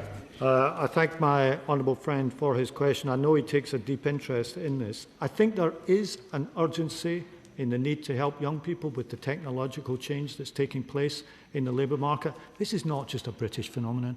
If you look at United States, graduate unemployment went up from 5.3% to 5.7% in the final quarter of last year. Last summer, youth unemployment in the United States reached a 4-year high. We have got to be less insular in our debate and understand that young people are facing particular challenges, which is why, for example, the different apprenticeship courses that I outlined in my statement are really important to train young people to cope with a different technological environment and make sure we give them the maximum chances of success. Simon Hall. Thank you, Madam Deputy Speaker. Madam Deputy Speaker, it frankly beggars belief that the right honourable gentleman doesn't understand the impact that the government's policies on business, on tax and on regulation have had on the confidence of businesses up and down the country to invest and to employ. There is a direct causal link, and nobody will understand why the Secretary of State doesn't make that link and persuade the Treasury to do something about it. But my direct question to the Secretary of State is this: why does he think that unemployment is always higher at the end of a Labour government? The OBR predicts unemployment to peak this year and fall in every year of the forecast. Now, they of course they disparage the forecast. Well, I should gently remind them that disparaging the OBR didn't work out too well for them. a few years ago. And in fact, I make a more serious point. The country is still paying the price for the fact that they did it, so I suggest that they learn the lesson. Andrew Pearce. Thank you, Madam Deputy Speaker. Can I thank my right honourable friend for the care and consideration he has given in putting this package together. Madam Deputy Speaker, I am delighted today to be joined in the House by some inspiring apprentices from Caterpillar in my own constituency who have been talking about their experiences into work. This matters in Peterborough because we have one of the highest levels of youth unemployment for a generation that needs tackling. Can my right honourable friend assure me that the work we're doing won't just benefit large employers like Caterpillar, but will also put in place opportunities in the supply chain for small and medium-sized enterprises, so the brilliance of the apprenticeships we've got at Caterpillar are extended to more and more young people in Peterborough? Well, can I thank my honourable friend for his deep interest in this issue. I've visited his constituency. I give a warm welcome to the apprentices from Peterborough here today. He asks in particular about supply chains and small and medium-sized businesses. Those small and medium-sized businesses will benefit from the hiring bonus for a young apprentice, which is why the Federation of Small Business has welcomed this package, describing it as a game changer and a decisive move forward. Wendy Martin. Thank you, Madam Deputy Speaker. For this scheme to work, you need vacancies for young people, and yet we have a government that's squeezing the very businesses that are needed to create opportunities and jobs for young people. Business rates, energy costs, national insurance increases, and the result, sadly, is businesses are going bust up and down the country, and unemployment is going up. So rather than apply an expensive sticking plaster to this problem, can I urge the Secretary of State to speak with the Chancellor and ask her to reverse the jobs tax? Secretary of State. Madam Deputy Speaker, I warmly welcome the Chancellor's support for this package and her help to me in putting it together. She mentioned vacancies. There are about 700,000 vacancies in the economy. There are 50,000 vacancies in manufacturing. I attended a jobs fair in Blackpool a couple of weeks ago where there were almost 1,000 jobs allocated on the day. There are vacancies there, but we've got to help young people be in a position to be trained, to have the confidence, to have the skills and to have the support to take them up.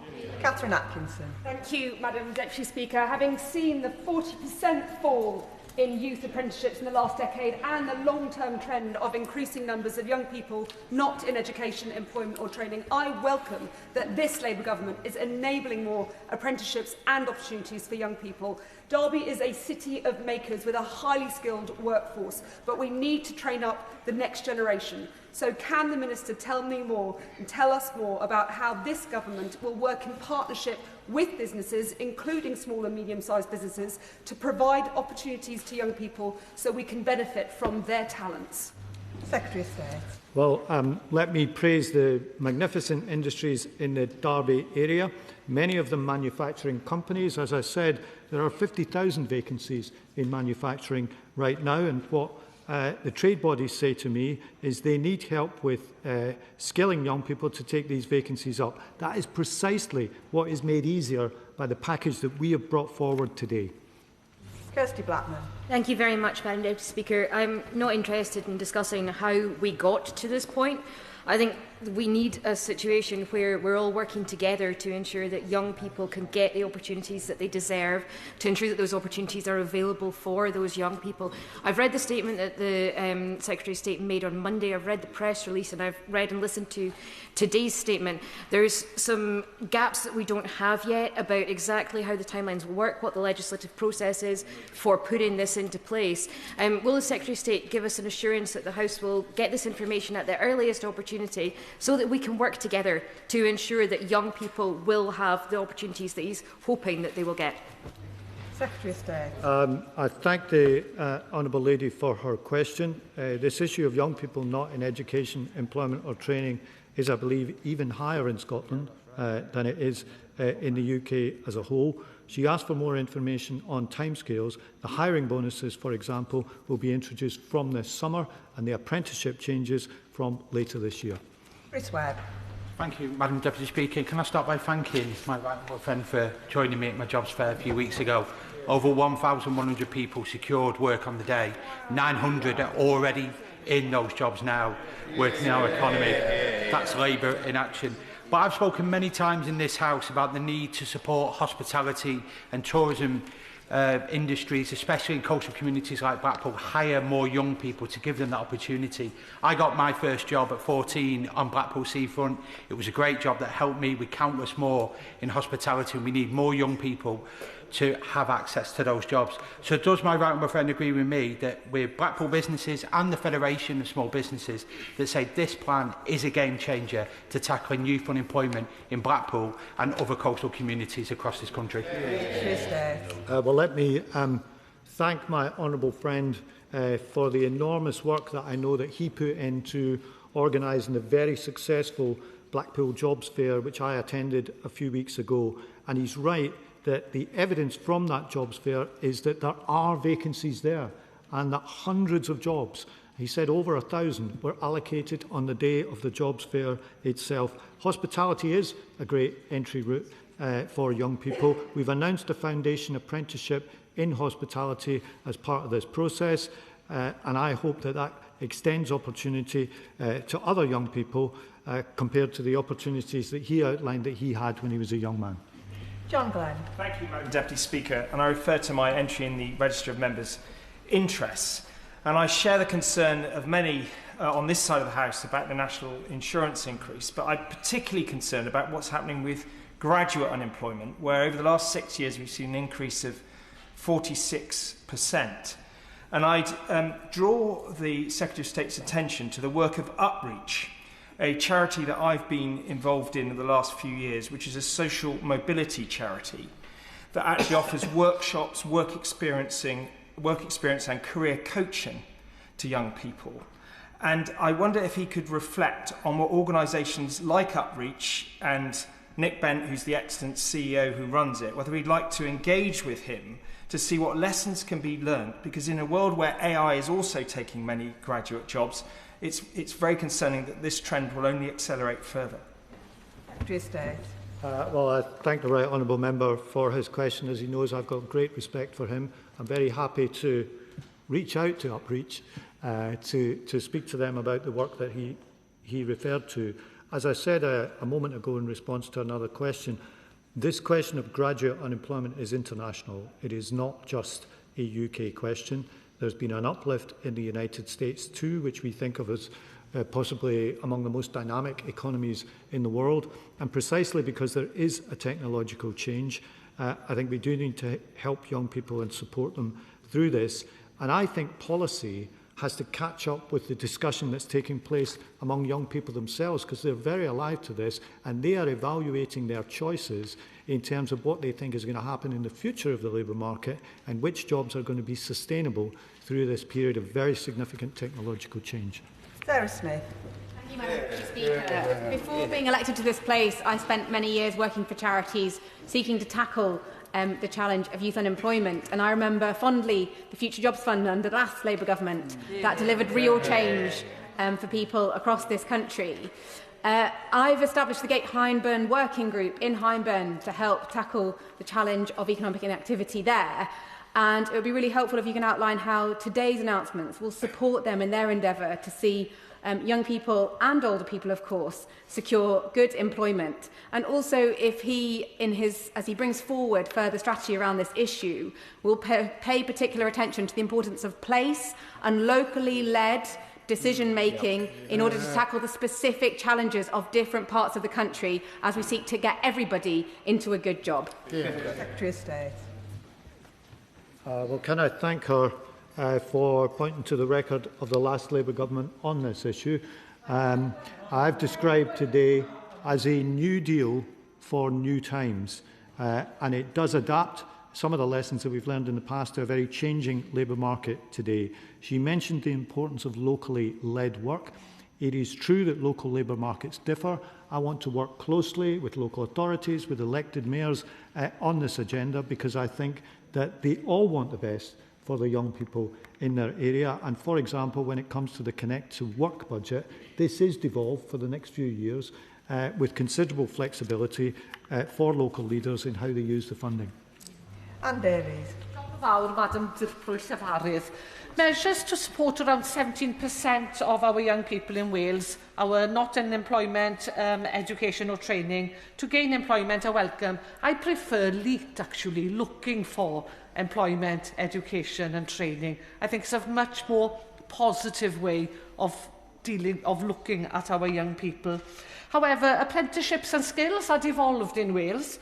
So I'm just wondering, Secretary of State, which aspects of the announcement today apply to the young people of Wales and the other devolved nations?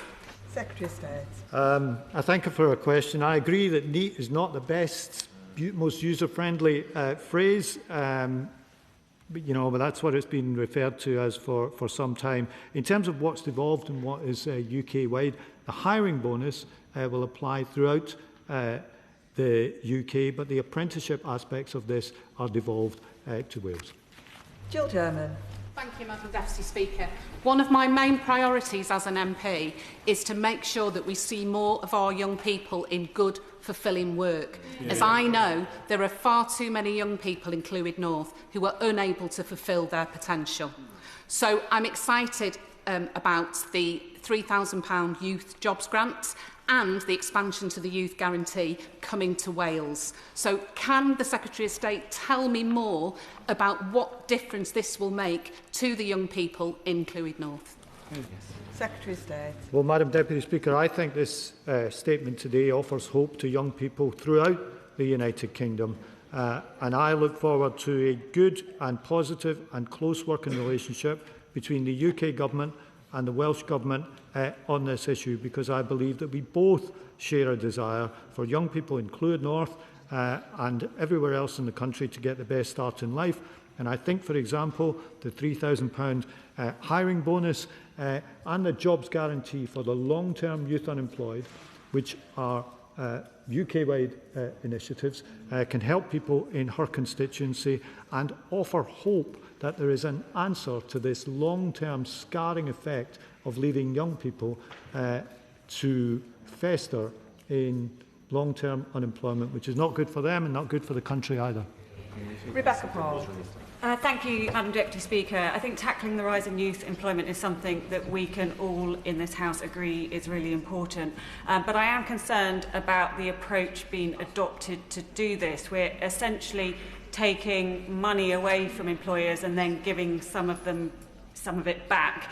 Can I ask whether the Minister has considered using existing levers that we have around employers' national insurance, for example? That would be an obvious way to address the issue and ensure some of our young people are employed.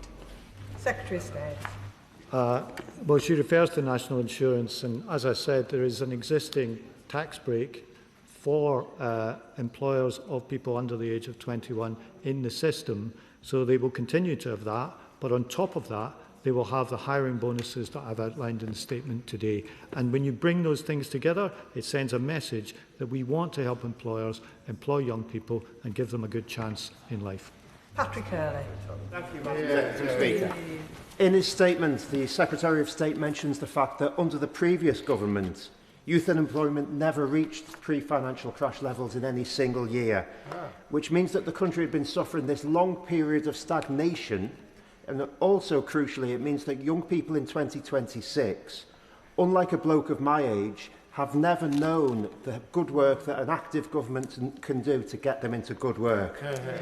So can the Secretary of State confirm that this targeted package of support is precisely what the young people of this country need in 2026, and it can finally turn the tables on years of Tory decline? Secretary of State. Well, my honourable friend is right, and let's just repeat what he said so the whole House hears it, that not in any single year when the party opposite were in power did youth employment levels reach the levels that they had been pre-financial crash.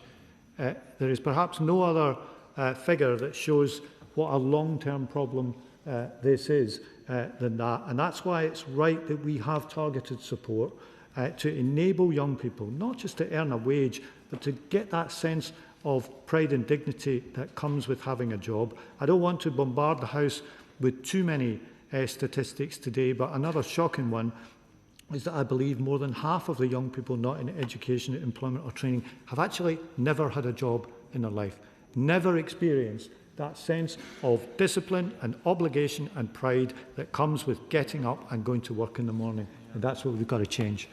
Charlie Dewhurst. Thank you very much, Madam Deputy Speaker. Now, the Chancellor has spent the last 18 months pricing young people out of jobs, and now the Secretary of State has been asked to ride to the rescue to pay companies to get those same young people back into work. The government is effectively robbing Peter to pay Paul. But can I ask him specifically, why does he think that youth unemployment in my constituency is up 15% since the general election? Secretary of State. Youth unemployment has been up since 2022. It's been going up for around 4 years now. What we haven't had is a specific package to tackle it. But that changes with the package that I've announced today, which will offer real hope and opportunity to the young people in his constituency. And my gentle advice to him would be, go and make the most of this package. That's what he should do for the young people in his constituency. Dixon. Thank you, Madam Deputy Speaker. I welcome support, particularly for small and medium-sized enterprises in my Shipley constituency, to be able to both take on young people who've been longer-term unemployed, as well as to offer apprenticeships. But the Secretary of State will know that young carers face additional challenges with getting into education, training and work. Shipley College provides excellent training opportunities, but often struggles to find work placements. So will he commit to working with DFE to ensure all young people, including young carers, can benefit from today's announcement? Secretary of State.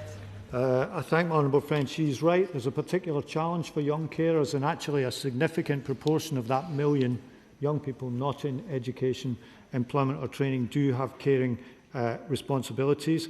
I commend the work of Shipley College, and I'm very happy to keep talking to her about this issue to see what help we can give to more young carers. Shaukat Adam. Madam Deputy Speaker, my constituency, Leicester South, like the rest of the nation, struggles with youth unemployment, not in education and also in training. But I just want to ask, so this statement is welcome to a certain degree, but I just want to ask a technical question to the Secretary of State. On bonuses that are being paid, what age range will this cover? Is it 18 to 21? And also, when will these bonuses be paid? Will it be just on initial hiring, or is it after a certain period of work? Secretary of State. This will apply to young people between the age of 18 to 24. It will be the hiring bonus will be available from this summer, and we will look at having a retention mechanism in there so that people aren't just hired one day and let go the next. Charters. Speaker. Apprenticeship starts fell under the last government, largely driven by reduced uptakes from SMEs. So, actually, the SME incentive today is a game changer. Can the Minister confirm that that incentive can be stacked with other incentives, for example, when you hire a care leaver? And would he send a message from the dispatch box to York employers to take on an apprenticeship, take on an apprentice and give out that opportunity of a lifetime? State. I thank my honourable friend. I think employers do want to do the right thing. They do want to give young people a chance. He asked if these incentives could be stacked, as he said, and the answer is yes. If, for example, a small or medium-sized enterprise wants to take on a young apprentice and that person has been unemployed and on universal credit for 6 months or more, they can make available to themselves both the £2,000 apprenticeship incentive and the £3,000 hiring bonus. This is a strong signal to business. That is why the Federation of Small Businesses has called it a game changer, as he had. And it's a strong signal to give young people a chance, which is exactly what I think small and medium-sized businesses want to do. Ben Obsejecti. Thank you, Madam Deputy Speaker. I was lucky enough to get my first job when I was 16, doing a bit of washing up in the kitchen and working in a warehouse as well. And those taught me some really good life skills around what it's like to be employed and responsibilities that come with that. But speaking to businesses in my constituency, those opportunities for young people simply don't exist at the moment. And it isn't the problem of hiring people and being paid a bung to hire them. It's a problem of retaining the staff that they have. They say the impact of things like business rates, of the national insurance contributions, of the minimum wage, having a huge impact on their ability to retain the young staff that they have, and they're having to lay those staff off because they simply cannot afford to keep them on. So knowing full well that I will clip this and put it on social media, what would the Secretary of State like to say to businesses in my constituency to give them some, to let them know that he is listening to those concerns and that he will address those rather than putting a sticking plaster on, which this bill surely does? Secretary of State. Can I thank him for his question? He referred to his career as washing up, and let me tell him this is something that we have in common. Because one of my first jobs was as a dishwasher in what I believe was Scotland's first Mexican restaurant, Viva Mexico. This is a job that I inherited from the current First Minister of Scotland, John Swinney, who was the previous dishwasher in that restaurant. So if we want to form the National Union of Dishwashers, we can be the 3 founding members. He asked about my message to employers in his constituency. It is to look at this package, to avail themselves of the support within it, hiring bonuses for young unemployed people, specific help for small and medium-sized enterprises when hiring a young apprentice, and foundation apprentices for retail and hospitality industries.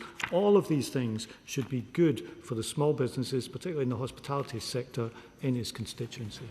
Josh Dean. Thank you, Madam Deputy Speaker, and I really welcome this government's investment in our young people's futures.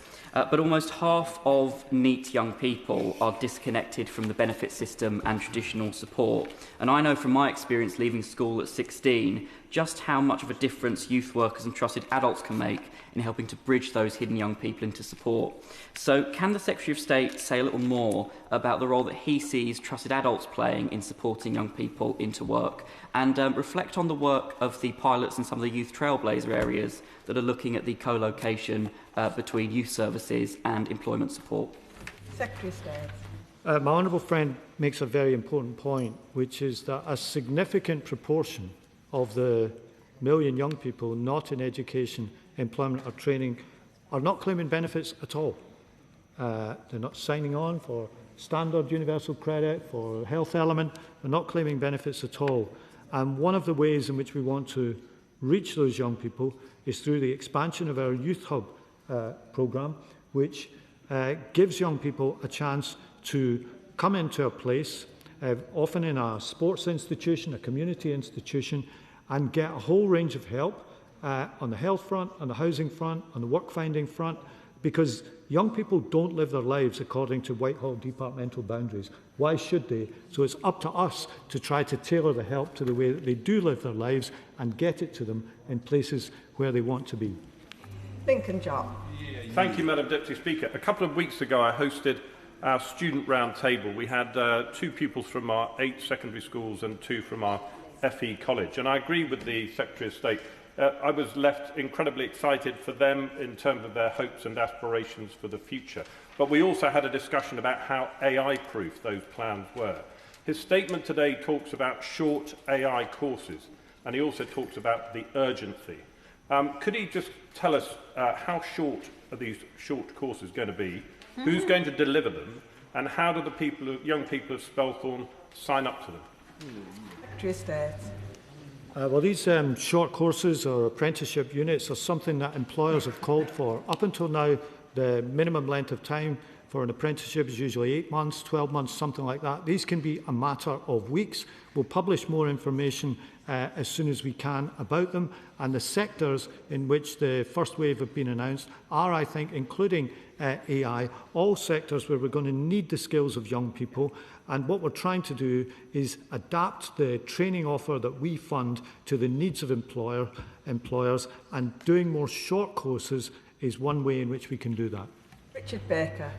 Madam Deputy Speaker, can I warmly welcome this announcement by the Secretary of State. This is exactly the kind of initiative to tackle youth employment employers in Glenrothes, my constituency, asked me for just a couple of weeks ago. And can he assure me that he will work with Scottish agencies and the Scotland Office as well to ensure that this scheme has maximum possible impact in Scotland, where youth unemployment is also far too high? Secretary of State. I thank him for his question. Yes, of course, I want to work with the Scotland Office, the Scottish Government, anyone who can make an impact on this. I visited the Bells Hill Job Centre in central Scotland just before Christmas, and I was told by the area manager that over 40% of the young people on her caseload were on what is called the health journey. And that should bring us up short. It should tell us and warn us about the stickiness and the long-term effects of a young person being off long-term on sickness benefits. And we have to do more to get opportunity to these young people and help them into work. And I hope that the package that I brought forward today can help us do that. Ayub Khan. Thank you, Madam Deputy Speaker. Across the West Midlands, around 29,000 young people are unemployed, with unemployment rates in parts of Birmingham, Wolverhampton and Walsall running at double the national average. Whilst I welcome the measures announced today, how will the government ensure that young people in high unemployment areas like Birmingham Perry Bar, where approximately 2,000 of young people are unemployed, rather than resources being spread thinly across the counties and the country? Secretary of State. Well, I obviously know the West Midlands well, and I know that the passion that our Mayor Richard Parker has for expanding opportunity, offering more skills and more opportunities to young people, and I work closely with him on this agenda. I don't believe we should set area against area. Of course, I'm concerned about youth unemployment in the West Midlands, and I can assure him that constituents in his constituency and mine and every other constituency in the West Midlands can benefit from the proposals that I've brought forward today. John Brady. Thank you, Madam Deputy Speaker. Glasgow has many brilliant young people who just want to work, but they've been let down by the Tories and the SNP, with school standards plummeting, a refusal to fund the Rolls-Royce Welding Centre, and many meetings I have with employers, they emphasise to me how little they see of the apprenticeship levy they pay in. Could my right honourable friend outline to me how this package provides opportunities to young people in Glasgow? Secretary of State. Well, Madam Deputy Speaker, I don't need any convincing about how great a city Glasgow is. I'll be going there very soon. And he asks what this will mean to young people in his constituency and to the City of Glasgow. The hiring bonuses I've announced today will be available all over the country, as will the subsidised job at 25 hours, minimum wage rates for 6 months for young people who've been unemployed for 18 months or more, precisely to give young people not just a wage, but, as I said, the sense of pride and purpose that comes with having a job. And I hope that that gives hope to the young people in Glasgow, and it's hope that we need to give to young people all around the United Kingdom. Liz Jarvis. Thank you, Madam Deputy Speaker. The MD of GW Martin, a manufacturing firm based in my constituency, welcomes the hiring bonus included in this announcement, but says this will barely cover the cost of 1 month's pay. More important to him are the candidates' attributes and commitment rather than any bonus on offer. While I absolutely welcome any measure to support young people in my constituency into work, will the Minister tell me what more is being done to ensure young people remain and succeed in the workplace? Secretary of State. Well, I welcome her somewhat limited support for the announcement, but she's right. We need to support young people in the workplace. There is, I think, perhaps a touch of nostalgia about some comments around this issue when people say young people are not work ready. That was the traditional role of youth apprenticeships. And when the ladder is kicked away from them, no wonder more young people are not work ready. We are changing that with this announcement because we're re-emphasising the importance of youth apprenticeships. So I hope that she welcomes that part too. Antonia Vance. Thank you, Madam Deputy Speaker, and I want to thank the Secretary of State for this announcement today that will make a big difference to so many of the young people who are looking for work or for training in our area of the Black Country and are not able to find the opportunities they need. I recently visited Asda in Great Bridge, where I saw the supported internship scheme that's being run there as a partnership between Asda, Project Search and Sandwell College. Their employment rate for that supported internship scheme with learning disabled young people is 60% compared to 4% nationally. Would the Minister join with me in congratulating Asda, Project Search, Sandwell College and Rose, Manvir, Oliver, Trish and Romeo on, for the work that they are doing together to make sure learning disabled people can get into good jobs? Well, I thank my honourable friend and parliamentary neighbour for her question. I know Asda in Great Bridge. And the example she shows what a wonderful employment rate after the programme, and it gives hope to young people with learning disabilities who should never be written off, and there's been too much of that in the past. And I think part of our work is to get more help and support to young people with disabilities, to give them the confidence and give them the opportunity that a job can bring.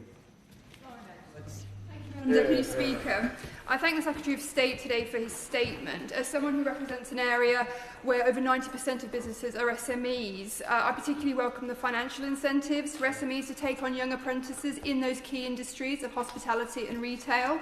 Demand for apprenticeships has been high for some time, so I really welcome the government's recognition that some supply-side incentives were needed to provide opportunities for young people in areas like mine.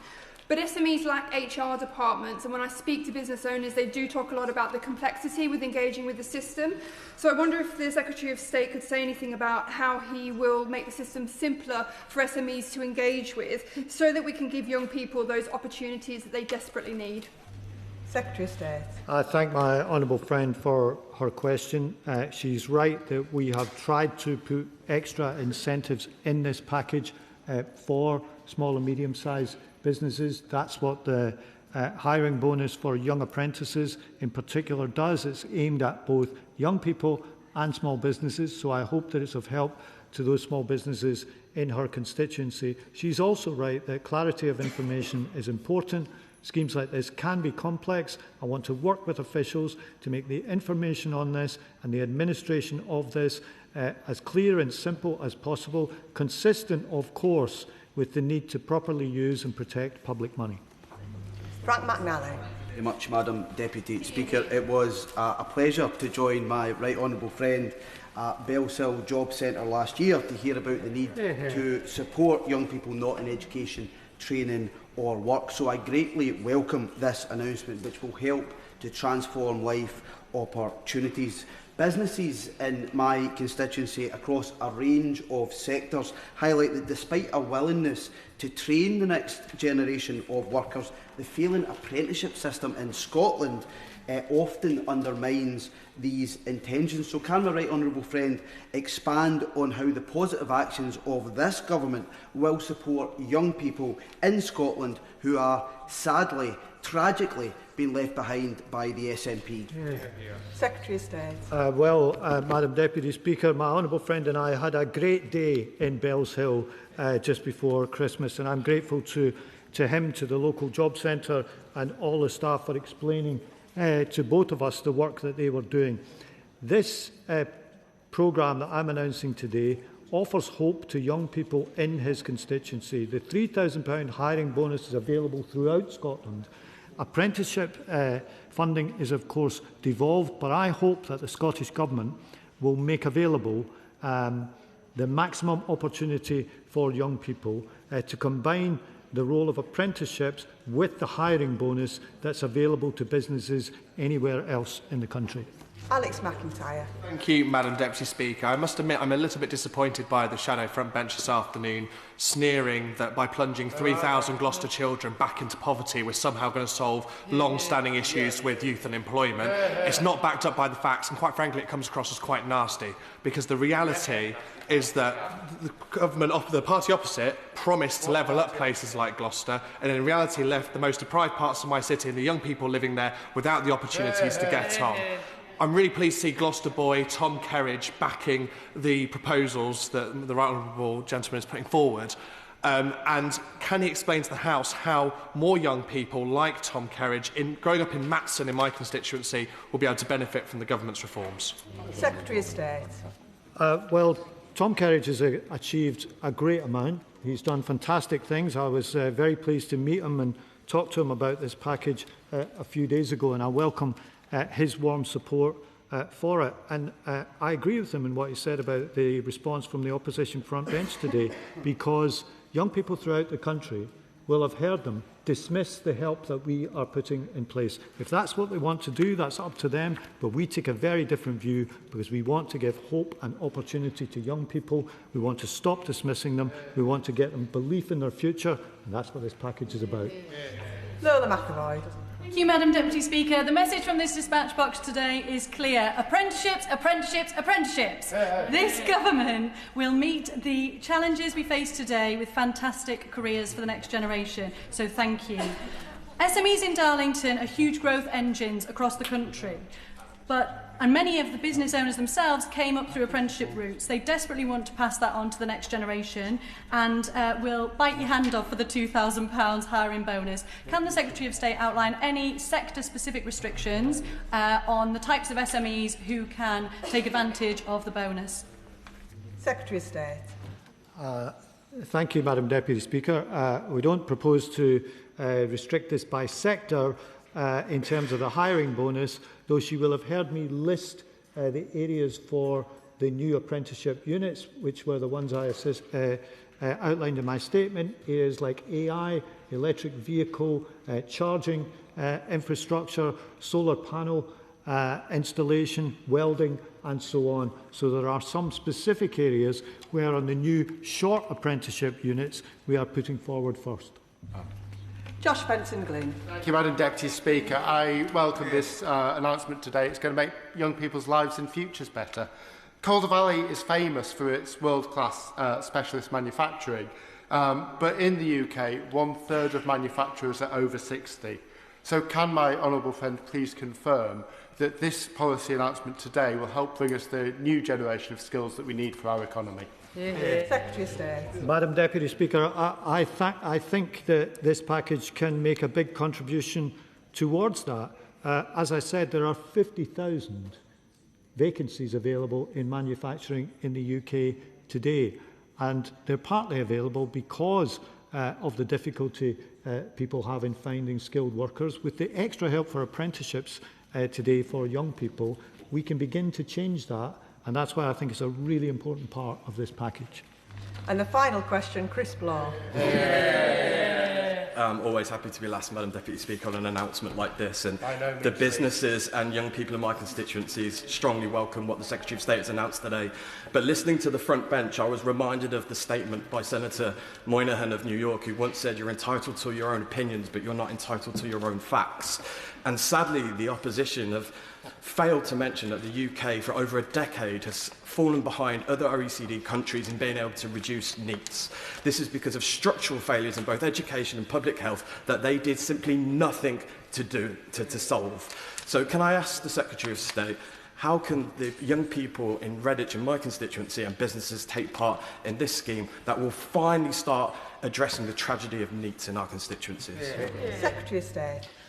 Well, on the final question, let me agree with my honourable friend that this problem of young people not in education, employment or training is a long-term problem which grew under the tutelage of the party opposite and about which they did precisely nothing. So this statement today and this package is a different approach with a very clear message behind it. So let's go out and sell it. And that message is, we believe in Britain's young people, we want to give them a better future, and we have a package of help to enable them to achieve that. And that concludes the statement. Point of order, John MacDonald. Thank you, Madam Deputy Speaker. In the House, members of Parliament on both sides have raised their concerns about the activities of the organisation called Labour Together. Labour Together was exposed by a group of journalists for wrongdoings, the non-declaration of political donations to the Electoral Commission. Members were concerned that Labour Together had then commissioned a US agency, APCO, to surveil and collect information and investigate the journalists.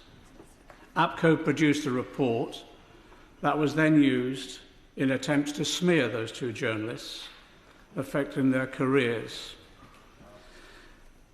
After it was raised in the House, I was contacted by a journalist as well, and it was indicated that Labour Together might have been collecting information not just on journalists, but possibly on members of Parliament as well.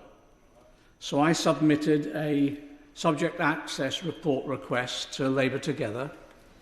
They've replied that it's a complex case and therefore it will be the 3-month deadline, not the month deadline. I also submitted a subject access report request to the US company, the agency, APCO.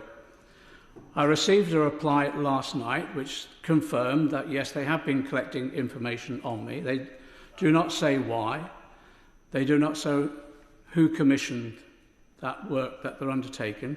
And then they gave me 11 pages of redacted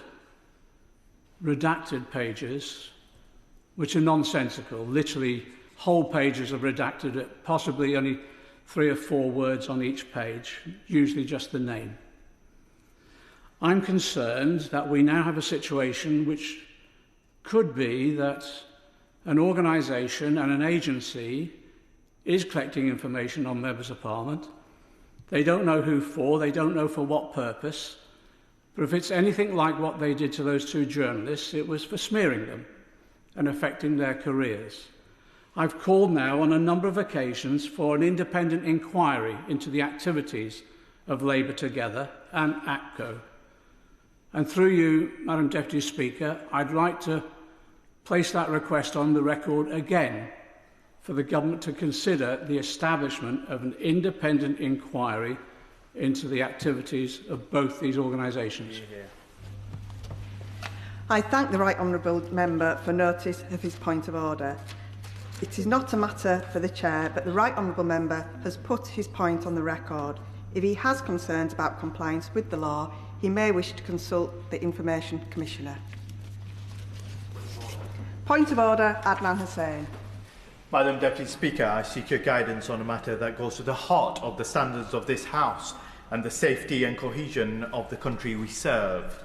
Earlier today, the Honourable Member, the Shadow Justice Secretary, made remarks about a peaceful and entirely lawful iftar gathering in Trafalgar Square, organised with the prior approval of the Greater London Authority. He described that gathering as an act of domination and implied that such expressions and such expressions of Muslim faith are unwelcome in our shared public spaces. Madam Deputy Speaker, public spaces in this country, including Trafalgar Square, have long been places where people of all faiths and none come together. Muslims breaking their fast, yes, but also Sikhs, Hindus and Jews, and many others marking their traditions openly and proudly. That is not extremism, that is not domination, and that is the very expression of the plural, democratic society we claim to defend. To single out one minority community in this way is not only inconsistent with that tradition, it is deeply dangerous and inflammatory. Madam Deputy Speaker, words from this House, from public officials, do not exist in a vacuum. They can legitimise prejudice, embolden those who seek to divide our country and our society.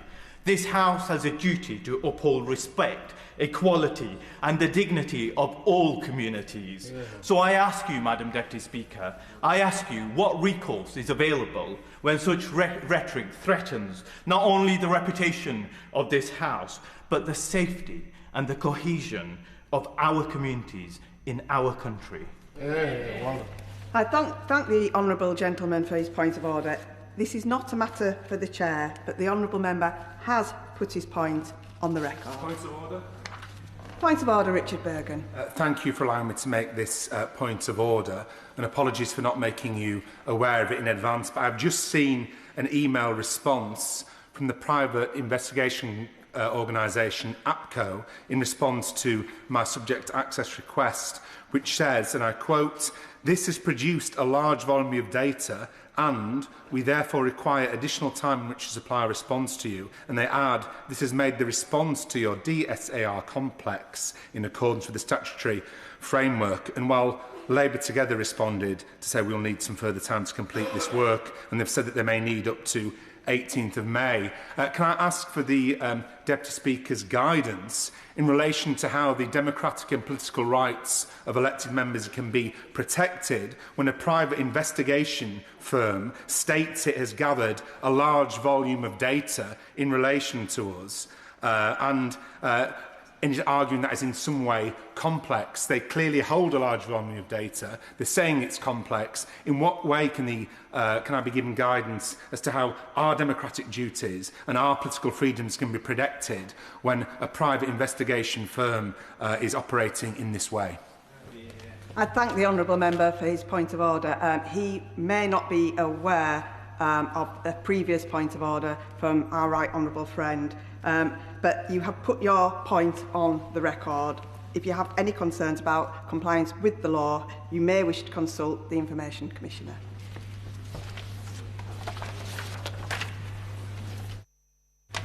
Presentation of bills. Liz Jarvis.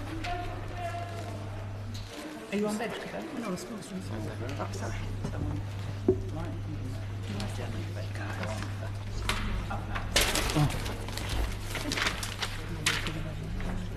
Silica dust exposure bill. Second reading what day? Friday the 17th of April. Friday the 17th of April. We now move on to the 10-minute rule motion. Catherine McKinnell. I beg to move that leave be given to bring in a bill to make provision for a fixed recoverable cost scheme to limit the costs that may be recovered in respect of certain cases of clinical negligence, to provide for regular review of the limits set by such a scheme, to amend the Law Reform Personal Injuries Act 1948, to require the Secretary of State to report on options for a form of clinical negligence compensation relating to obstetrics, and for connected purposes.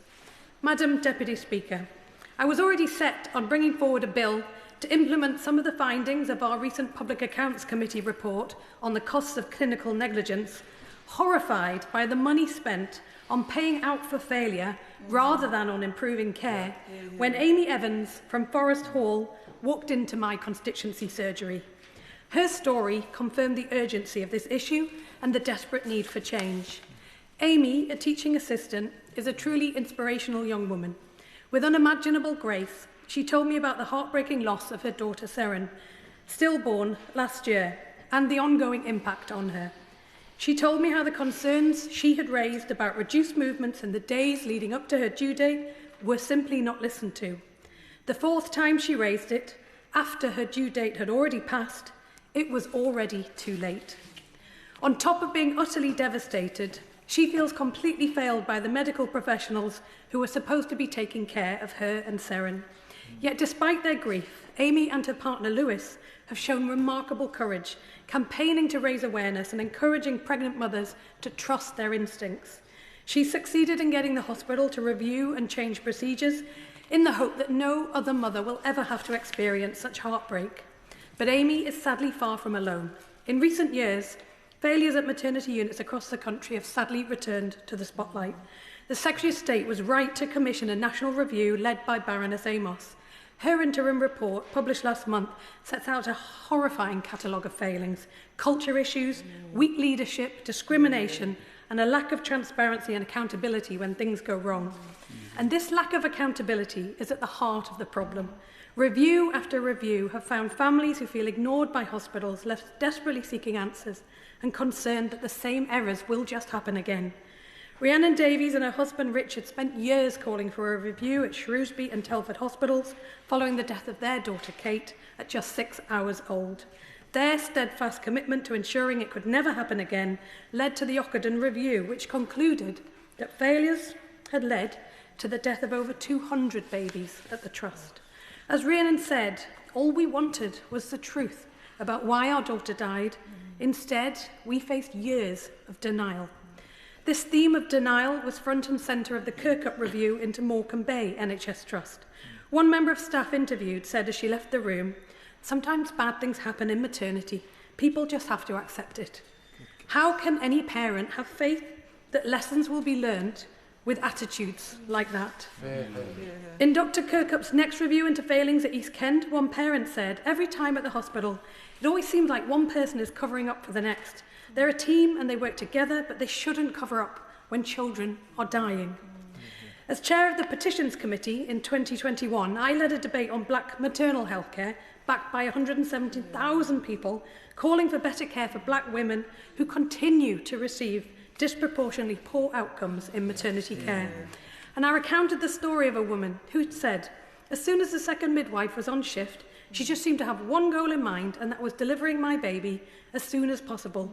She didn't seem to care about easing any part of my pain or reassuring me for the many worries I had at the time. She rushed my labour along, and as a result, almost cost me my son's life. This is also personal for me. I had my own experience of poor care when in labour with my first child. Despite being in significant pain, nauseous, vomiting, waters broken, I was sent away from the hospital numerous times. When I was finally admitted, I was a full emergency, my unborn baby with a falling heart rate, and in clear distress, both of us having endured 24 hours of unproductive, painful, and dangerous back-to-back labour. I recalled afterwards that the midwives behaved more like nightclub bouncers than carers. One even said to me, I think on the third time of being sent away, I know it's exciting having your first baby. She clearly had never given birth. Fortunately, both my daughter and I came through the experience without lasting damage, but when I read the stories of parents who've experienced the worst, I can see how close we came. It's no surprise then, faced with issues around accountability, denial, and a lack of trust, so many parents have to pursue legal avenues to get their answers. When mothers feel they haven't been listened to, they hit a brick wall of NHS defensive culture. They have nowhere else to turn. Maternity claims are the highest value negligence claims and can often involve babies born with catastrophic lifelong injuries. Yet the average birth injury claim in England takes 6.5 years to conclude, during which parents are trapped having to fight for the support their child needs. As the Public Accounts Committee's extensive inquiry found, other countries have shown a better, safer and more compassionate system is possible. New Zealand's automatic no-fault scheme costs roughly half what England spends per capita. Japan's cerebral palsy scheme combines compensation with a robust investigation and prevention programme, improving care while reducing claims. Sweden has a long-standing no-blame compensation scheme where cases are assessed on whether it was avoidable rather than proving negligence. This encourages transparency from clinicians, and it's contributed to a reduction in avoidable birth injuries. In Sweden, 1 baby fewer dies each day than in the UK. And in Japan, that figure is 2. So at the heart of this must be a willingness and an openness to seek answers and learn lessons, so healing can begin and care can improve, which is why this bill calls for the incorporation of the lessons of existing maternity reviews, as well as asking the government to draw on the international best practice so that we can build a fairer, safer and more effective system in our NHS. The bill also reflects the further findings in the Public Accounts Committee report. The government's liability for clinical negligence claims has quadrupled over the last 2 decades and now stands at £60 billion. When it comes to maternity, it's truly shocking that we spend more on failure than we do on the care itself. NHS Resolution is working to resolve more claims without litigation, and that is welcome, but it is far from enough. Take claims under £25,000 in value. In 2024-25, these cost the NHS £183 million, yet only £39 million, just 1 in every £5, went to patients in damages. The rest absorbed by legal and defence costs. It's staggering that so much money, public money, goes to lawyers, not those patients harmed, or to improve the care. The previous government consulted on introducing a fixed recoverable cost scheme, mirroring the approach used in many personal injury cases, and whilst it was agreed to 3 years ago, it remains under review. This bill will put into place a system that will improve it, and I'm grateful to the former Chancellor and Health Secretary, the Right Honourable Member for Godalming and Ash, for supporting this bill. There's also a long-standing anomaly in how compensation is calculated, dictated by a law predating the NHS that prevents consideration that the NHS may be the best place for claimants to access ongoing care. And as it stands, it can lead to the state effectively being double charged. So to ensure every pound is focused on improving care and preventing harm, we must finally amend and update this law, this 1948 relic, to reflect modern-day reality. But fundamentally, this bill isn't about numbers on a balance sheet, nor is it about restricting compensation for those who've experienced harms. It's about mothers, patients and families who live every day with the consequences of failure, who are crying out for a system that listens, that learns and that acts to reduce harm. We have to restore trust and an NHS built on compassion, not defensiveness, when things go wrong. To ensure that lessons are learned quickly and openly so patients get the answers they need, and the reassurance that the same mistakes won't just happen again. The vast sums of money we currently spend on legal costs must instead go to improving the system, rather than forcing families into years of litigation just to get the answers they deserve. So for Amy, Lewis and baby Seren, and for all the parents and babies who have suffered the most unimaginable harm, I commend this bill to the House. The question is that the honourable member have leave to bring in the bill. As many as are of that opinion say aye. Aye. Of the contrary, no. I think the ayes have it. The ayes have it. Who will prepare and bring in the bill? Sir Jeremy Hunt, Marsha de Cordova, Tansing Daisy, David Smith, Peter Princely, Rachel Gilmore, Mary Glindon, Jen Craft, Paulette Hamilton, Anna Dixon, Josh Fenton Glynn, and myself, Madam Deputy Speaker. Catherine McKinnell.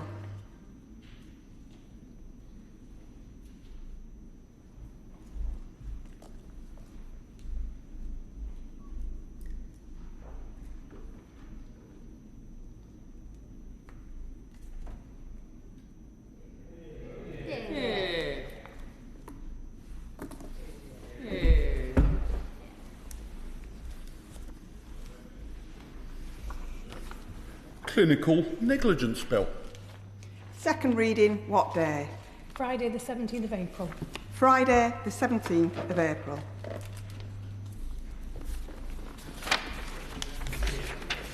We now come to the allocation of time motion. Minister to move. I beg to move. The question is as on the order paper. As many as are of that opinion say aye. Aye. Of the contrary, no. I think the ayes have it. The ayes have it. The clerk will now proceed to read the orders of the day. Ministerial Salaries Amendment Bill, second reading. I beg to move. Now. Minister to move second reading. Pema.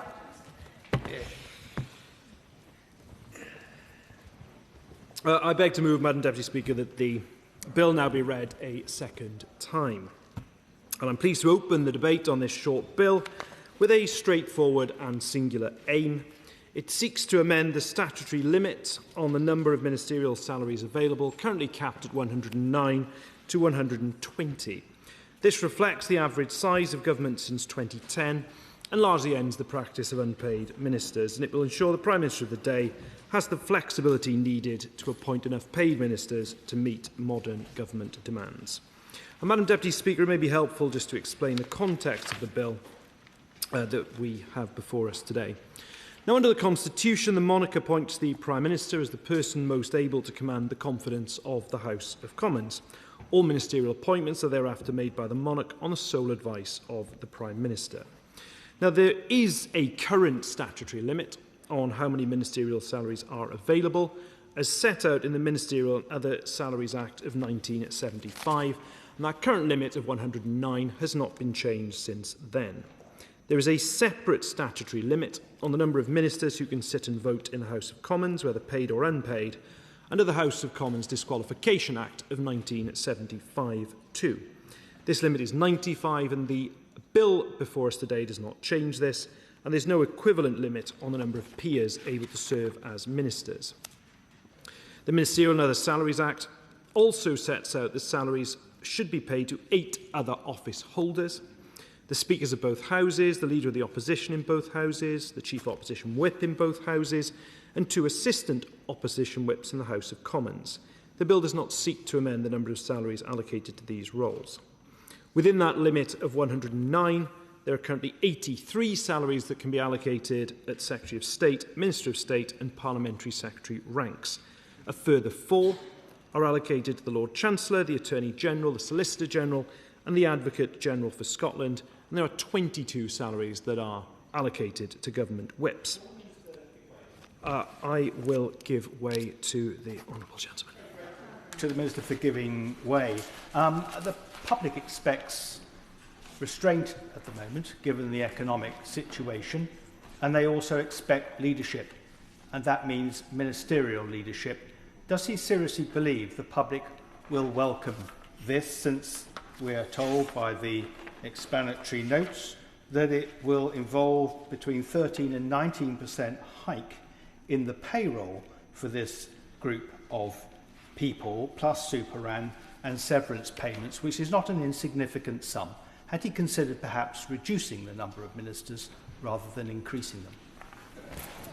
I'm genuinely surprised by that intervention, because when I was taking the hereditary peers bill through the House, not only did the opposition front bench in this House raise the issue of unpaid ministers in the Lords, the leader of his party in the Lords also raised it as something they wanted. So, I mean, he's very much out of step with his own front bench with that contribution. But to take him in terms of the substance of the point that he's making, the reassurance should be given that the freeze on ministerial salaries absolutely remains. It is not about the level of salary to individuals, it is about the number of salaries that is available for the Prime Minister to allocate. And indeed, the ministerial, and I'll take more intervention, then I'll make some progress, but I'll take one more and then come back. I may be at risk of making myself fantastically unpopular, and I think I can do this having no prospect whatsoever of ministerial office again. But does he agree with me that at some point a government, and I perfectly well admit the last government didn't do this, does have to look at this constant freezing of the ministerial salary? At some point it does have to increase, otherwise we'll get to the point where there will be no meaningful reward for ministerial office, and I think that could have a detrimental impact in terms of the calibre of people that we can attract over the long term. So I wonder whether the Minister might be willing, given he's being, I think, rather bold with this, why not be bold also with ministerial salaries? If I can just remind the House that what we are discussing and what is in scope today is the number of ministerial appointments, not the salaries of ministerial appointments. Master General. Madam Deputy Speaker, if ever ministers were looking for a trade union leader, we have found one in front of us. And having been the Deputy Prime Minister, perhaps he should worry less about the future ambitions, having already held that very high office. But the freeze remains in place. On the 1975 Act, Madam Deputy Speaker, it sets cumulative limits on the salaries allocated to Secretaries of State, Ministers of State and Parliamentary Secretaries. And within the overall limit of 83, the cumulative limits are the 21 Secretary of State rank salaries, 50 Secretary of State rank and Minister of State rank, and 83 Secretary of State, Minister of State and Parliamentary Secretary rank salaries. Now, the salary limits were set in 1975, which is now over half a century ago. And as a result of the demands of modern government, all governments since 2010 have consistently featured larger ministerial teams than the existing Act's provisions permit to be paid. It's ranged from an average of 118 in the Cameron and May governments to 123 in the Sunak government, and there are 122 in the current government. And what that has meant is led to an unsatisfactory position where governments of all parties have become dependent on ministers being willing and able to work unpaid.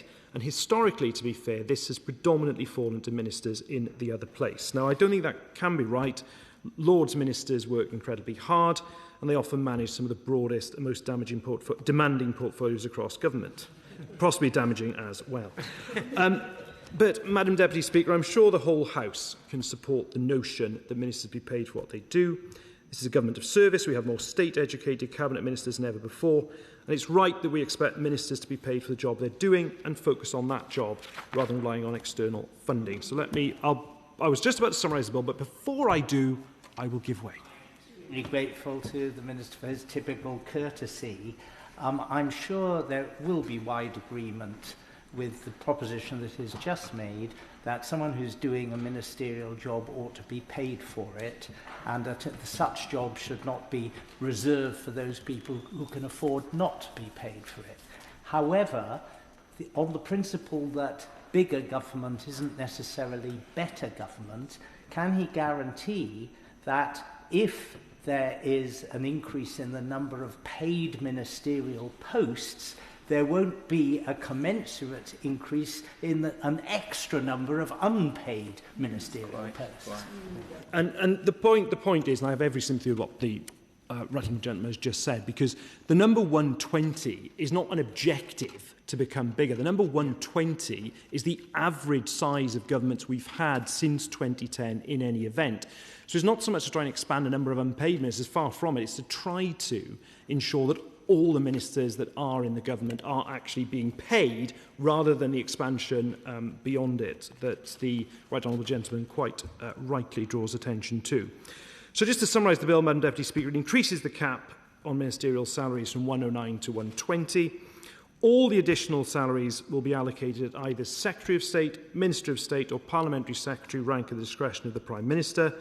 The salaries operate cumulatively. It means salaries not allocated at a senior rank can be used to pay a minister at a more junior rank within the limits. So therefore, the bill makes provision for one additional salary at Secretary of State rank, increasing the limit to 22, 4 additional salaries that can be allocated at either Secretary of State or Minister of State rank, including increasing the overall limit for Secretaries of State and Ministers of State from 50 to 54, and then 11 additional salaries that can be allocated at either Secretary of State, Minister of State or Parliamentary Secretary rank, increasing that overall limit from 83 to 94. Now, given that cumulative structure, if it were the case that the Prime Minister of the day chose to allocate them to the most senior minister possible, it would result in 1 extra salary for Secretary of State, 3 for Ministers of State and 7 for Parliamentary Secretaries. I should be clear that the limits on the Lord Chancellor, Attorney General, Solicitor General, Advocate General for Scotland and Government Whips remains unchanged. And the limits on other office holder salaries also remain unchanged. And as I've said, Madam Deputy Speaker, I will give way. To the Minister, I'm sorry to come at the death, but one of the things I've never quite understood, given that the workload is broadly the same, why there is a differential in salary between the different levels of minister, and particularly in the Lords, where effectively the jobs are the same. Why some Ministers of State, some Under Secretary, why are they paid a different amount? We are, after all, whatever our seniority, all paid exactly the same in this House. Why wouldn't they all just be paid the same? Yeah, it's an interesting point the honourable gentleman makes, actually, and it's, I think if we go back to the debates around in 1975, you'll see some of the reasons why it's the case, and we've always differentiated, not just in the ranks, but there are those differentials in salaries. If you look at the law officers as well, I think that's historically how we've done it. It doesn't necessarily mean there's a logic behind it, but I think it's the historical system we've inherited. And this bill is obviously meant to just correct one of the anomalies. That isn't to say there aren't others, as the right honourable gentleman sets out. As I say, 120 is the average number of ministers since 2010. That's what's in clause 1 of the bill. And set against the existing limit of 95 ministers who can be members of this place under the House of Commons Disqualification Act 1975, 25 salaries are effectively reserved for Lords ministers. As I indicated in the earlier intervention from the right honourable gentleman, the bill does not increase the pay of individual ministers. I know to take a different view from the former Deputy Prime Minister on that. But with the exception of Lords pay in 2019, the salaries of ministers has not increased since 2008, and the current Prime Minister maintained the salary freeze on entering office. The bill does not change that position. So I will give way one more time and then I'll conclude. The Minister has made frequent reference to this 120 point. But further to the intervention by the Honourable Member for my honourable friend for New Forest, why not then legislate to have that as a fixed cap on ministers? Because in my experience, advising many ministers and being involved in many reshuffles, there is always an enormous temptation just to squeeze one more in and then another one.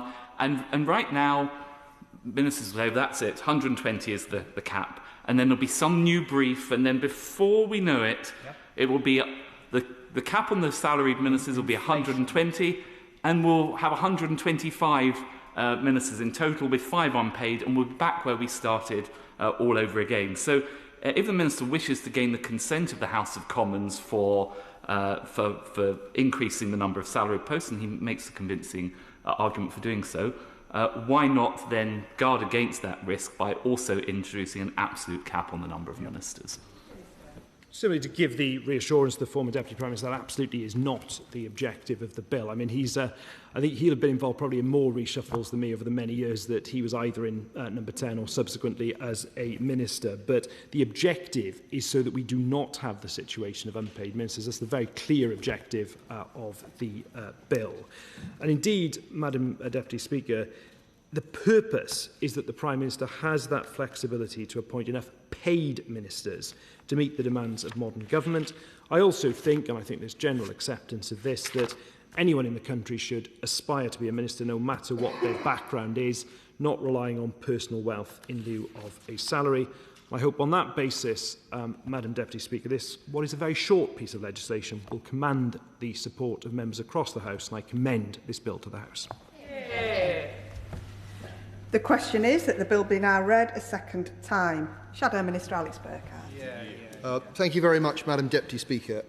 Honourable members will be delighted to hear that I only intend to speak briefly. And this is because the opposition does not intend to oppose the legislation today. My contribution is already substantially longer than that made by my predecessor, Teddy Taylor, in 1975, when the legislation originally came to this House, who said only 14 words before sitting down. I just want to return, because although my party doesn't oppose this measure, I do have a few questions based on issues raised by my honourable friends. Because the position of our party is that the next Conservative government will intend to reduce the size of government and in due course to reduce the number of ministers that government requires. But on principle, we do think that ministers ought to be paid. And I think that's why I refer back to my right honourable friend, the former Deputy Prime Minister's remarks. It would be good to have a dispatch box commitment that there won't be any more unpaid ministers under this government, because if that's the intention of the bill, I understand he hasn't drafted it in that way, and we don't intend to bring forward amendments at committee stage, but I think it would reassure the House that this isn't just going to be an ever-increasing problem, and that unpaid ministers will add to paid ministers and so on. And I also think that it would be helpful if the minister would set out for the House what the government's intention is for the additional Secretary of State salary. I think that will command some interest inside and outside of this place. I think it's pretty obvious that the government has something in mind, and it would be useful to air that at this stage. But as I say, we do believe that those who serve as ministers ought to be paid. And it's not really right that Prime Ministers should ask people to be a Minister of the Crown without offering them a salary. I think our constituents would feel the same way. So while our approach would be slightly different, we will not oppose the legislation today. Liberal Democrat spokesperson Lisa Smart.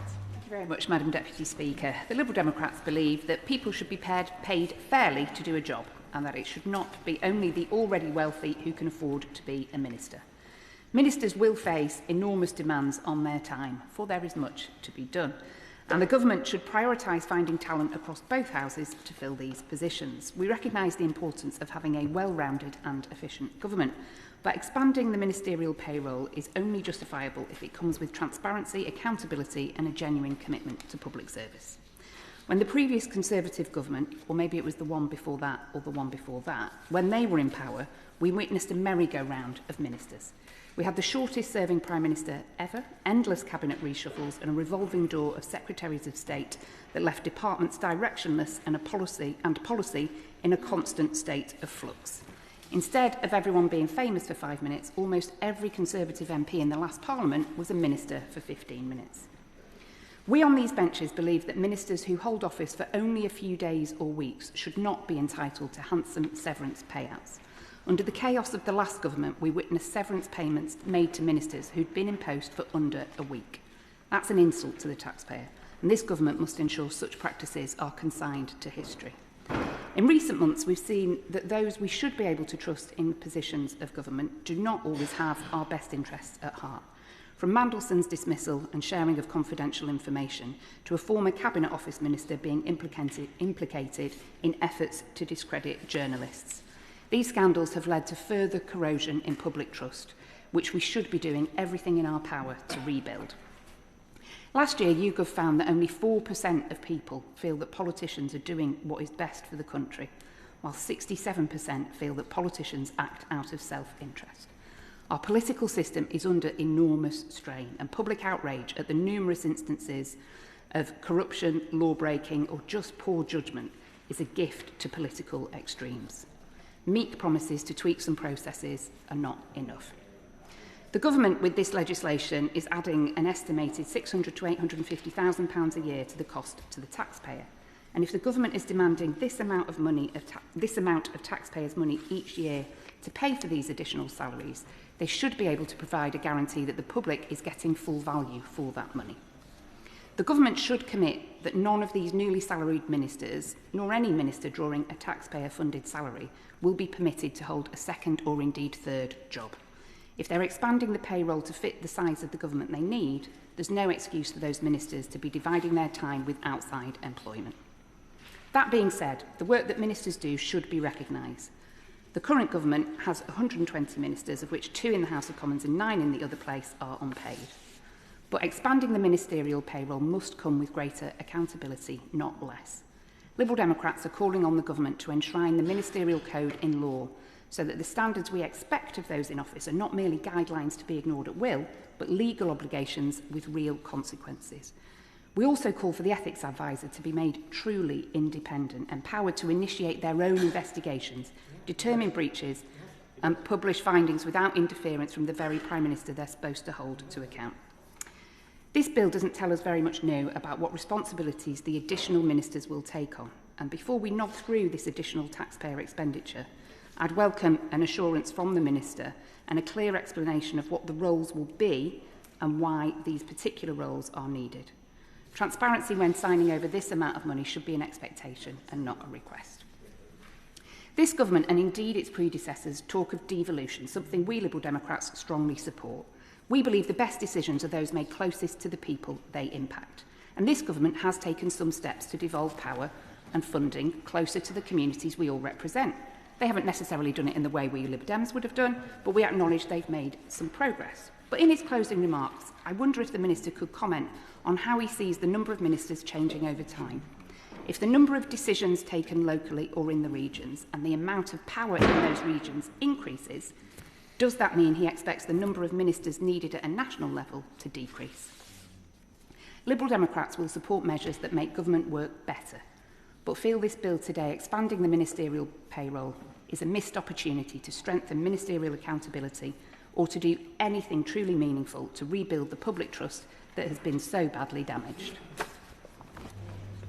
Sir Gavin Williamson. Thank you, Madam Deputy Speaker. And can I just say what a pleasure it is to speak in this debate, and speak in a debate where there's no time limit that is attached to the speeches that are made. This is a rarity and an opportunity that I think we should all relish and take advantage of. I must confess, Madam Deputy Speaker, when I saw the title of this bill, the radical in me was excited by it, because I thought, you know, the government was going to be doing something bold and visionary and different. But sadly, that opportunity to do something different seems to have passed them by.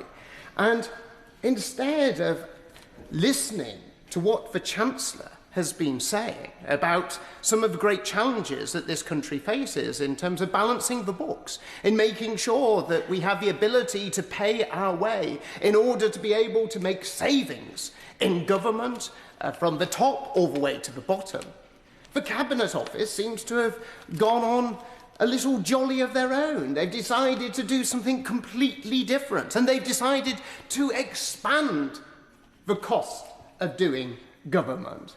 This isn't quite what the British public are saying, and before this debate, I thought I'd best just check my emails, because I was thinking, when was the last time I had a deluge, or maybe even just one, Madam Deputy Speaker, one email calling for more cabinet ministers, more ministers of state, or maybe more parliamentary under-secretaries of state? And I searched for the last month, and I could not find one. I searched for the last year. Madam Deputy Speaker, I could not find one. So I went all the way back for 16 years, desperately searching for the email, calling on more cabinet ministers, more ministers of state, more parliamentary under-secretaries of state, and I found none whatsoever, Madam Deputy Speaker. So I am concerned for the health of this government that I look at that is having a few difficulties. And I'm wondering if they're actually doing things that maybe the public don't want them to do. Because I don't think there is a great demand for more ministers. And I urge the minister to actually look at this legislation. And there could be a way of doing it. Because I agree with one element of this bill, that if a person has been asked to do a job, they should get a wage for it. But why don't you bring down the number of people that can be ministers? Why don't we take this and make sure it is a saving for the government and for the Treasury? And this will earn the minister great plaudits from number 11. He'll probably be hailed, he'll probably be earmarked for promotion, so he can get one of those reduced Cabinet Secretary of State positions. I do question as to why at this time the government is bringing forward legislation in order to be able to expand the government payroll. I do remember a time when I was Chief Whip, which admittedly was many years ago, and maybe things have been changed, and I'd often be confronted with members of Parliament quite willing to do a job without any pay, as long as they were going to be called minister. But maybe the times have sort of changed since I was Chief Whip. But I worry that actually saying that we have found time to pass legislation to pay more people to be ministers is not the message that we want the public to hear.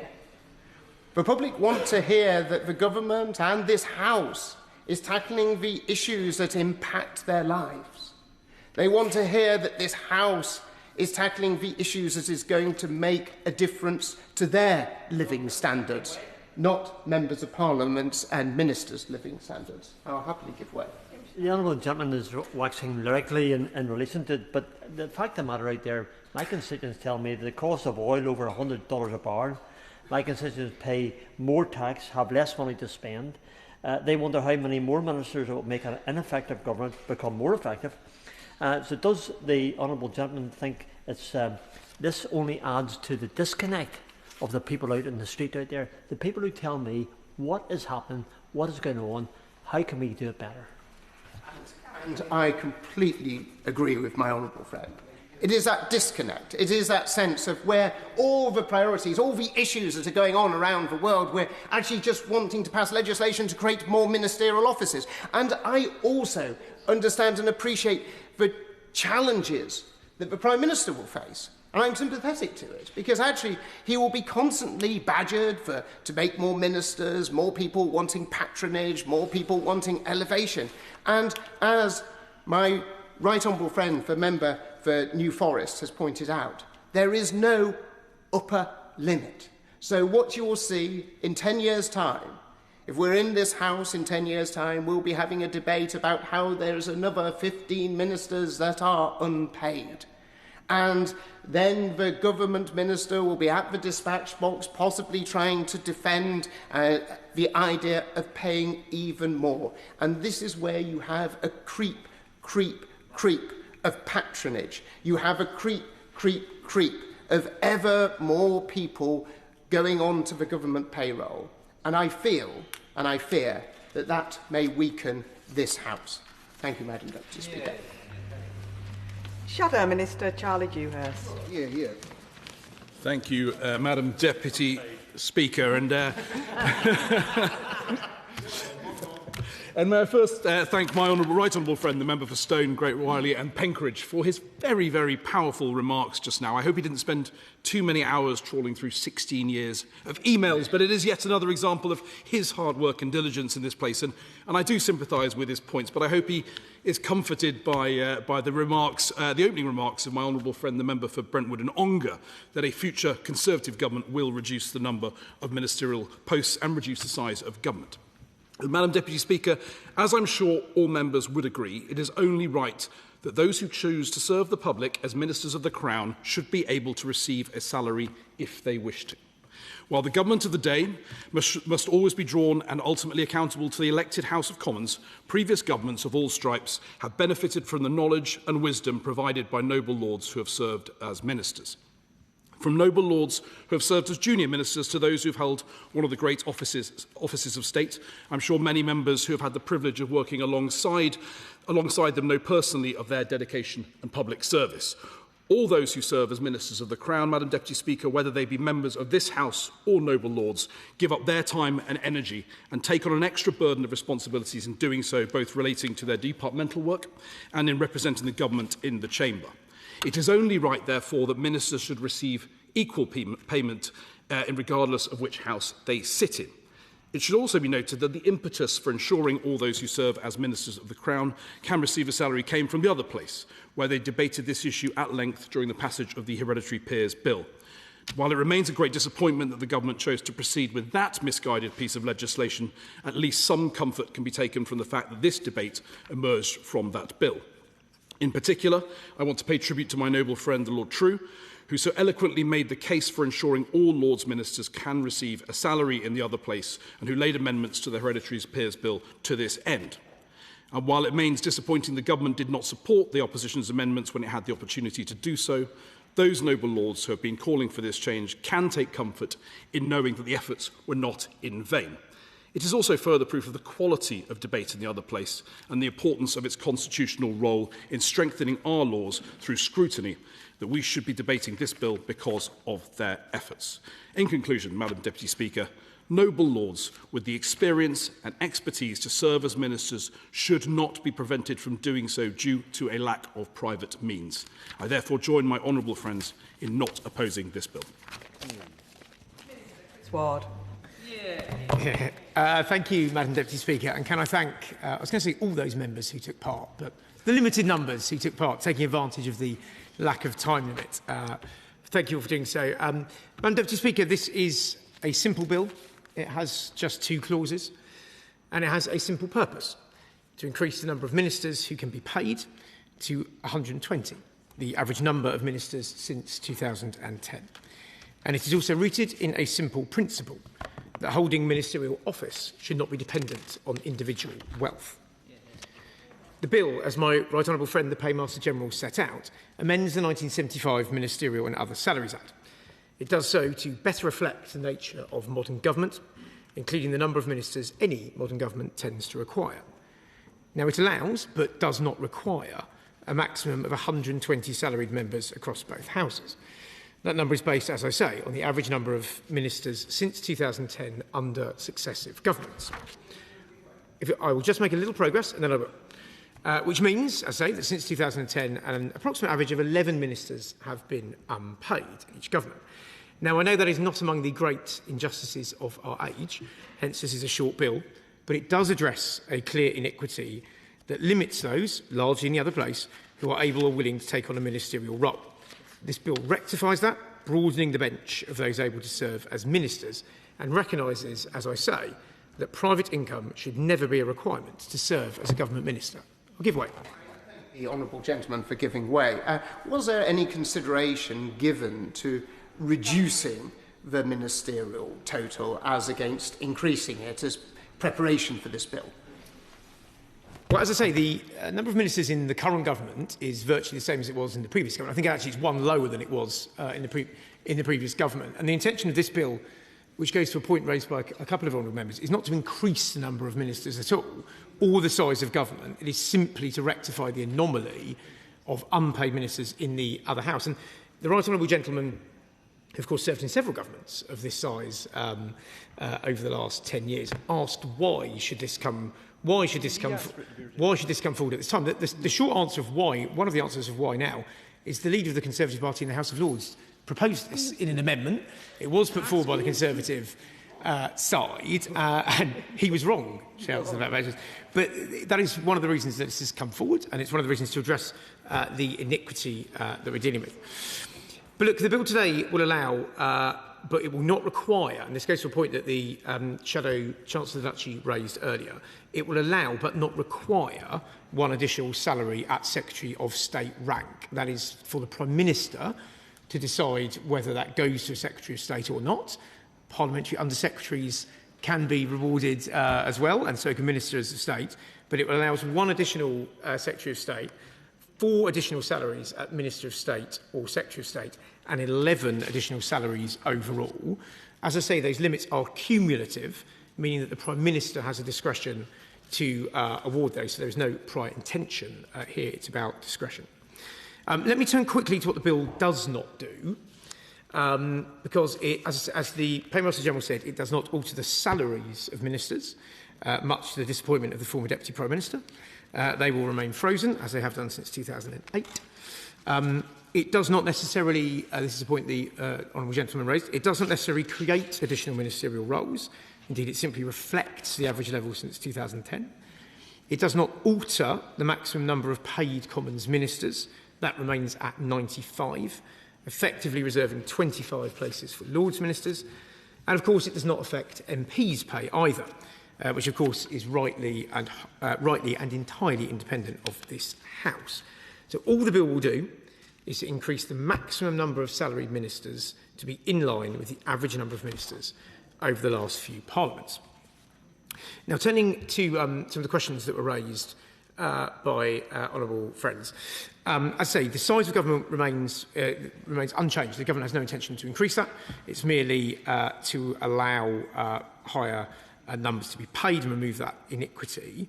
The Liberal Democrat spokesperson raised the amount of minimum service for severance pay. Of course, this government has already addressed that by introducing a power to mean that you have to serve 6 months before any severance can be paid, removing, as she quite rightly pointed out, some of the absurdities of the last government where people were being paid for a day or in some cases a few hours in the job.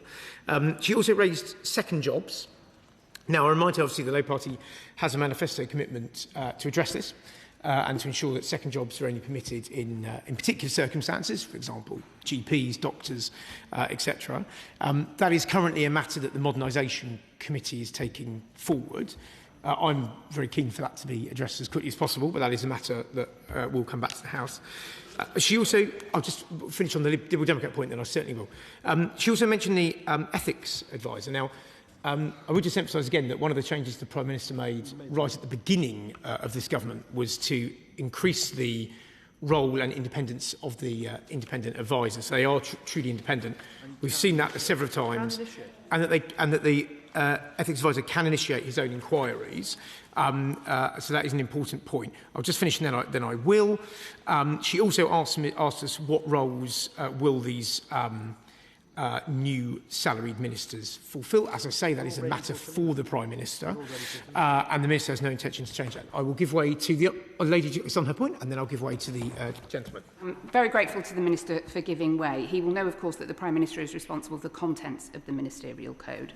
And while the Ethics Advisor can launch an investigation, the Prime Minister still has the reserved right to raise concerns about such an investigation so that the Independent Advisor does not proceed. Have I understood that correctly? So the Prime Minister polices the Ministerial Code, and he has responsibility for it. The Independent Advisor, as I say, was given the power to initiate his own investigations into ministers, which is, I think, an important step forward. It comes in part because, of course, some of the problems we saw in the previous government. I think the role of the Independent Advisor has been significantly strengthened under this government. I will give way now. I'm grateful to the Minister for giving way. I am reminded of that great fictional character, Sir Humphrey Appleby, who once observed that you get 300 members, you get to form a government, 100 are too young and too callow, 100 are too old and too silly, and so the government pretty much selects itself. And so I congratulate the Minister for making it into the middle third. The, on second jobs, can I just ask the Minister whether he feels, as a Minister, it is essentially a second job for which he is remunerated. And is it not a bit mean-spirited to pull up the drawbridge on other MPs who might actually desire to have a second job in a way he does. Thank him for that, and for slight flattery to not put me in the first or third of those brackets. Look, as I say, we're not trying to. The Labour Party has a manifesto commitment to look at second jobs and to limit them significantly. It's not about pulling up the drawbridge in all circumstances. As I say, there would be exemptions that we've looked at before, particularly around people who've serving in the NHS or etc. But that is a point I do think should be looked at, and I think that there is a basic expectation from the public that being in this House is your one and only job, and except in exceptional circumstances, that should be the case. But as I say, that is with the Modernisation Committee, and we will look to that. Moving on, Madam Deputy Speaker, just to raise a point again that the right honourable gentleman mentioned. He said there was nothing bold and radical being put forward here, but I would just point out this bill, of course, comes alongside a number of other reforms this government is trying to deliver to modernise our democracy. Last week, of course, after the Herculean efforts of the Paymaster General and others, legislation was finally passed to remove hereditary peers from this legislature, and not a moment too soon. And I will not, because I know he was not a great fan of that legislation. And in a few months,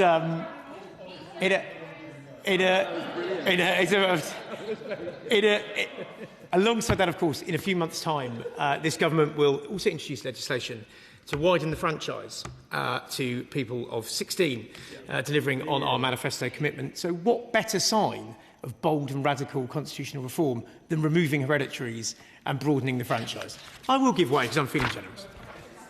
The Minister for his generosity, and he's right, he did remove, the government did move to remove hereditaries, an important step forward, but they also have failed to do a number of other things that were in their manifesto, including an age limit and attendance. Can the Minister give some clarity as to when that legislation is going to come forward, and whether he could also throw in the bishops as well to get rid of them? Raise bishops. I thought that might come in. He's quite right that the removal of hereditary peers is a step forward in modernising the other place. It is not the conclusion of it, and there is and the manifesto commits to a number of things which are in the second phase of Laws Reform. A committee is being set up to advise on how we go forward on that and to bring forward plans on that forward. And I look forward to debating that in the House with him when we bring them forward, including retirement age and other steps to modernise the second chamber. But, Madam Deputy Speaker, those steps are quite apart from this bill, because, as I said at the beginning, this is a simple bill, it is with a very narrow purpose, and it is designed to address a very simple inequity. And with that, Madam Deputy Speaker, I commend the bill to the House. Yeah. The question is that the bill now be read a second time. As many as are of that opinion say aye. Aye. On the contrary, no. I think the ayes have it. The ayes have it. Money motion to be moved formally. I beg to move. The question is as on the order paper. As many as are of that opinion say aye. Aye. Of the contrary, no. I think the ayes have it. The ayes have it. Order. Under the allocation of time order of today, we now move to Committee of the Whole House. I beg to report that the committee has... Sorry.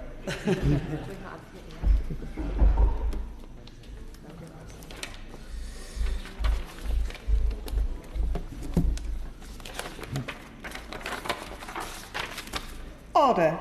Ministerial Salaries Amendment Bill. I remind members that in committee, members should not address the Chair as Deputy Speaker. Please use our names when addressing the Chair. Madam Chair, Chair and Madam Chairman are also acceptable. We begin with the question that Clause 1 stand part of the bill, with which it would be convenient to consider Clause 2 stand part. The question is that Clause 1 stand part of the bill. I call the Minister. Paymaster General. Yeah. Thank you, Madam Chair, and it's a pleasure to serve under your chairmanship as I open the Committee of the Whole House. I've already set out the core arguments for this legislation in my second reading speech, so I'm not going to rehearse them again here, though I've not matched the Teddy Taylor standard from 1975. But for the benefit of the House, I will outline the two clauses and why they should stand part of the bill. So, Madam Chair, Clause 1 of the bill amends paragraph 2 of Part 5 of Schedule 1 to the Ministerial and Other Salaries Act 1975 which is the section of that Act that determines the maximum number of salaries that may be paid to certain ministerial office holders. Clause 1A replaces the previous position of 21 salaries at Secretary of State rank with a new provision for 22 salaries. Clause 1B replaces the previous provision of 50 salaries at Secretary of State rank and Minister of State rank with a new provision for 54 salaries. And Clause 1C replaces the previous provision of 83 salaries at Secretary of State rank, Minister of State rank and Parliamentary Secretary rank with a new provision of 94 salaries. This increases the total number of ministerial salaries available by 11. And as I indicated, the new limits are cumulative, meaning the Prime Minister has the discretion to allocate salaries to a large number of ministers at more junior ranks within those limits, if so desired. Clause 2 of the Bill sets out the extent, commencement and short title of the Bill. The Bill extends to England and Wales, Scotland and Northern Ireland. And of course, Madam Chair, the Bill comes into force upon royal assent. And there we are, Madam Chair. I very much look forward to the rest of the debate and seeing the Bill in the statute book soon. Shadow Minister. Thank you, Madam Chair. Just a few short remarks from me. And first, I think it would just be very helpful if the Minister would set out how the government have come to the totals that it has come to. You know, why 1, why 4, why 9 in total? Why not fewer, why not more? And secondly, I didn't quite get the dispatch box commitment that I was looking for, that this was going to mark an end to unpaid ministerial posts in this government. We're just there's a little bit of a debate on the government bench about whether that commitment was made. But if the Paymaster General would just be crystal clear, we can all go home happy. Paymaster General. Well, I'll try to be brief on these. 2 questions. The usual precise contribution, as ever, from the Shadow Chancellor of the Duchy. Why those totals? Because they reflect the average practice since 2010. It's trying to look at the existing practice as opposed to, and perhaps to reassure the Right Honourable Gentleman, rather than looking at additional totals in the future. So look at the existing practice. And secondly, in terms of ending the practice of unpaid ministers, at least largely ended, that is exactly the intention of the bill. The question is that Clause 1 stand part of the bill. As many as are of that opinion say aye. Aye. Of the contrary, no. I think the ayes have it. The ayes have it.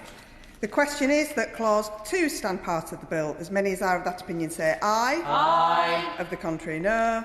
I think the ayes have it. The ayes have it. Order, order. That concludes proceedings in committee.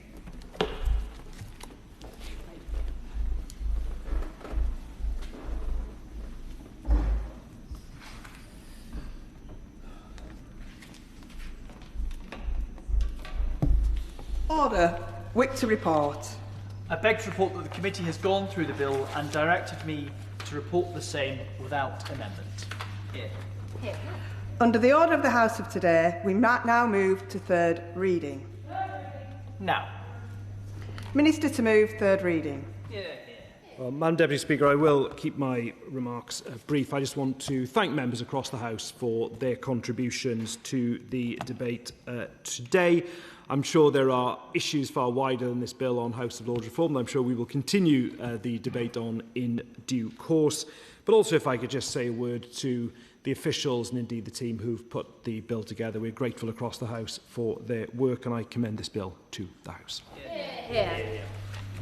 The question is that the bill be now read the third time. As many as are of that opinion say aye. Aye. Of the contrary, no. I think the ayes have it. The ayes have it. Motion number 6 on rating and valuation. Minister to move. I beg to move. The question is as on the order paper. As many as are of that opinion say aye. Aye. Of the contrary, no. I think the ayes have it. The ayes have it. Petition, Steph Aquaron. Thank you, Madam Deputy Speaker. I refer members to my register of interests as a serving county councillor. Corpus Dee Primary School is a valued small rural school in my constituency being threatened with closure at the end of this academic year. It's educated generations of children in North Norfolk and is a vital asset to the rural communities of Corpusty, Saxthorpe and the surrounding villages. The Conservatives on Norfolk County Council could take action to try and prevent this closure, but they're refusing to. Catchments could be widened, new housing will bring new families, and proper placemaking strategies could be employed, but they won't do it.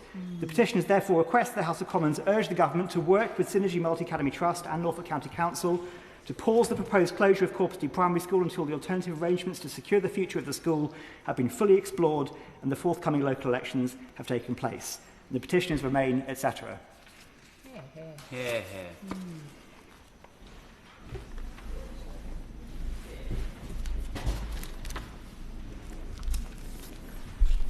Petition, Corpusty Primary School.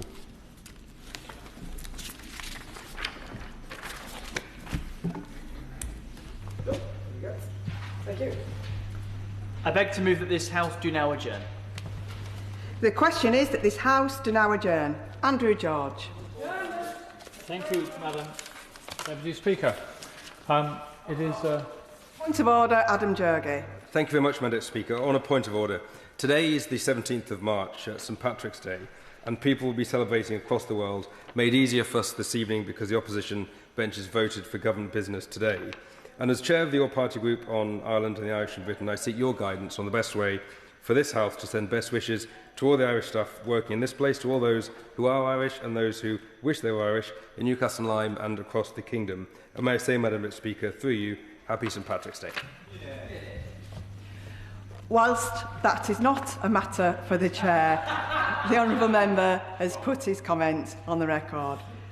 We now move to the adjournment debate. The question is that this House do now adjourn. Andrew George. thank you, Madam Deputy Speaker. I am pleased to have secured a debate, and I'm sure that the Minister is delighted that we've also adjourned at a moment where we have ample time in which to explore the issues of and the important issues of transport to the Isles of Scilly and indeed between the islands of the Isles of Scilly, because there is frankly a shocking injustice that Solonian residents have been treated as second-class citizens when it comes to affordable transport, especially when compared with everywhere else, frankly, in the United Kingdom. And that is a point which I hope that the Minister will acknowledge and will take on board, and therefore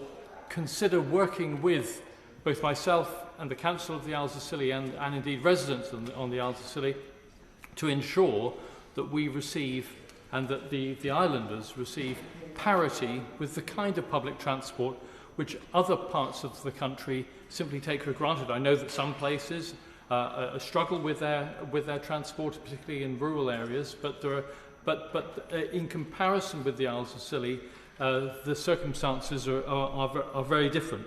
This, of course, isn't the first time that I've raised a debate of this kind in the House, and indeed, for example, on the 8th of January 2002, column 159, Westminster Hall, just to help Hansard reporters, and the 15th of January 2003, and on many other occasions since then, and indeed even during my 9 sabbatical years from this place, I raised the issues outside this House because of the injustice. And although some improvements have been made, we've also gone backwards as well as far as services are concerned. And I'll just give one example. This is a message from one of my constituents, from one of the 4 off-islands. There are 4 inhabited off-islands in the Isles of Scilly: St Agnes, Briar, Tresco, St Martin's, and one main island, St Mary's. And to get over to the main island of St Mary's, where all of these services, the hospital, medical services, the council operates, etc., etc., residents from the off islands need to get across sometimes very tempestuous waters to get to the main island. And this constituent says that I broke my wrist recently, and because there was no bone showing through my arm, I had to wait 5 days until I could see medical personnel and have it x-rayed and put in plaster. I've had a medical procedure which involved 2 daily visits from this off-island to St Mary's Health Centre, but fortunately it was summer. If it had been winter, I would have to have paid £240 just for the boating to and fro. That's £120 return trip for the resident. Residents have no alternative than to book what are known as specials to attend an x-ray appointment or medical appointment, or to visit a very elderly resident or a friend, family member in St Mary's Hospital. This again is the £120 return. There has also been a cutback of transport funding for under 5 nursery services and club activities like the Brownies, and so the list goes on, and all the problems that the residents of St Martin's, that's where she lives, are facing due to the lack of affordable boating. Will you allow me? Yes, of course. I thank him very much for allowing me, and he's making a really powerful case for his constituents. Would he agree with me that it's not just a problem for the Isle of Scilly, it's also Isle of Wight, the Western Isles? We're an archipelago, and those who live on the outer islands suffer from this inequity. They are as British as us, but they do not enjoy the same connectivity that we enjoy. I'm grateful to my honourable friend, because actually he leads me on to my next point, because although he says that we're all in the same boat, if you pardon the pun, the fact is that we're not, because in Scotland those services are very heavily subsidised, as I will come on to explain. And so when we're looking for parity, the comparability of the services between the Isles of Scilly and Scottish Islands is very significantly different, I have to say. And also, of course, the Isles of Scilly has the additional challenges of being some 40 miles off the coast. The Isle of Wight, I don't know how many miles, is it 1.5 miles, 2, 3 miles? Certainly it's a very short journey, and also because of the numbers of passengers that are going in that direction, obviously the costs are significantly less than indeed they are for the Isles of Scilly. So when you compare it with Scottish Islands, you've got cost and prices per passenger for freight and indeed air transport, which are in most cases, very heavily subsidised. Now, I know the UK government isn't responsible for the practices of the Scottish government, but it was previous to devolution, and indeed that is when the policy was established, and that's why I still think, even though the Minister may attempt to hide behind distancing himself from something which is not the responsibility of the UK government, it was originally, and indeed that left a legacy for Scotland which has given them very significant advantages. So there is no equivalent of the £3 bus fare. It's £120 return, as you, Madam Deputy Speaker, have just heard, and as the Minister will have heard. And there's no subsidised air travel, and the entire economy depends very much on tourism, and tourism depends on travel. So in those circumstances, obviously, we hope that the Isles of Scilly will be treated fairly. There are very high freight costs. The costs of getting food and other essential services to the islands are very, very significant. So our ask to the Minister is to work with the Council, myself and transport providers and others, to alleviate these pressures by finding an agreeable way to provide support to reduce these costs of living. Yes, I'll very happily give way to the Honourable Member. I really appreciate the Honourable Member for St Ives bringing this important debate to the Chamber. So I have Exeter Airport in my constituency, one of the key transport nodes to get to the Isles of Scilly. On my dad's side, my grandparents, great-grandparents really enjoyed going down on holiday. They added to that tourism economy, and I've seen the prices of travel to get to the Scilly Isles increase over recent years, so less people are able to enjoy it. So if I can, Madam Deputy Speaker, offer my support as well, any way that I can add in extra airports and work with the Honourable Member to try and work on some of these problems, I would be very happy to do so.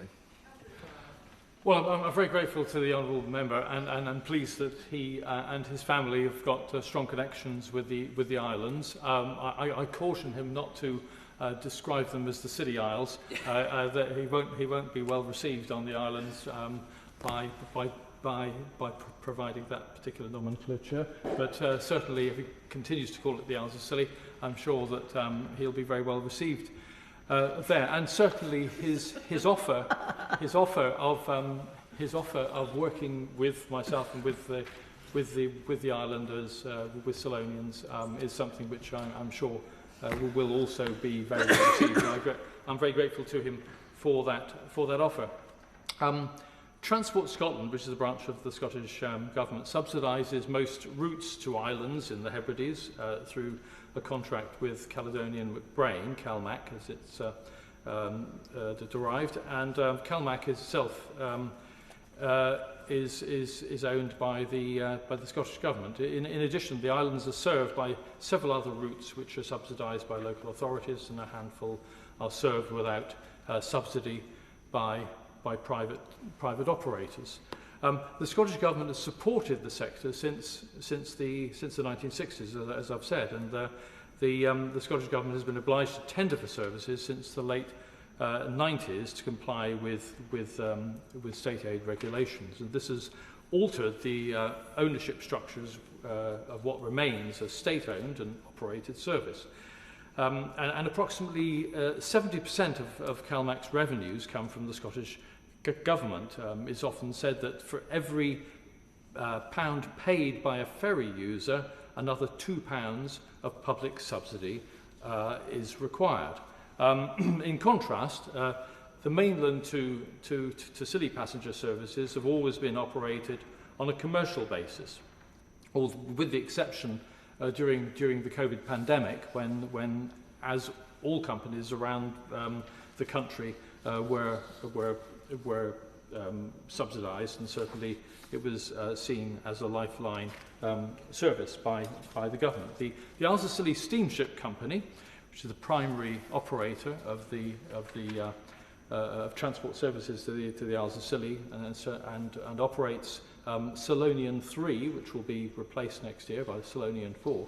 It's now in its 49th year. Indeed, it was purchased in the 60s with a government loan of £1 million during the period when Harold Wilson, who was a resident of St Mary's, was the Prime Minister, and that did help the company purchase that vessel at that time. And of course, as the Minister will know, Harold Wilson is buried on St Mary's, and his love and affection with the islands is well known. But it operates that important lifeline link to the Isles of Scilly, but it only operates during the summer months, and it can't operate during the winter because of the inclement conditions. Although the Isles of Scilly Steamship Company does offer concessionary fares for islanders through its travel club, as it calls it, which is a way of building and rewarding loyalty, it is seen that by others, and certainly visitors of the island, that somehow this is being cross-subsidised from visitors to the islands. And of course, we don't want to get into a situation where we discourage visitors to the islands. But it's worth just pointing out, I just checked online today, that if we were to book a return fare on the ferry from Penzance to the Isles of Scilly, more or less a 3-hour journey on the 40-mile trip, it would be, it varies, but around the £220 return fare mark. Whereas if you were to catch a ferry from Mallaig to Canna, approximately 30 miles in Scotland, that journey would cost you £14.20. If you were to go to Kennecraig to Port Ascay to Isla, the 2-hour journey, that is £18.18. The comparison is something which I think one needs to reflect on. Therefore, it's worth just saying that the most ferry services in England, such as the ferries to the Isle of Wight, are operated by private operators, just as they are at the Isles of Scilly, and do not receive any central government grant or funding. There are other examples around the country which are of publicly owned ferries in the UK. For example, between the UK and the Isle of Man. On Merseyside, Mersey ferries are effectively owned by the local transport authority, Liverpool City Region Combined Authority. And in 2018, the government of the Isle of Man bought the Isle of Man Steam Packet Company, who operate ferries between the Isle of Man, UK and Ireland, into public ownership. And the Isle of Man government do not control the day-to-day running of the company's ferries, but they do own 100% stake of the Isle of Man Steam Packet Company's parent company. In terms of inter-island transport, I've referred to this already, and the costs in comparison with subsidies available to local authorities and passengers elsewhere. Of course, as I say, there isn't the equivalent of a £3 bus fare. There's no equivalent to free transport for older people. Of course, what this means for islanders is that they have a significantly increased cost of living. Now, whilst the Isles of Scilly Council is responsible, of course, for transport and the economic strategy, is a member of the Isles of Scilly Transport Board, which also includes representatives of the transport providers and business groups. The Council's strategic economic plan, the Island Futures, includes a core aim to improve, and I quote, to improve transport connectivity across the islands and to the mainland. In relation to connectivity, the strategy says the following. It aims to secure a resilient year-round transport service to Cornwall and further afield. It recognises that improving transport connectivity is a major challenge. That's an understatement. It aims to make the islands more self-sufficient and resilient to future changes, including in relation to transport connectivity, including between the islands. The other matters which complicate and worsen the situation for the Isles of Scilly are that, of course, it is, as a council, responsible for running the airport. Now, it's a very small council with a budget of £8.8 million, but it has to run a fully regulated and lifeline airport service itself. I understand that its landing fees are due to increase simply to meet the pure costs of meeting those regulatory challenges of 18% this year. And of course, a lot of the transport operators are complaining about this, and understandably so. It is a great expense. When I was last in Parliament, the EGNOS, or the European Geostationary Navigational Overlay Service, which is Europe's satellite-based augmentation system to ensure a safer use of the services, the EGNOS system was in operation. Of course, one of the many Brexit benefits, so-called Brexit benefits, is that, of course, we no longer can use of the European safe satellite system. That has been withdrawn, and so the services themselves have become less resilient and more weather dependent than they were just 10 years ago. So here we have a circumstance where even where you have a system which operates, it is also struggling. The Minister will also be aware that the Isles of Scilly Steamship Company has expressed concern about the expansion of the emissions trading scheme. Now, whilst, of course, we want to have cleaner atmospheres, it also is a question of the proportionate impact that this is likely to have. So, initially, this is for vessels with a gross tonnage of 5,000 from the 1st of June this year, and then to vessels of over 400 GT from 2028, adding costs to the service. And it would be helpful, I think, if the Minister were prepared to talk to the steamship company. He is going to address that issue, which is very helpful, and I do appreciate that. Now, of course, I mean, help has been provided, and certainly under the government's Levelling Up programme, the offer of £48.4 million was offered to create a new vessel. And indeed, when I was elected, there were other subsidies which were available, but unfortunately wasn't always possible to get the operator of the service, the steamship company, to agree to use those funds in the way that they were offered. And I know that the Minister has responded in correspondence and in meetings with me regarding how the English National Concessionary Travel Scheme is supposed to operate. And of course, we don't have buses between the off-islands and the main island. And therefore, it is absurd, I think, for the Minister to attempt to apply mainland landlocked transport policies to a maritime environment like the Isles of Scilly. I would ask him and urge him to look at this again.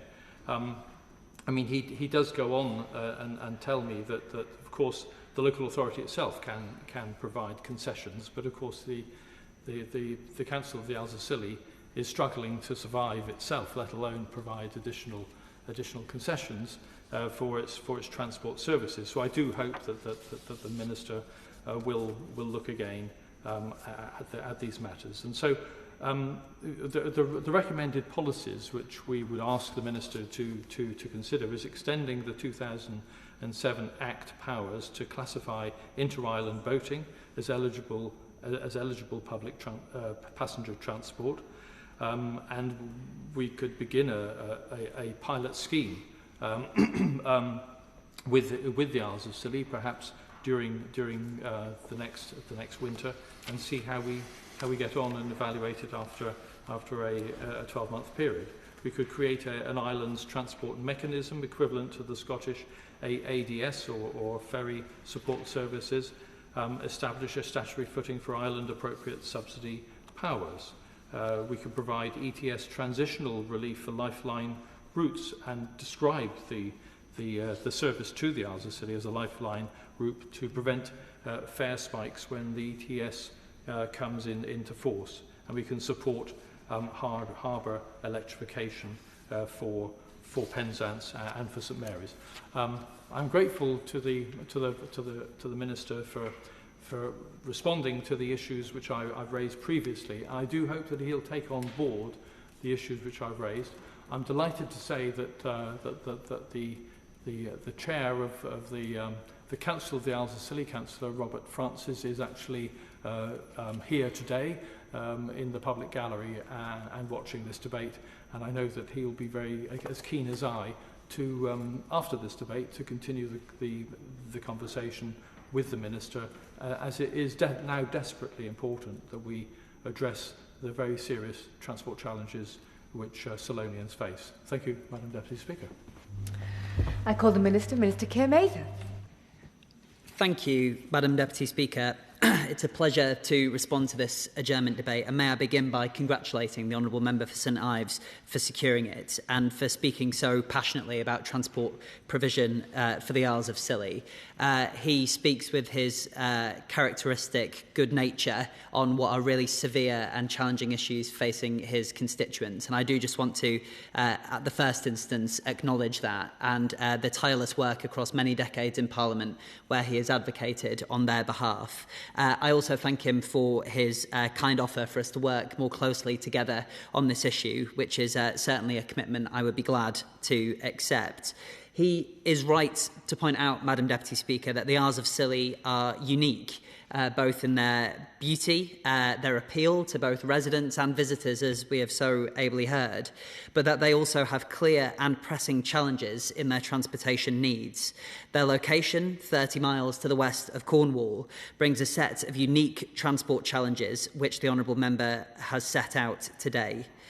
If he would allow me, I would like to very briefly firstly highlight some of the work that this government is doing across transport, and notably in Cornwall, that will benefit the Honourable Member's constituents, before turning to the specific concerns that he has raised. We are providing, Madam Deputy Speaker, record levels of investment to road, bus and active travel projects across the country to boost connectivity through simplified multi-year settlements. And though I appreciate, and the Honourable Member has outlined, that the Isles of Scilly are treated separately for funding purposes, Cornwall Council, the local authority for much of the Honourable Member's constituency, will receive over £30 million of local authority bus grants during the spending review period, in addition to the £10.6 million they are receiving this financial year.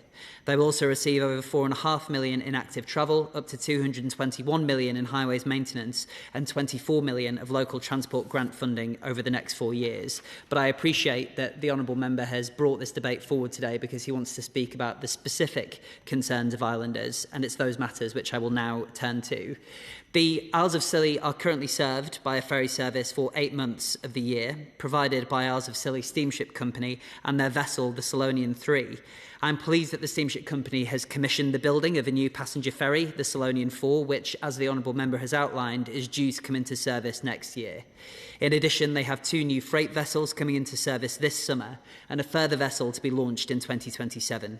These investments will help secure services between the Isles and the mainland for the foreseeable future. But he is right to point out the cost of living impact of the transport challenges that his constituents face, and the cost of living is a key issue for this government. And I recognise the Honourable Member and his constituents' concerns regarding the unique challenges around the high cost of travel to, from and between the islands. I acknowledge the difficulties the island communities face, both in terms of travel to and from the mainland and on an inter-island basis, and my department remains committed to delivering better, sustainable and more affordable transport provision, which will be reaffirmed in the Integrated National Transport Strategy, which will soon be published. Now, I hope that the Honourable Member will appreciate that although the amount of transport funding we are able to offer the Isles of Scilly through the legislative means that he outlined is, in my view, limited, this does not mean that we do not wish to do all we can to improve the services there. I can confirm that we're providing the Council with a total of £291,000 in highways maintenance incentive funding up to and including 2029-30 to maintain and improve local roads. Alongside this, we have allocated £140,000 in active travel funding to support the development and construction of walking, wheeling and cycling facilities, as well as supporting network planning and community engagement. But I would like to reassure him that I'm committed to continuing the engagement between the Government and the Isles of Scilly. It's of paramount importance to me and other ministers that this continues. Officials from my department and MHCLG visited the Isles of Scilly last year and spoke to residents to gain a greater understanding of the challenges that people are facing. And this was followed by a visit in July from Baroness Taylor. These visits were valuable for our department, who have worked collaboratively to understand the challenges for people on the islands, including economic difficulties and transport-related issues. Both departments remain in regular contact with the Isles of Scilly Council, who are proactive in driving forward change. Now, I also recognise the impacts that increasing costs of fares and transport operations have on the people of the Isles of Scilly. It remains the case that all air and sea services to and from the islands are commercially operated without public subsidy. The threshold, as I've explained in correspondence with the Honourable Gentleman, for government intervention into such markets is extremely high, and there aren't current plans to intervene, given that commercial services remain viable. I take his point around Scottish Islands and the provision that they have and the sort of the legislative hangover from previous government's time in office, but I would note that that situation is distinct in regard to the fact that the services cannot operate on a commercial basis. I would like to reassure the Honourable Member that policy is in place whereby if any air transport routes were to be at risk of being lost, we would assess whether intervention was needed to ensure that the vital links between the island and mainland are maintained through the Department's existing public service obligations. I also recognise that inter-island boat services are vital for the Isles of Scilly community. However, for inclusion in the £3 national bus fare cap, as I have set out to the Honourable Gentleman before, services have to meet the necessary criteria, including being an open bus service that allow all members of the public to board. The English National Concessionary Travel Scheme is a statutory bus-specific scheme and does not extend to maritime transport, though I do understand the Honourable Gentleman's concerns about the limitations of that framework. Local authorities do have discretion to offer concessions on other modes. I'm aware that the Isles of Scilly Council already provides a health pass as well as a discretionary concession pass. For ferry services, it's for the Isle of Scilly Steamship Group to decide whether to offer concessions, but I do take on board, and I'll give way in a moment, the Honourable Gentleman's very reasonably made point about the fiscal pressures being faced by the Council, and in that context, the remit of what concessionary offers they are able to provide. That's certainly something that I will take away and reflect on as a result of our debate today, but in the meantime, I shall give way to the Honourable Member. I'm very grateful to the Minister for giving way, and to a certain extent he's in part implied the answer. But of course he's well aware that you can't drive a bus between the off islands to St Mary's. I mean, there might be some inventive way in which someone might be able to do such a thing, but in such circumstances he must accept that if one is looking for parity between the Isles of Scilly and the mainland, then one must recognise that you can't have an open bus. Yes, it's open to anyone using it, of course, but there are boats which do, and launches which go between those islands, and surely there must be a way of finding a parallel which can operate on the Isles of Scilly. Thank you, Madam Deputy Speaker, and I thank the Honourable Member for his intervention. And I take both the point he makes now and the point he made earlier about the basic issue of equity for British citizens, irrespective of which part of the United Kingdom they live in. That being said, it's incumbent upon me in this ministerial capacity to work within the framework of the regulations that have been set. And unfortunately, if they are too narrow to facilitate the interpretation that the Honourable Gentleman advises we take, I'm afraid that is the reality of the situation. But that's why it is all the more important that we find ways to engage together to solve some of these challenges. And that's certainly something that I want to do following on from this debate. But I also just want to point briefly, Madam Deputy Speaker, to the point that last year Artemis Technologies and other stakeholders have taken forward activity as a result of their successful bid to the Department's Clean Maritime Demonstration Competition Fund, Round 6. The Department provided £750,000 to enable a feasibility study to ascertain whether Artemis's technology could provide a viable solution for an island route passenger service, particularly in the winter months when residents have no regularly scheduled water crossing, and we expect to hear the results of that very soon. I want to turn very briefly to the UK Emissions Trading Scheme. It will be extended to cover UK domestic voyages and all UK import emissions for vessels of 5,000 gross tonnage and above from July 26. But I can assure the Honourable Member that we have assessed that these criteria are not met for the Solonian 4 nor the Solonian 3. Both remain outside the scope of the UK ETS, and the exemptions and thresholds will be reviewed in 2028. Really briefly, I'll give way. I'm grateful for that clarification. I'm sure that will be that'll be music to the ears of the steamship company. But just going back to the point about Artemis, which you referred to, which is very exciting, and I congratulate the government for investing in that. Is there any indication of the kind of timescale that we may be talking about rollout, which may see benefits for the Isles of Scilly? Thank you, Madam Deputy Speaker. The Department, of course, wants to pursue these projects at pace, and if you wouldn't mind, I'll respond to the Honourable Gentleman in writing with a more detailed timeline of when that rollout will begin. But, Madam Deputy Speaker, to conclude, the Government is investing in roads, rail and buses and active travel projects across the country to connect people to jobs, education and opportunities. Our multi-year transport investments help support local authorities to drive economic growth and deliver on our plan for change. That does not mean that there are still challenges that we need to overcome, and I'd like to commit to working with the Honourable Gentleman to make sure that we tackle them for residents of the Isles of Scilly. I would like to sincerely thank him for securing this debate and allowing me to address the House about these very important issues. I know that the issues he's raised are of paramount importance to both him and his constituents, and I'm sure that he'll be able to cover this in more detail when he meets with Lord Hendy, Lord Berkeley, Baroness Taylor and representatives from the Isles of Scilly Council tomorrow morning.